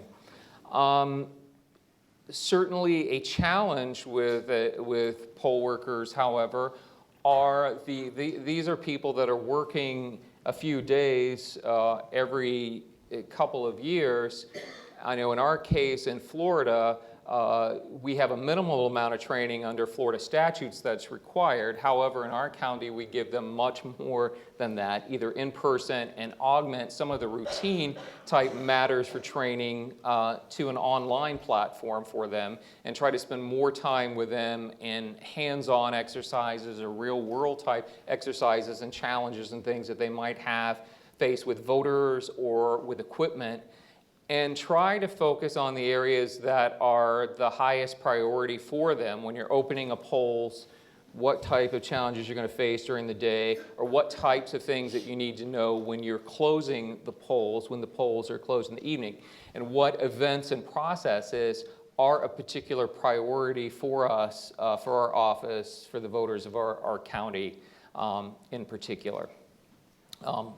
With that, I'll wrap up. Okay, you didn't even have to give you a minute. Thank you, Karen. Go ahead. I too am grateful for this opportunity to talk about some of the challenges that we anticipate and challenges we've had in the past. I only have a year under my belt as an election authority. You read my bio, so you know where I've been. 2020 is going to be a big year for us, though. Not only do I have to get through this election cycle, but by the end of the year, we will be absorbing the Recorder of Deeds office, and we have to have that done by December. So while March 17th starts something, the end of the year will be something else. We oversee elections, taxes, vitals, and then everything else that comes in between. So life happens, and it usually happens in the clerk's office. We're responsible for that. When I looked at and listening to my colleagues, it certainly put some things in perspective for me. While we're a big municipality, our county is large, but not as large as LA County. We have about 1.5 million voters. But we have new election equipment for this year, and we piloted it last year. And I tell you, the experience for our three areas was a good experience, so good that one of the people who voted in that election said, you know, I love the machines. I just love them. I want to marry the machine. And I said, well, I think we're going a little too far there. But needless to say, they had good experience in these townships that we piloted the program. And we're looking forward to rolling it out. So what's happening in my office right now is the disassembling of the old equipment and bringing in the new equipment. Over the course of, let me just say that we embrace trying to get everybody who wants to vote. So we have same-day voting. And another first for Cook County is we're actually going to be going into the prison and have polling places in the prison. We're doing that because those people haven't been adjudicated. They're there waiting for their day in court. And while we do have, they could vote if they wanted to by early voting, but we decided to take it a step further. And so that'll be something new for us. I'm looking forward to it. I plan to be there on that day. I want to see how it rolls out. Not that I'm interested in being in jail, but that's where we're going to help people to vote that day. And I think I'm going to close for now. I'm sure we'll get into some other things later. Thank you, Gary. You know, in the great scheme of things, Fairfax County is not that huge a locality, but one voter out of 7 in the Commonwealth of Virginia is in Fairfax County, which creates some, to our perspective, unique situations, but we've been blessed with a local governing authority which has always supported us and always ponied up the resources that we've needed. But even with those resources, like everyone else, we have a problem recruiting and retaining election officers. I went to a conference one year where it was a local government's conference, and one of my fellow registrars, I was an assistant at that time, said, we were talking about recruiting election officers, and they said the average age of their election officers was deceased. And I was thinking, how lucky you are. Ours have generally been dead for about 3 years. But it's keeping that pool going and reaching out to that. And we go out into the high schools to try to recruit election officers. We go into the local university and try to recruit election officers. But trying to bring younger people into that election officer pool is a big challenge. Fairfax County is unique in Virginia as well as being the only locality that is mandated to provide voting materials in languages other than English. So that created a unique problem because we had to create all of those materials. I'm fortunate that on our staff we have native speakers in all the mandated languages. So we were able to create that and proof everything in-house, including the election officer recruiting materials. And we've traditionally reached out through the local communities, the Spanish language community, the Vietnamese language community, and the Korean language community to recruit fluent speakers to put in our polling places to assist the voters. But in the last year, we've also been reaching out to our non-mandated language groups.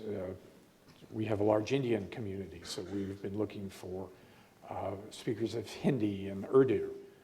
We have a large Kurdish community, so I happen to have a Kurdish native speaker on my staff, so we've been reaching out into them. But it's a difficult sell for us to go into those communities because their cultural background is different than ours. And many of them, being from the government is an item of suspicion rather than I'm from the government, I'm here to help you. We're all familiar with that program. But trying to reach out and using those associations, the language associations, the ethnic associations to help us recruit election officers. And that has been a huge challenge. Virginia has, unlike most states, has a general election every single year. State elections in odd-numbered years, federal elections in even-numbered years. So this gives us a unique challenge. Unlike most states who have 2 years to prepare for every general election, we've got 1 year. This year I've got face 3 countywide elections, two countywide primaries and the general election, plus town elections in May, and then preparing for redistricting next year. So it's coming up with the resources, coming up with the staffing, coming up with the personnel to do all of these things that has created a unique challenge for us. And I say a unique challenge, it's probably not unique. Every locality in here has the same issues that we do as far as recruiting and retaining staff.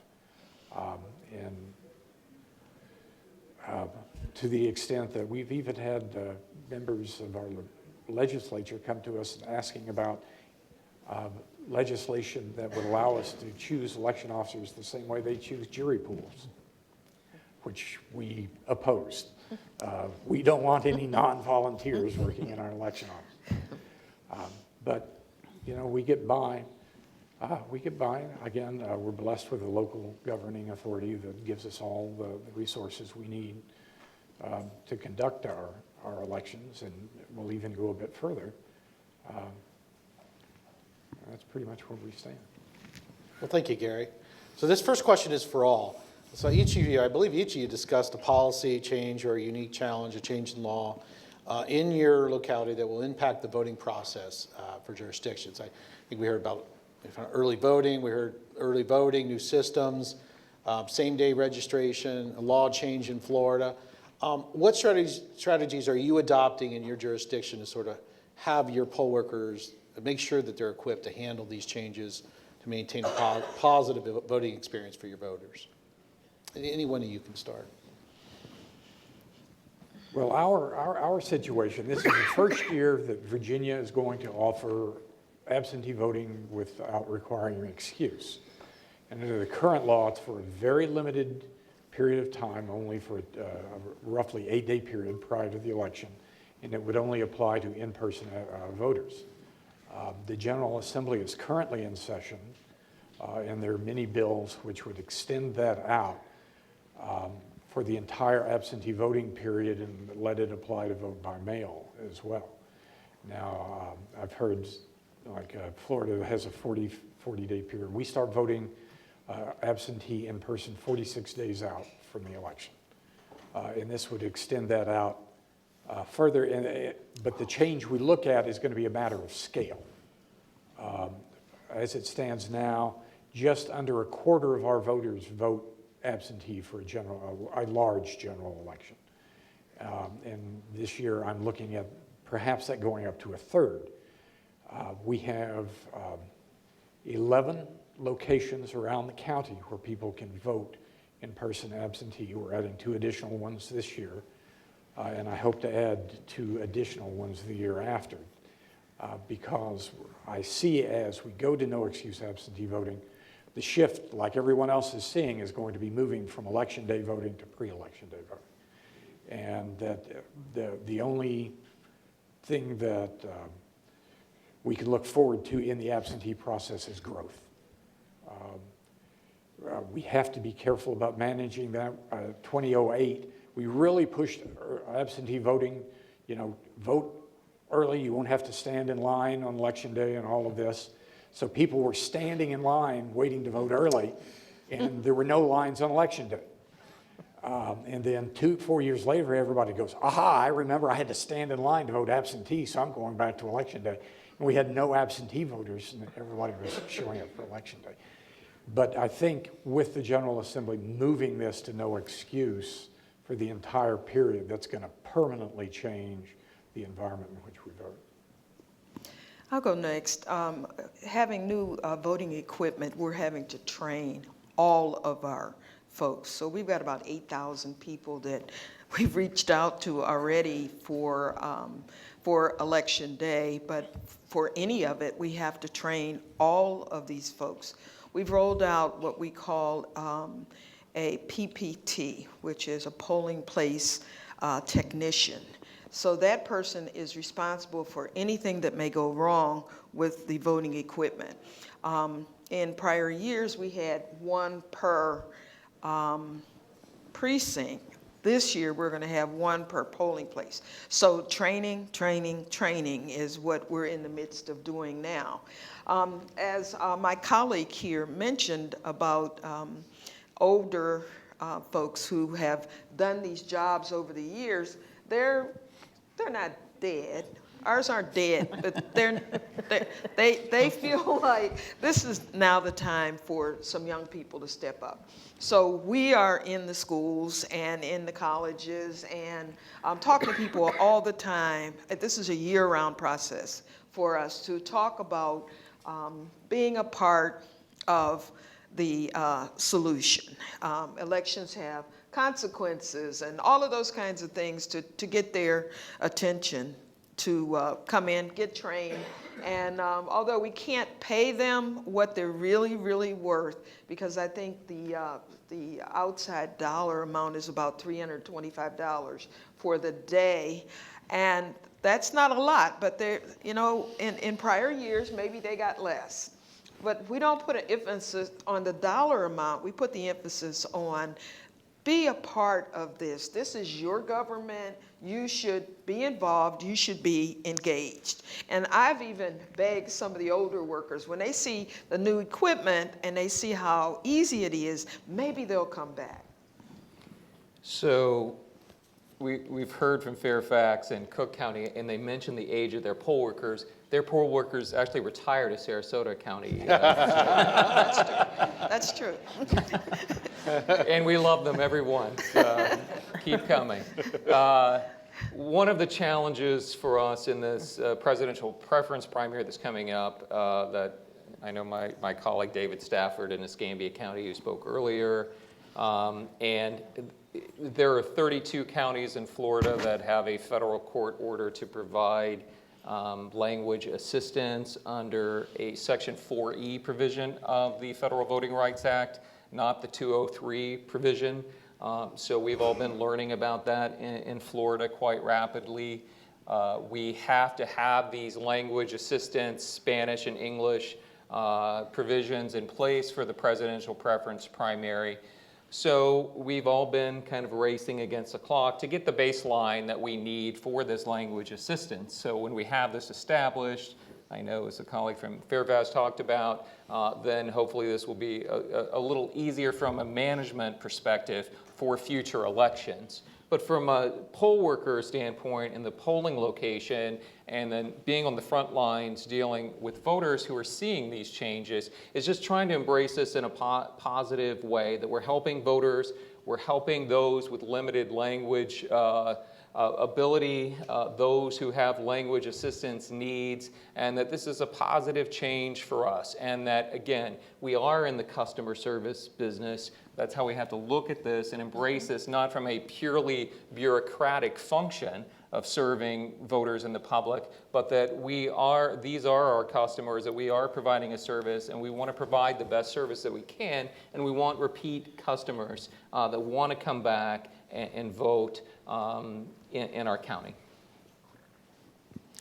So, Gary, offline, you mentioned to a number of us that Fairfax County was preparing for 90% turnout in November, and as well as implementing the no excuse early voting.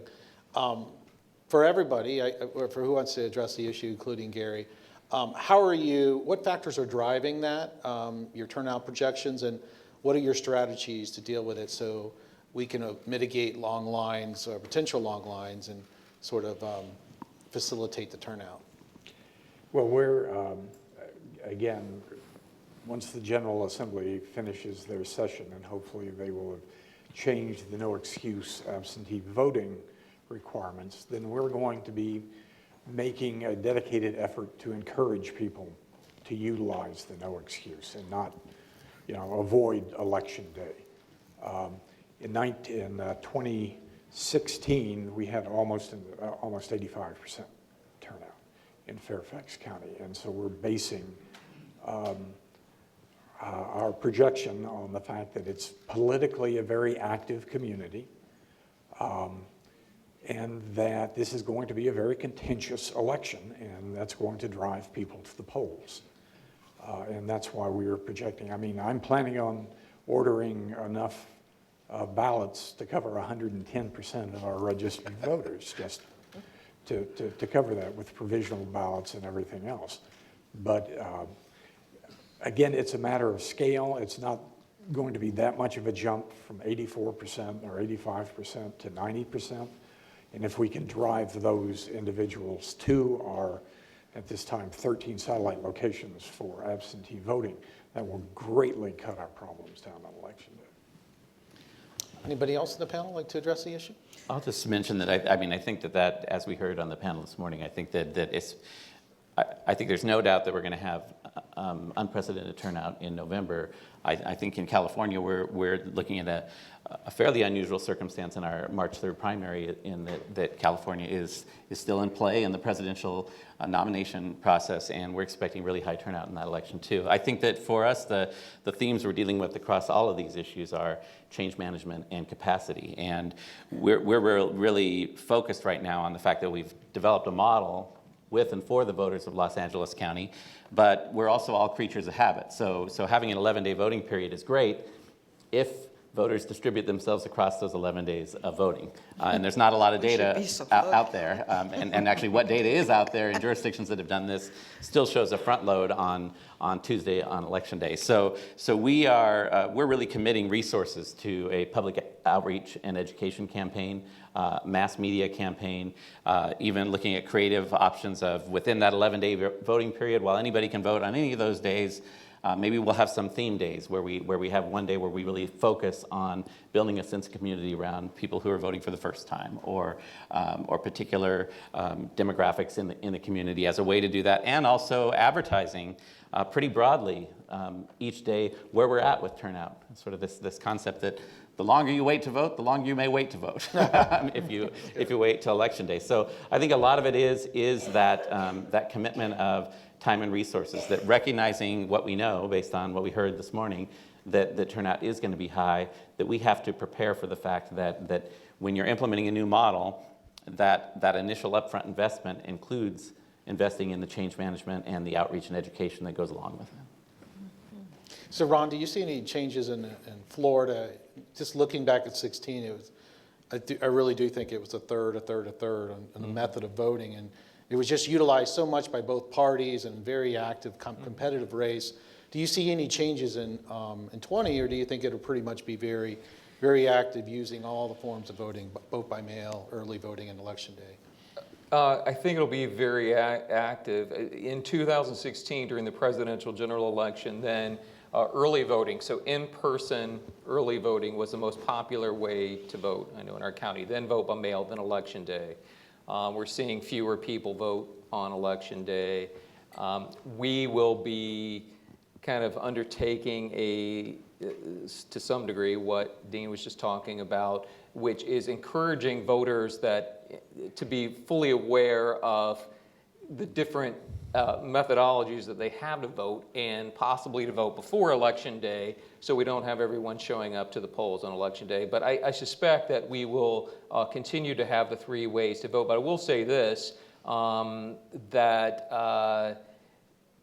that I think that just looking at past historic norms can help inform our decision making, but I don't think we should base our decision making in this business on those anymore. And we saw that in Florida to some degree, taking the 2018 midterm election and comparing it to 2014, there wasn't any comparison. No.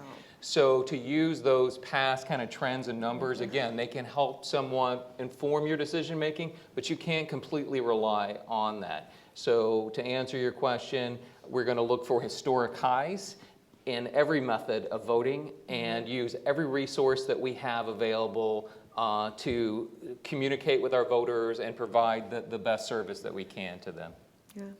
We've set up selfie stations at the polling places, and the people love it. They just absolutely love it, and so we're going to roll all those out, for this year as well in the primary and in the general election.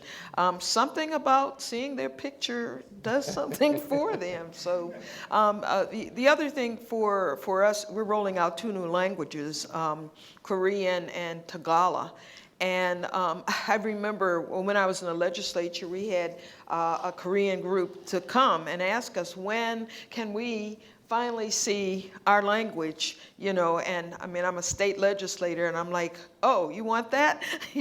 So when I was recorder of deeds, they came to my office and they said, we're following you. I said, okay, check with me on the next place. And so we're really excited about them, and they're really excited about being able to vote. So we know in that particular, they're concentrated in a particular area, so we're going to be looking at those numbers there too. Well, thanks for bringing up that issue, the issue of language assistance. What strategies, each of you have sort of touched on it, but there are specific strategies for recruiting not just poll workers, but bilingual poll workers in all the plethora of languages that many of you have in your jurisdiction. Could you just talk a little bit about those strategies and what has worked for you in recruiting poll workers and bilingual poll workers? Well, if I could just continue with the Koreans, as I said, they had already come to me. They were looking for this, they care and they wanted me to care. And so when the opportunity came, I just, jumped right into it. But since they're there, we're also recruiting them to be our language experts. And we've done that with all of our languages. We usually hire folks on staff, or we have them on staff already, because we want people to feel comfortable wherever they are with whatever language that they have. I think in the general election, we're going to roll out 7 more languages, so that it'll be exciting. 2020 is our year. Go ahead. I would just say similar. I mean, so in LA we have 13 languages, and now that you can, traditionally the bilingual poll workers were targeted based on geographical location and census data. And now with a model where you can go anywhere to vote, that means we need to have language assistance in all languages at all locations. And part of that was built into the design of the voting equipment and the voting experience.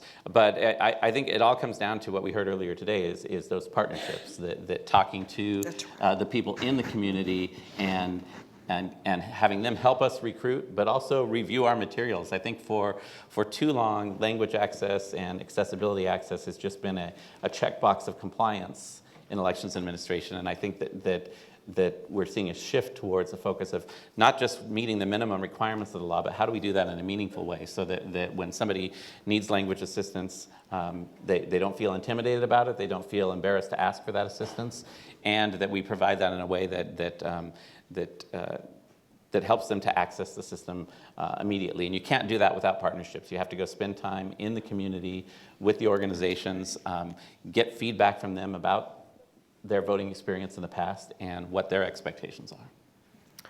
And in Navajo County, we've got also a change. We're moving our primary up like about 3 weeks. It used to be the end of August, and now it's going to be the beginning of August. And the Navajo tribe will coincide their election date with our election date. So we are always having to compete with poll workers. And they'd go with the tribal elections because they paid more than we would. So this year, the county is talking right now about raising the interpreters' pay, so it is going to be competitive. And we're also expecting a large number of voters coming out, always in the 2016 election, only because they coincide. It's a big day because it's a tribal election day and also a county federal.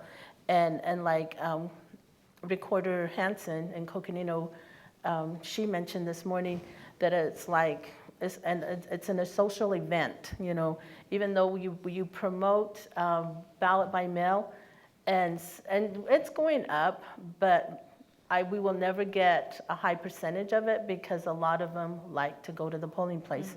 And we always, as much as we do need the moisture down in our area, on election day, we always pray for dry rain because there are still a lot of dirt roads out there and people have to commute to their polling place.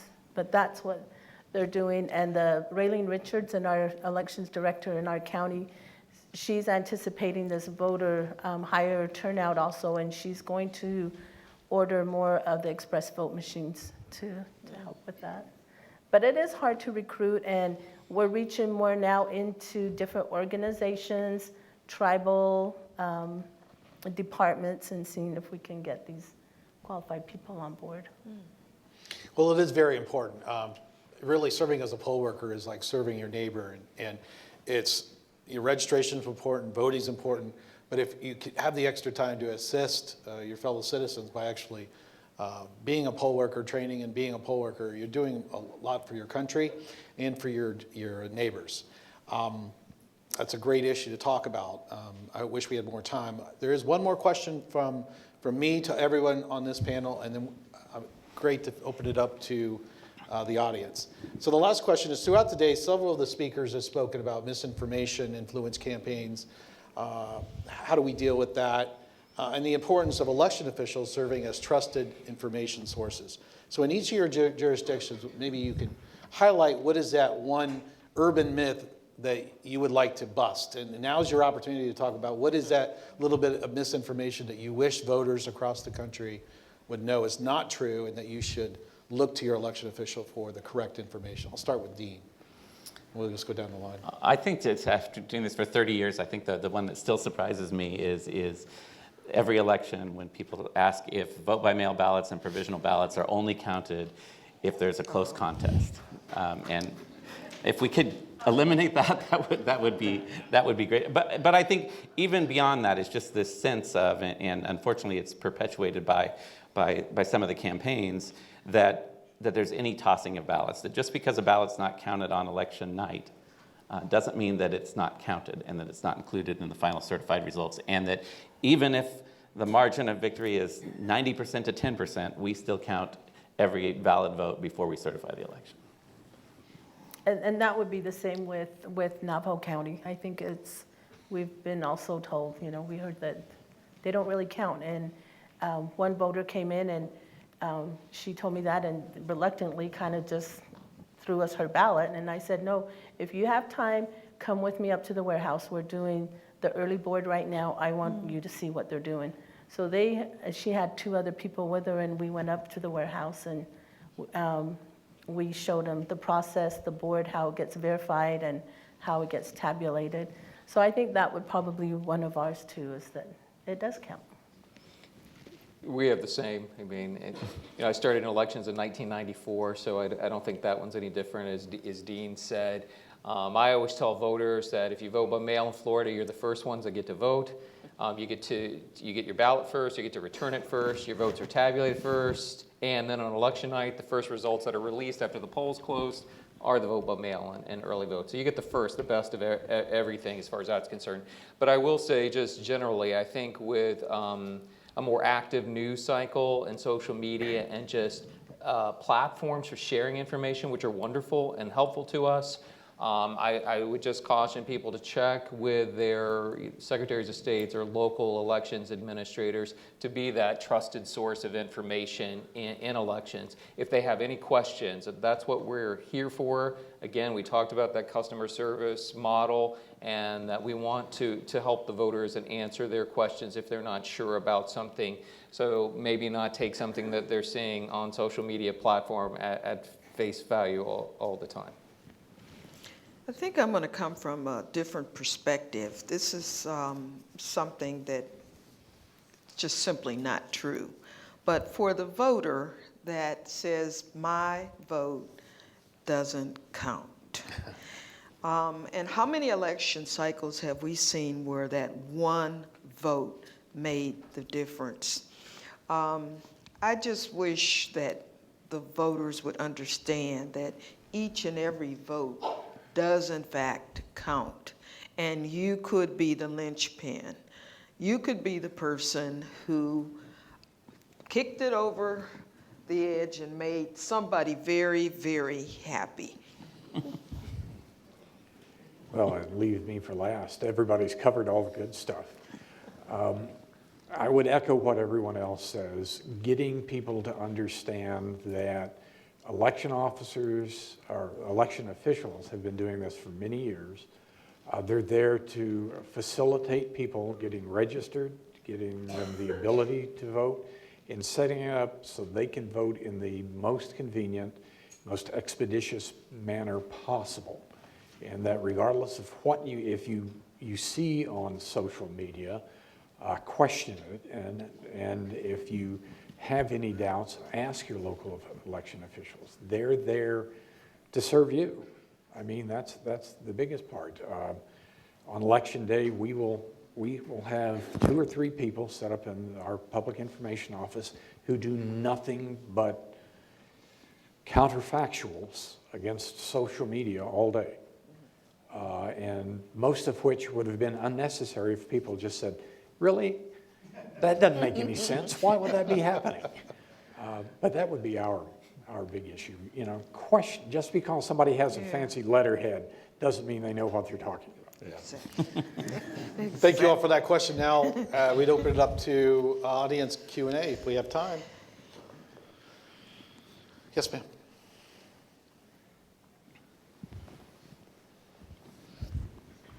Good afternoon. I'm an elections officer in Virginia, and as Mr. Scott knows, Virginia actually had that situation where one vote actually shifted the General Assembly majority in terms of which party was in control. My question has to do with a personal experience, not of me, but of a colleague who's the chief elections officer, who said that there is a Korean senior citizens living facility that brings busloads of their members to her polling place. They do not speak English by and large, but the person who accompanies them is bilingual and actually ends up, she believes, filling out their ballots for them. And as an elections officer, she wants to know how to deal with that, because she's not certain that the voters are voting for the candidates they choose or whether their assistant is voting for the candidate the assistant chooses.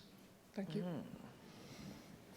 I think that's a very interesting question, and I guess my initial reaction to that is that it's something that ought to be first looked at in terms of the legal framework, in terms of what's permissible in a particular state. That shouldn't be something that's discretionary to a particular jurisdiction or a particular polling location. I think you have to be careful with that there's a difference between allowing a qualified elector to self-select to have who they want assist them in the voting process, and then there's a fine line between that and coercion or disrupting the voting process. And for me, that's where the line would be in terms of what's happening in the actual voting center, which is what's under our jurisdiction, is what's appropriate in that sense. Having one person marking multiple ballots, I think would be concerning. That would definitely raise red flags. I think there are ways that procedurally you can make that less of an occurrence, and I think that's part of what we've been trying to achieve with the voting equipment and making the voting equipment accessible in all languages for all voters, so that we limit the need for a voter to have assistance in the voting process. On the other hand, getting them there and boosting participation, I think it'd be great if every community was doing that.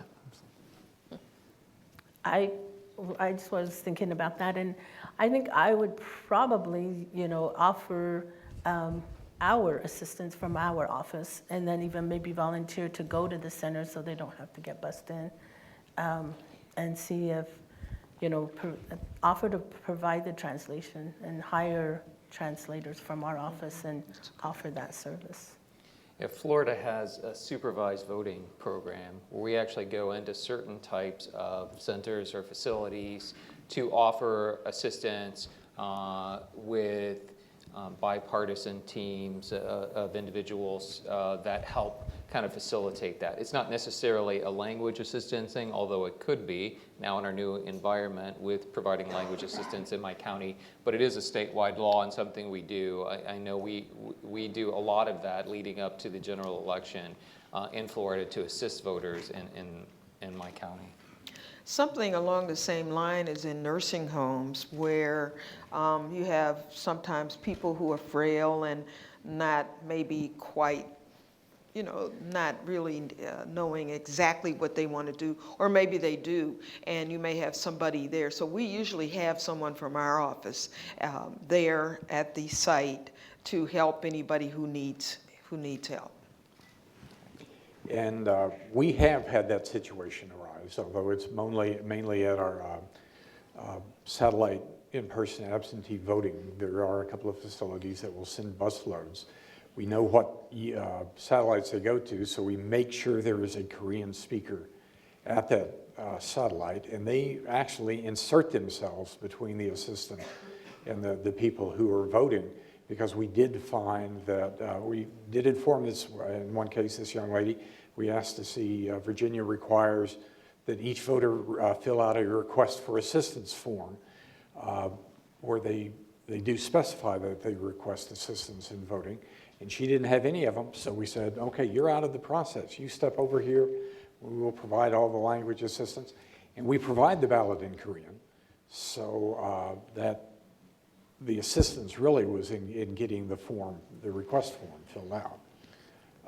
But yeah, we've had that, and we address it by having, where we can, someone interject between the individual, one, to listen to what they're saying to the voters. In one case, we found the voters had no idea they were going to go absentee voting. They thought they were on a day outing from the retirement facility. And so once we got that cleared up and, again, got the assistant out of the way, everything went quite smoothly. So while we look for the next question, it just stresses the importance of highly trained, in this case it'd be the chief of a polling place, with the other officers. They're all trained to deal with situations that might occur that out of the blue, you have a situation, and the more trained they are, the better they can handle the situation, as just talked about by the panel. Next question. Hi, I'm Beth Tudon. I'm one of the deceased Fairfax County election officers. Now it explains a lot. We use iPads now to check in, which is going really well. I was just curious what other places are using for the check-in process. And Gary, you might want to speak about Fairfax County. But Thank you. So that's part of the new model in Los Angeles County of enabling people to go to any location, is that we will use electronic poll books, tablet-based electronic poll books that have the full database of all voters. We're also implementing same-day or conditional voter registration, so you can actually register or change your registration on site at that time as well. Just one more thing, and then we'll wrap it up. As Beth said, we use iPads, but we have scanners for them. Virginia requires photo IDs for voting, and most people use their driver's license or a DMV-issued identification, which our scanners will...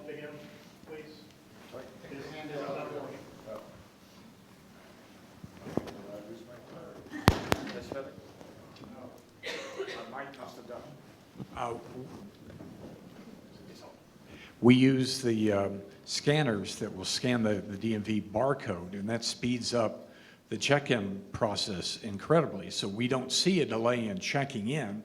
Now where we see the delay is people filling out their ballots and voting. And that's where the backup comes. We can process the people checking in several times faster than the people can actually vote and get out of the polling place. Well, this concludes our final panel of the day. Please join me in thanking our panelists.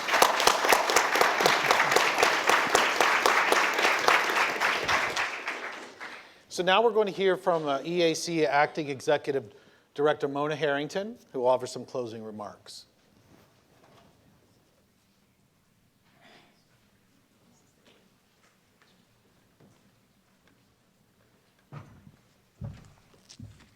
Good afternoon. My name is Mona Harrington. I'm the EAC's Acting Executive Director and Chief Information and Security Officer. I'd like to close today's event with a few reflections on the day's discussions and by offering my thanks to everyone who made this event possible. I'd like to say in the office that our agency is small but mighty, and I think today's summit is a testament to that fact. We at the EAC serve our clearinghouse function in a number of ways, including through events like today's, by offering a platform to election officials to share practices from their jurisdictions with their peers and public at large. Today, you heard from election officials from Alabama, Arizona, California, the District of Columbia, Florida, Louisiana, Illinois, Michigan, Ohio, Texas, Vermont, and Virginia. And I know in the audience today we have election officials from nearby states as well as folks who made the trip all the way from Georgia, North Dakota, Oregon, and Utah. I even saw on the registration list a representative from Guam. I'd like to offer my sincere appreciation to all these election officials, especially our speakers and panelists, who took the time out of their busy day and schedules to join us here today. And thank you to the election officials watching online. It is the EAC's mission to serve you and your voters. We hope that we have done so by facilitating interesting and informative discussions and offering a platform for our speakers to share ideas and resources that you can use to improve election administration in your jurisdictions in 2020 and beyond. On behalf of the commissioners, I wanted to take a minute to thank the staff who worked tirelessly to make this a success, including the staff of the National Press Club. EAC staff, please stand up.